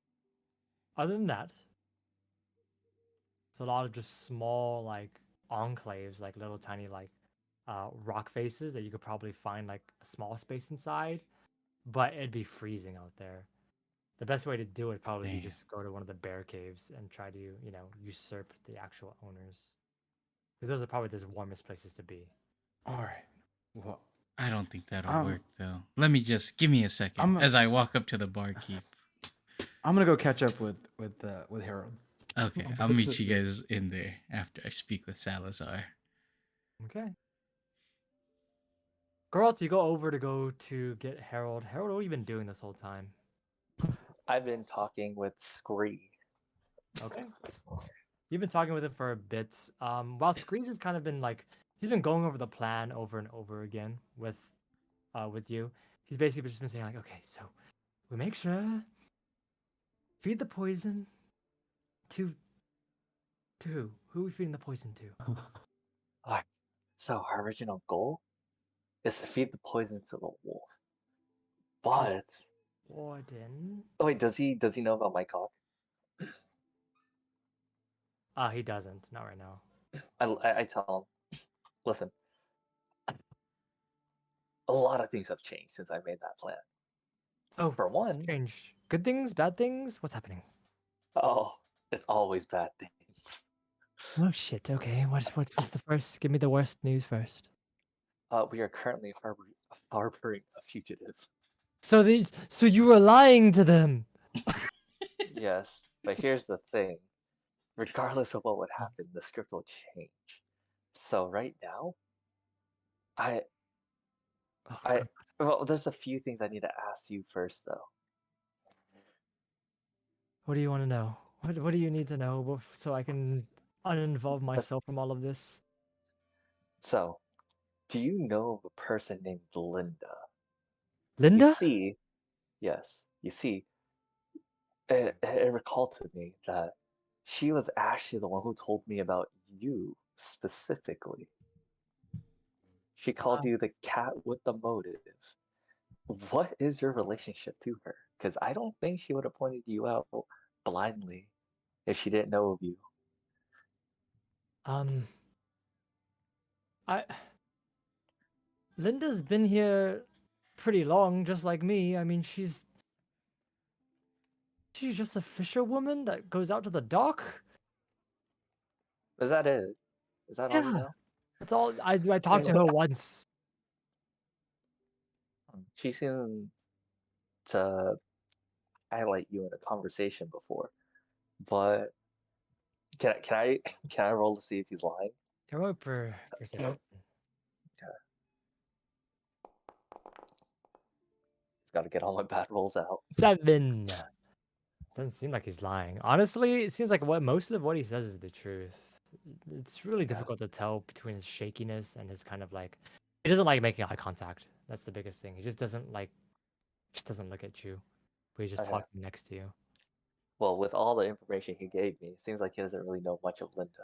So I kind of redirect him back to the main conversation. I say, listen, we might have to go off script. See, right now is going to be the make or break moment. I need to know if you are with us or against us at right now, because It's, you are immortal. it's, Nothing bad will happen to you. But I only have 2 choices? Against or with? Why can't I just be neutral? Just like do my job and my role and that's it, you know? If you guys here's the succeed, you thing. succeed. Here's the thing. We actually need you to play your role, most likely. You see, we're harboring a fugitive right now. Yes. So my best bet is we are most likely going to be chased by the warden anyways. Oh So if you god. don't come with us, he'll just get back he'll blame you for this as well. So if you don't come with us, you'll die regardless. No, not die since you're immortal, but you get the point. Uh, I mean, If you come with us, it'll heighten our chance of success. And if we succeed, you'll break out of this loop. You get to be your own person. All strings are now cut.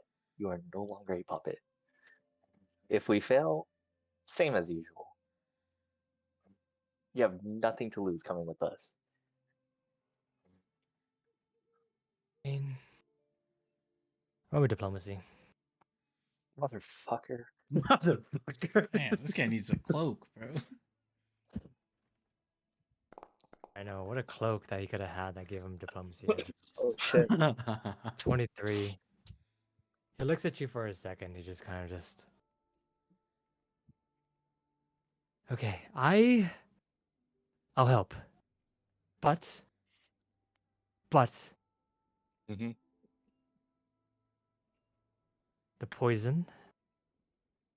Can I hold it from now on? Please? Need to know why. Because obviously if I get cornered by the warden, I have the poison still. He- You won't need you won't have to worry about being cornered with the warden because you're gonna be sticking with me. If all of you I- die, what am I going to do? Your dead body will be able to shield me from what he did to me a What did he long do to time you? ago. What did he do to you? Terrible things.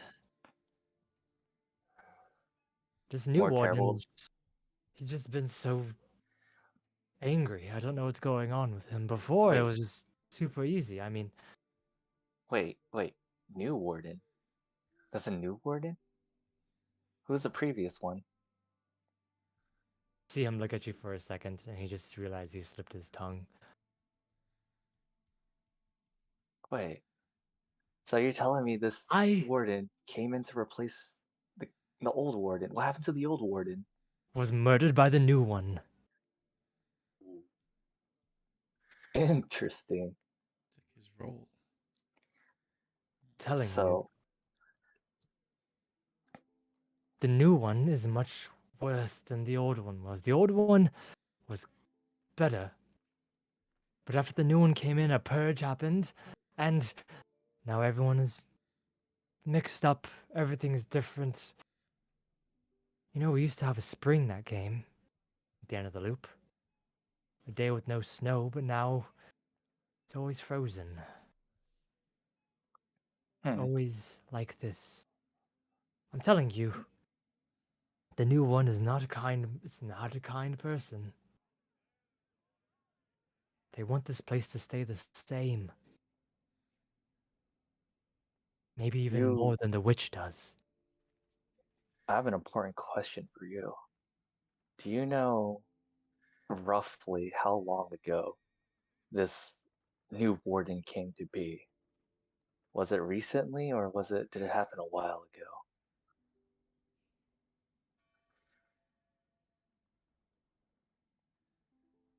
Within the last few years is when the new one came.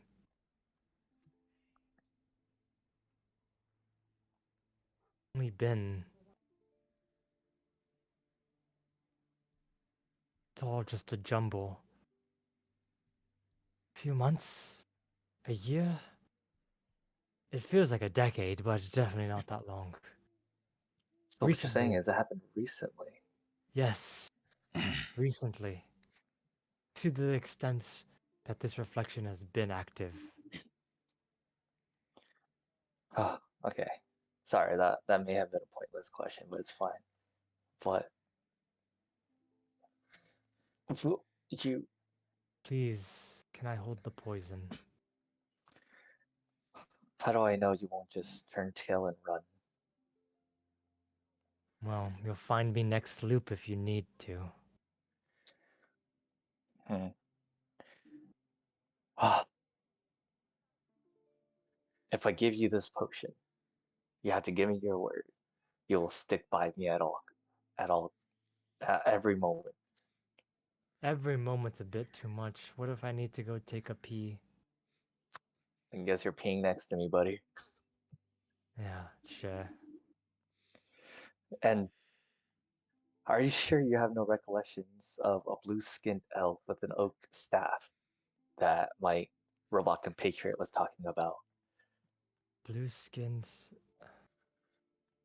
Elf with an oak staff. I've never run into a person like that. Okay. They may be new. Well, They may be. I mean, honestly, the cat. This role in general has very little information. The memories no that one I received when I keep taking on this thing, it's just of a of an urchin just sent to do a job. no It's one on the by the name of Ryoto? no, no one. I haven't even seen cold iron for weeks. Okay. Well, As this is happening, Geralt, you enter the room. As in the middle of their conversation, you see Screeze just kind of look over towards you, Geralt. Sigh of relief as he sees that you're the one that walks in. And he just looks at, and then Screeze looks at you, Harold, and just kind of, I'm going to get ready for bed. Please give. That's funny you say that, Scree. I look at Looks like Carl. we're skipping town. What? And he looks at he looks at Harold. To be fair, this is news to me too. I think we're Well, skipping town tonight. Before the warden gets here, Also, we have a friend. I think not. It's going after Linda. Scree, I'm guessing you're with us by this time. You're with the party now. I'm assuming that the fugitives are the ones that did something bad, did the murder. Mayhaps.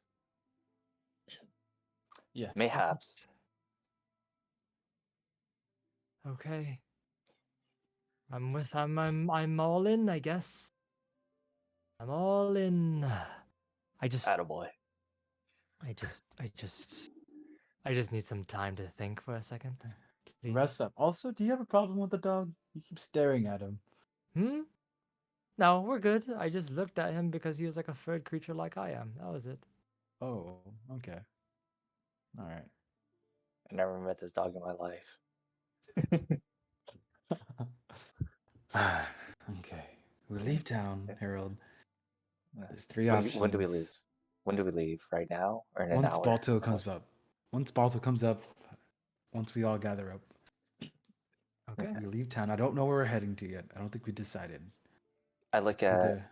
Oh, wait, do you tell me everything? Like fill me in? Yes, I tell you everything. I say interesting. If I were a betting man, I look at Scurry. I would assume Linda would be with the king. I would assume.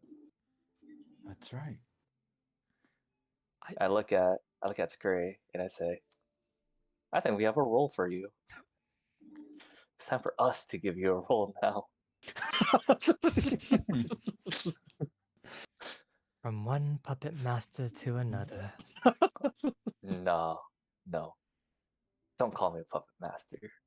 Call me a liberator.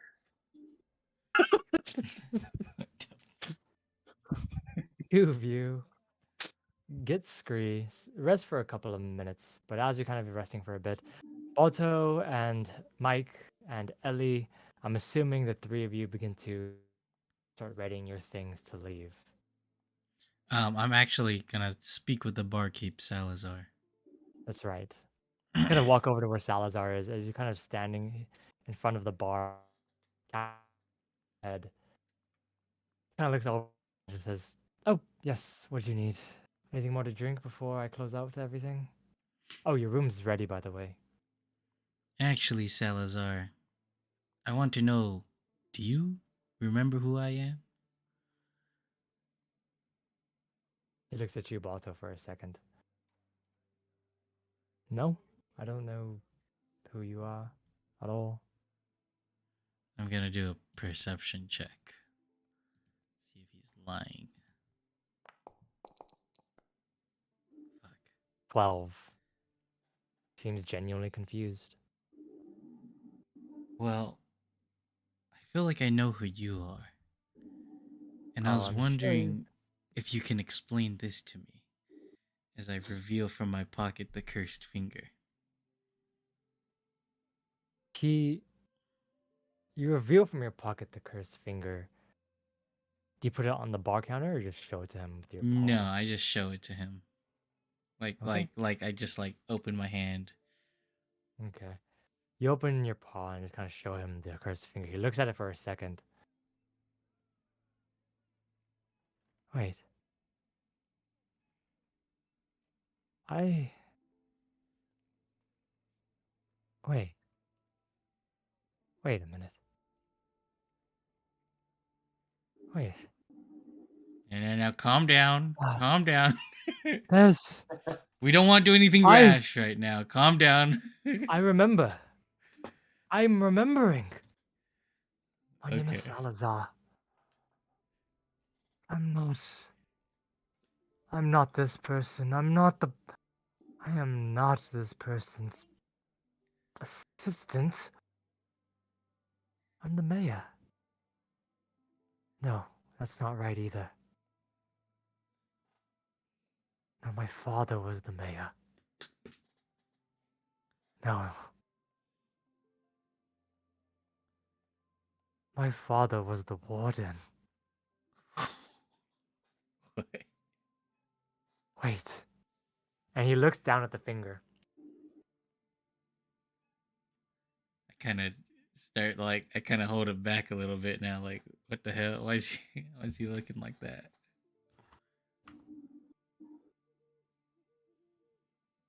Are you okay? Yeah. You shot me in the back of the head, Balto. Per You calm down. shot Per me. your request. You Per said your you protect my request. people. Per You your said you request. protect everybody. You killed me.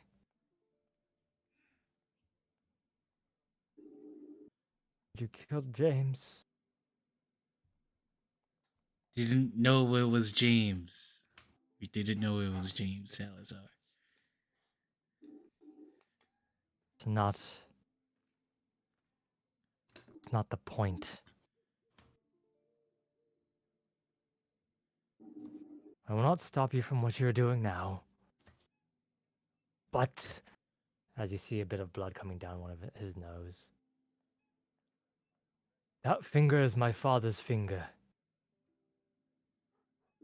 I retrieved it from when he was murdered by a traveler taking his place. My father's soul is in that thing. Oh my god. Oh my goodness. Oh my god. And So you've all you seen. wanted. So you know who the new warden is? I've seen him do what he's done to everyone. He's mixed us up, changed our places, whatever seems convenient to him. All right, Whatever Salazar, you seems need to calm down, easy. and we just need to play our parts, okay? Until we You can. see him, the blood running from his nose, a bit of blood from his eye, as it freezes on his face. Oh my God! Here, eat. Do you want to eat the finger? Do you need to eat it? Are you okay? What's going on? He looks at it for a second. And he falls to the ground. Oh no! unconscious. Oh shit! I Good. climb over. The- I climb Mike- over to Mike and fucking. Ellie sitting at the table. I'm like, oh you just hear a shit! thunk on the side. I'm of like, the- oh on the side of the shit! bar. Ellie's out of magic today too. Oh no! Holy shit! I go, Harold! Oh See shit! him Harold! starts to just shake. Shake. I'm trying to Shake. stabilize him now. Like, holy shit! What the hell's going on? I'm just saying, shakes I'm a yelling, little. Harold! Harold! Oh my God! Oh shit! Someone get Harold! Oh shit! Oh, we gotta go down. Oh shit! What is that? I run down. What You guys run happened? downstairs. As you run downstairs, you see Ellie and Mike just kind of going over to where Balto is, and then just running behind. You just kind of go over to where behind the bar counter. You see on the floor with frozen trails of blood down his nose and down his eyes. You see him crying, What happened? unconscious. What? But crying. What happened? Balto. He was He's shaking he's for just a moment. oh shit! What did he tell you? What? I don't know. I don't know what happened. The Is he hurt? Did he take damage? Did you attack him? Did you shoot him? What happened? no. I showed him Did the you show finger. him the finger? I showed What did he him. say about it? He I said told you it's to his show- father's sentient finger, slain by this new warden. But he's now in this panic. You gotta stabilize him, Harold. You gotta stabilize him. Just give him the finger. I did. I tried to. Feed it to him. Yeah, I'm gonna put it in his mouth, but I don't know if he'll eat it. I cast a 2-action heal. Okay. 2-action heal. Oh, you're just doing it from a range? That's why. No, because 11, I mean, 11 HP. yeah. You just you heal him, and as you heal him, his eyes open just for a second. And then you stick the finger in his mouth. Wait, what? It's only I do. his father was Yeah. the last warden, and he wasn't. And Scree said he wasn't a bad guy. As you stick the finger in his mouth, he looks at you for a second, Balto in confusion. Eat it. Your father's soul's in here. If you Uh, eat it, Wait. He's shaking his head, no. No, oh, he's not gonna eat it, guys. He's not. Here, I don't it's want to okay. force. It's okay. I'm not gonna force someone to eat this. Okay, take out the finger. Take out. Okay, I take out the give him finger. Okay. I give it a. I give him a elixir of life. I tell him to wash down whatever we just try to do. Try to stabilize it more. Okay, easily done. You I, get I your use a elixir of disposable life. one. Yeah. Okay, sounds good. Elixir of I'm gonna life. He drink this up. drinks it. He drinks it for a What? second, and he looks at the finger, and he looks at Balto. Geralt and Geralt and Balto in Geralt's the one who's horror. saying that. All right, he's the one that's saying to eat it. I'm like, what the fuck? Okay. Salazar, I'm sorry. I thought you were gonna die. I identified the finger as sentient. I'm guessing if you eat it, your father can control your body. That's what I was guessing. So I thought you were gonna die. That was the last hope. Could have did. He drinks the potion, and he looks at you for a second, Geralt. His eyes just in confusion, just looking at you, just kind of. If I ate it, my father would have come back, and I would have been gone forever. They That don't one want needs to that. be done. It has to be done. Give me the goddamn finger. Wait. Oh, Wait, I wait. hold it back now. I hold it back now. I'm like, no, no, no. Before anything, what happened? Because I just rushed down. I don't know what the fuck's happening. I think the sudden rush of memories and remembering who he was, his hit something, and I don't know, I caused his asked brain to him, almost melt down. I guess. did we get any information? Who was your Wait. father? He was. Is he stabilized now? He's stable. He's stable. Oh yeah, wait. I need to roll the 1d6. Mm-hmm. He looks over. He says, kind of lifts himself up onto his with the knee up, and just kind of leans against the side of the bar. My father was the warden. I told you, Balto. A warden? Wait, Yes. Previous man, one. look. Wait, but Scree just told me the new warden killed the old warden. He killed your father? He murdered him in cold blood. Di- Oh no, I'm so sorry for your loss. My father not been allowed to reset like me. He's been sealed somewhere. Taken. Sealed. So, prisoner. do you know where he's being sealed? No. But I know who does. Who?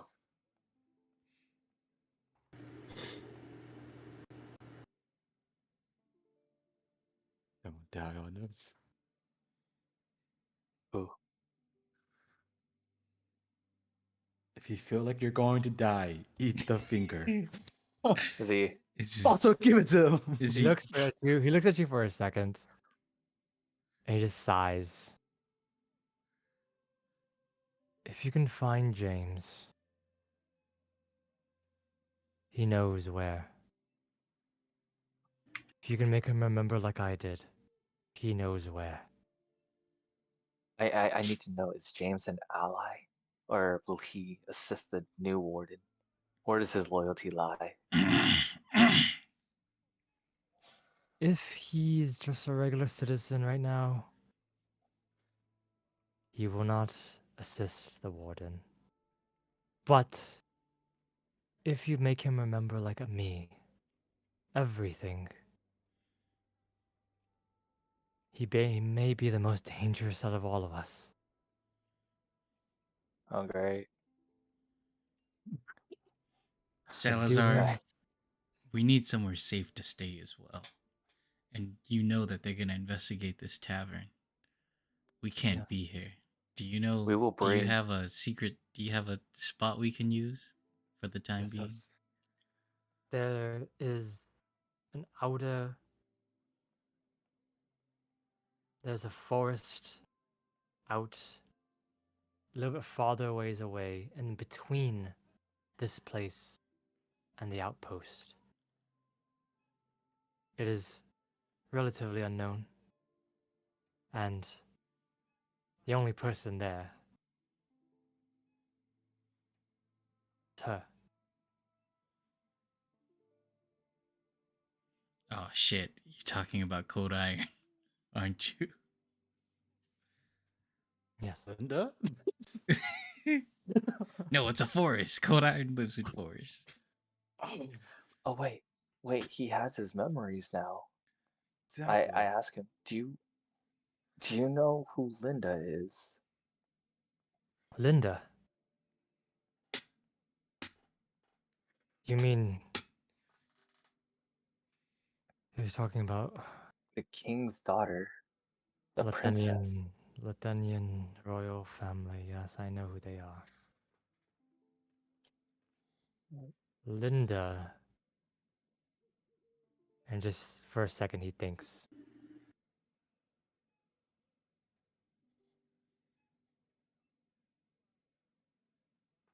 I can't believe that Linda's still alive. Shortly after your death, she approached both me and Balto.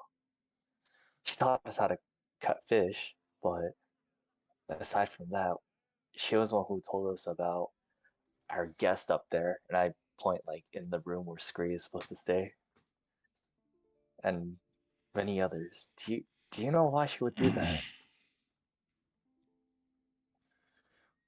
And for a second, you see Salazar just kind of look at the floor and looks back up at you, Harold.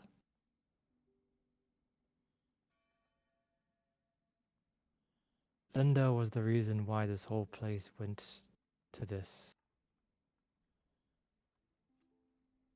She was the reason why this dream started.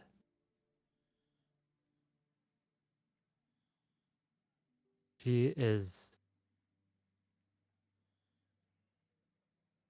innately a descendant of a god. The whole Athenian line are. But for her, she was descended from goddess of dreams. Far, far, far long ago. And seeing her father die, seeing her family die, must have done something. See, Oh my god! Now that I Oh think my about it, god. there's a I take coffin out, in the ice castle.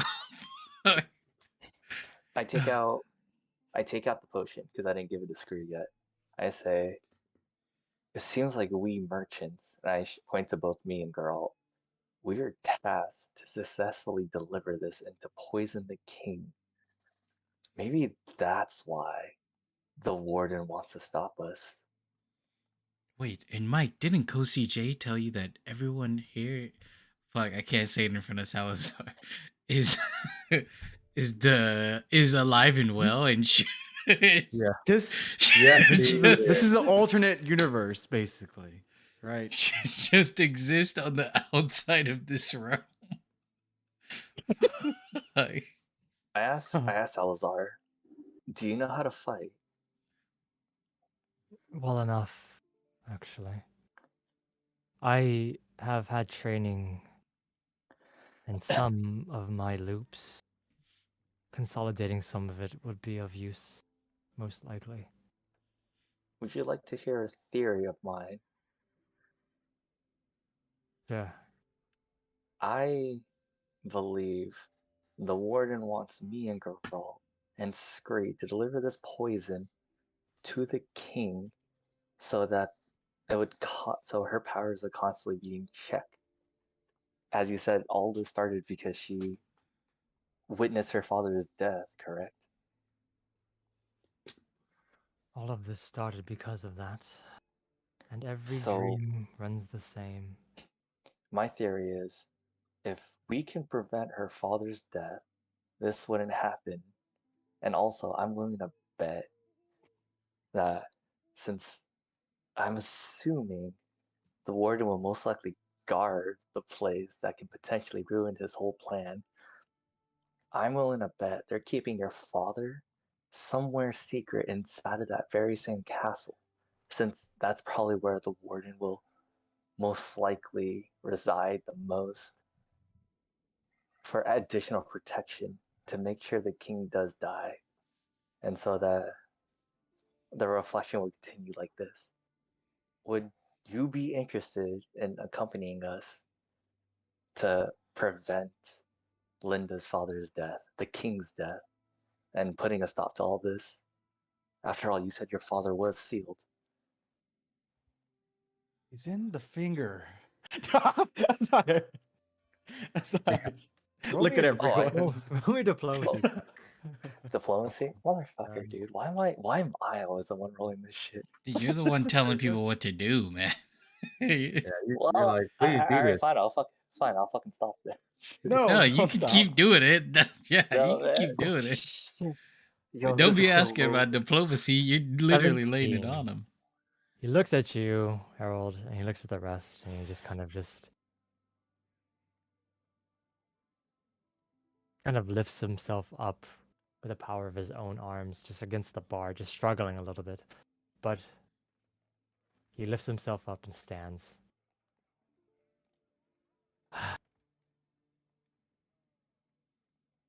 This will be the last time.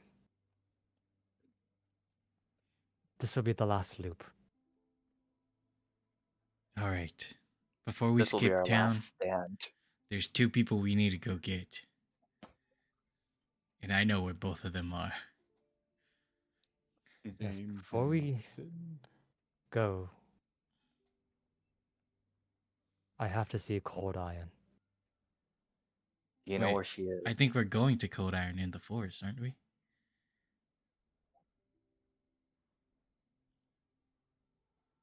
Yeah. Do you know where Cold Iron is? Hold.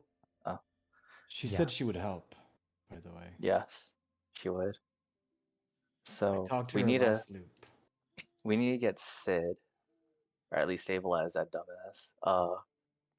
And then we'll get Cold Iron. So we'll have 3 companions to try to help us fight the warden, and we have a finger. No, Sid is important to Linda, guys. Sid can't Yes. die. Okay, he's Sid important can't to die. Linda. Linda Yes, wants but Sid alive for some reason. But let me ask you this, Bolt. Oh wait, no, never mind. I think you're agreeing with me. Never mind. Yeah. So we bring Sid with us. Yes. Yes. Yes. And Okay. So you're agreeing. and me and Ellie actually stabilized Sid already. He's up in the infirmary. Yeah, we met. We Yeah. saw him. He was eating like a king. Oh. Yeah. No. Well, he was drinking like a king, to be Oh, more exact. yeah. Oh, I didn't even know you guys saw him too. Okay. Yeah. So we go get Sid. He's the first one. I think And James then is we'll there go too, get- right? You did see him there, yes. But Yes. we're going off the assumption that we already know where the father is, and I'm not sure if we have enough manpower to subdue James. Okay. But I that sounds mean, like a good idea, though. we should take James with us because he doesn't No, know but yet. He doesn't remember yet. So I mean, Guys, later But I on, thought he maybe only we had- can remind him to tell us We- how to release, Salazar's father. we'll have to fight him.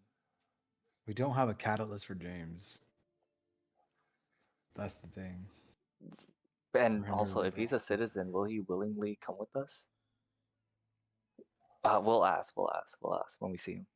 Okay. We'll try to convince him. No more diplomacy checks. You Okay. make your plans. You make everything coming together. As you begin to make your plans, you just see Salazar holding his chin in his hand. He's wiped off the frozen tears and the frozen blood as he just kind of looks at the rest of you and he says,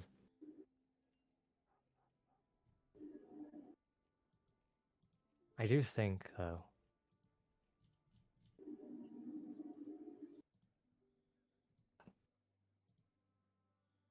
I can convince James to come on our side.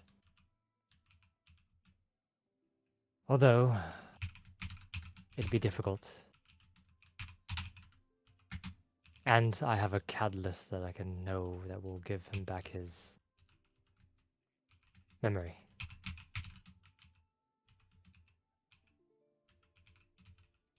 Yeah. because what happened then was terrible for all of us.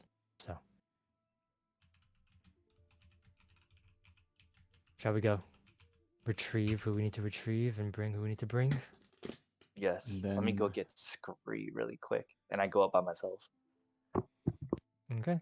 And then we'll You head got- to the forest with And everybody. then and then we head to the forest. Hopefully Linda isn't dead. Alrighty. She'll be fine. So, It's a big ass party we're making to do just to this. clarify,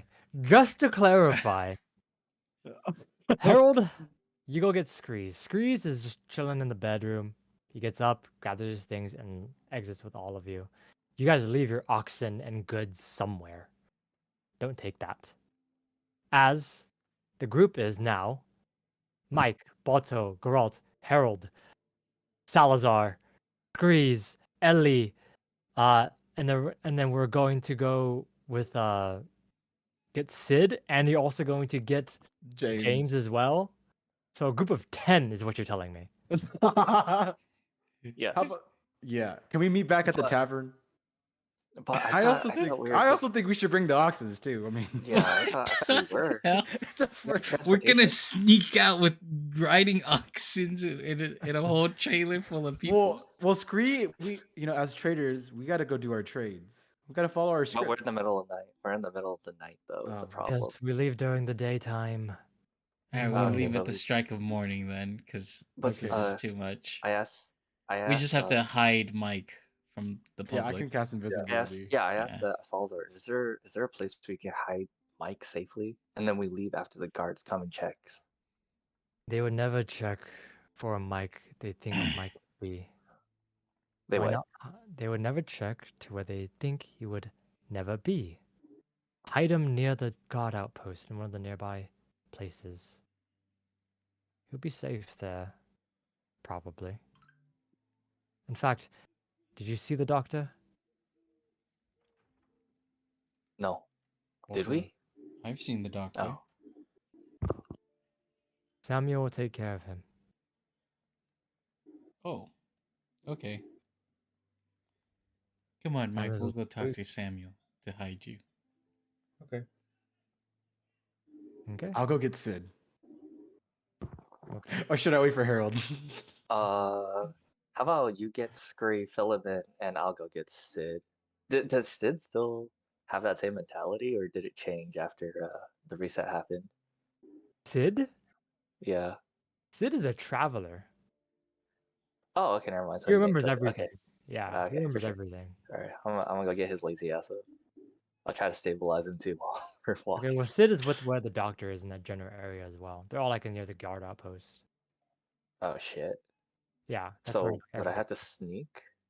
Well, I'm just saying is that I think that's where Balto and them are going too. Okay, so I'll okay. I'll Then you fuck- could just stay with me then. Oh, you should probably Yeah. go. Sid probably wants you. I don't know, man. That dude looked like a drunken mess. Okay, yeah, I'll go with Balto and Mike. No, Mike is not going. Is Mike going? No, I no, thought- we're hiding Mike. with Oh, the yeah, doctor. yeah, that's right. Okay. Okay. Yeah. So everyone is going except for Geralt, who's staying here With Yeah. Scree and Salazar. with Scree, Salazar, and And- Ellie. Ellie. Okay. Can so I- a group of 3 and a group of 4? Can I ask one request for Salazar? Yeah, he looks at you for a second and says, sure, whatever you need. I need a bottle of ale or your best alcohol. Sure. He grabs it and he just tosses it to you. Okay, I've put it in my bag. We might need this for persuasion. I look at Balto and Mycock. I say, if we're caught, we'll just say we're delivering. Oh wait, never mind. Fuck it. Okay, so you begin to go out and make your few bit of conversations and convincing. I think we can probably end the session there, guys, right? We've been playing for quite a bit of time. Almost 4.5 hours, 5 hours at this point. Yeah. Yeah. Okay, All right. sounds good. Alrighty, everybody. So, as we close the session down today, a lot of stuff, lots of things got done today somehow. And yeah, even with a split party, we also found a bunch of crap. So, again, splitting the party at the very end of the session somehow. All right, everybody. Thanks for watching. This has been a lot of fun, but hopefully next session shit gets real. So, good enough, good enough. Okay. Peace.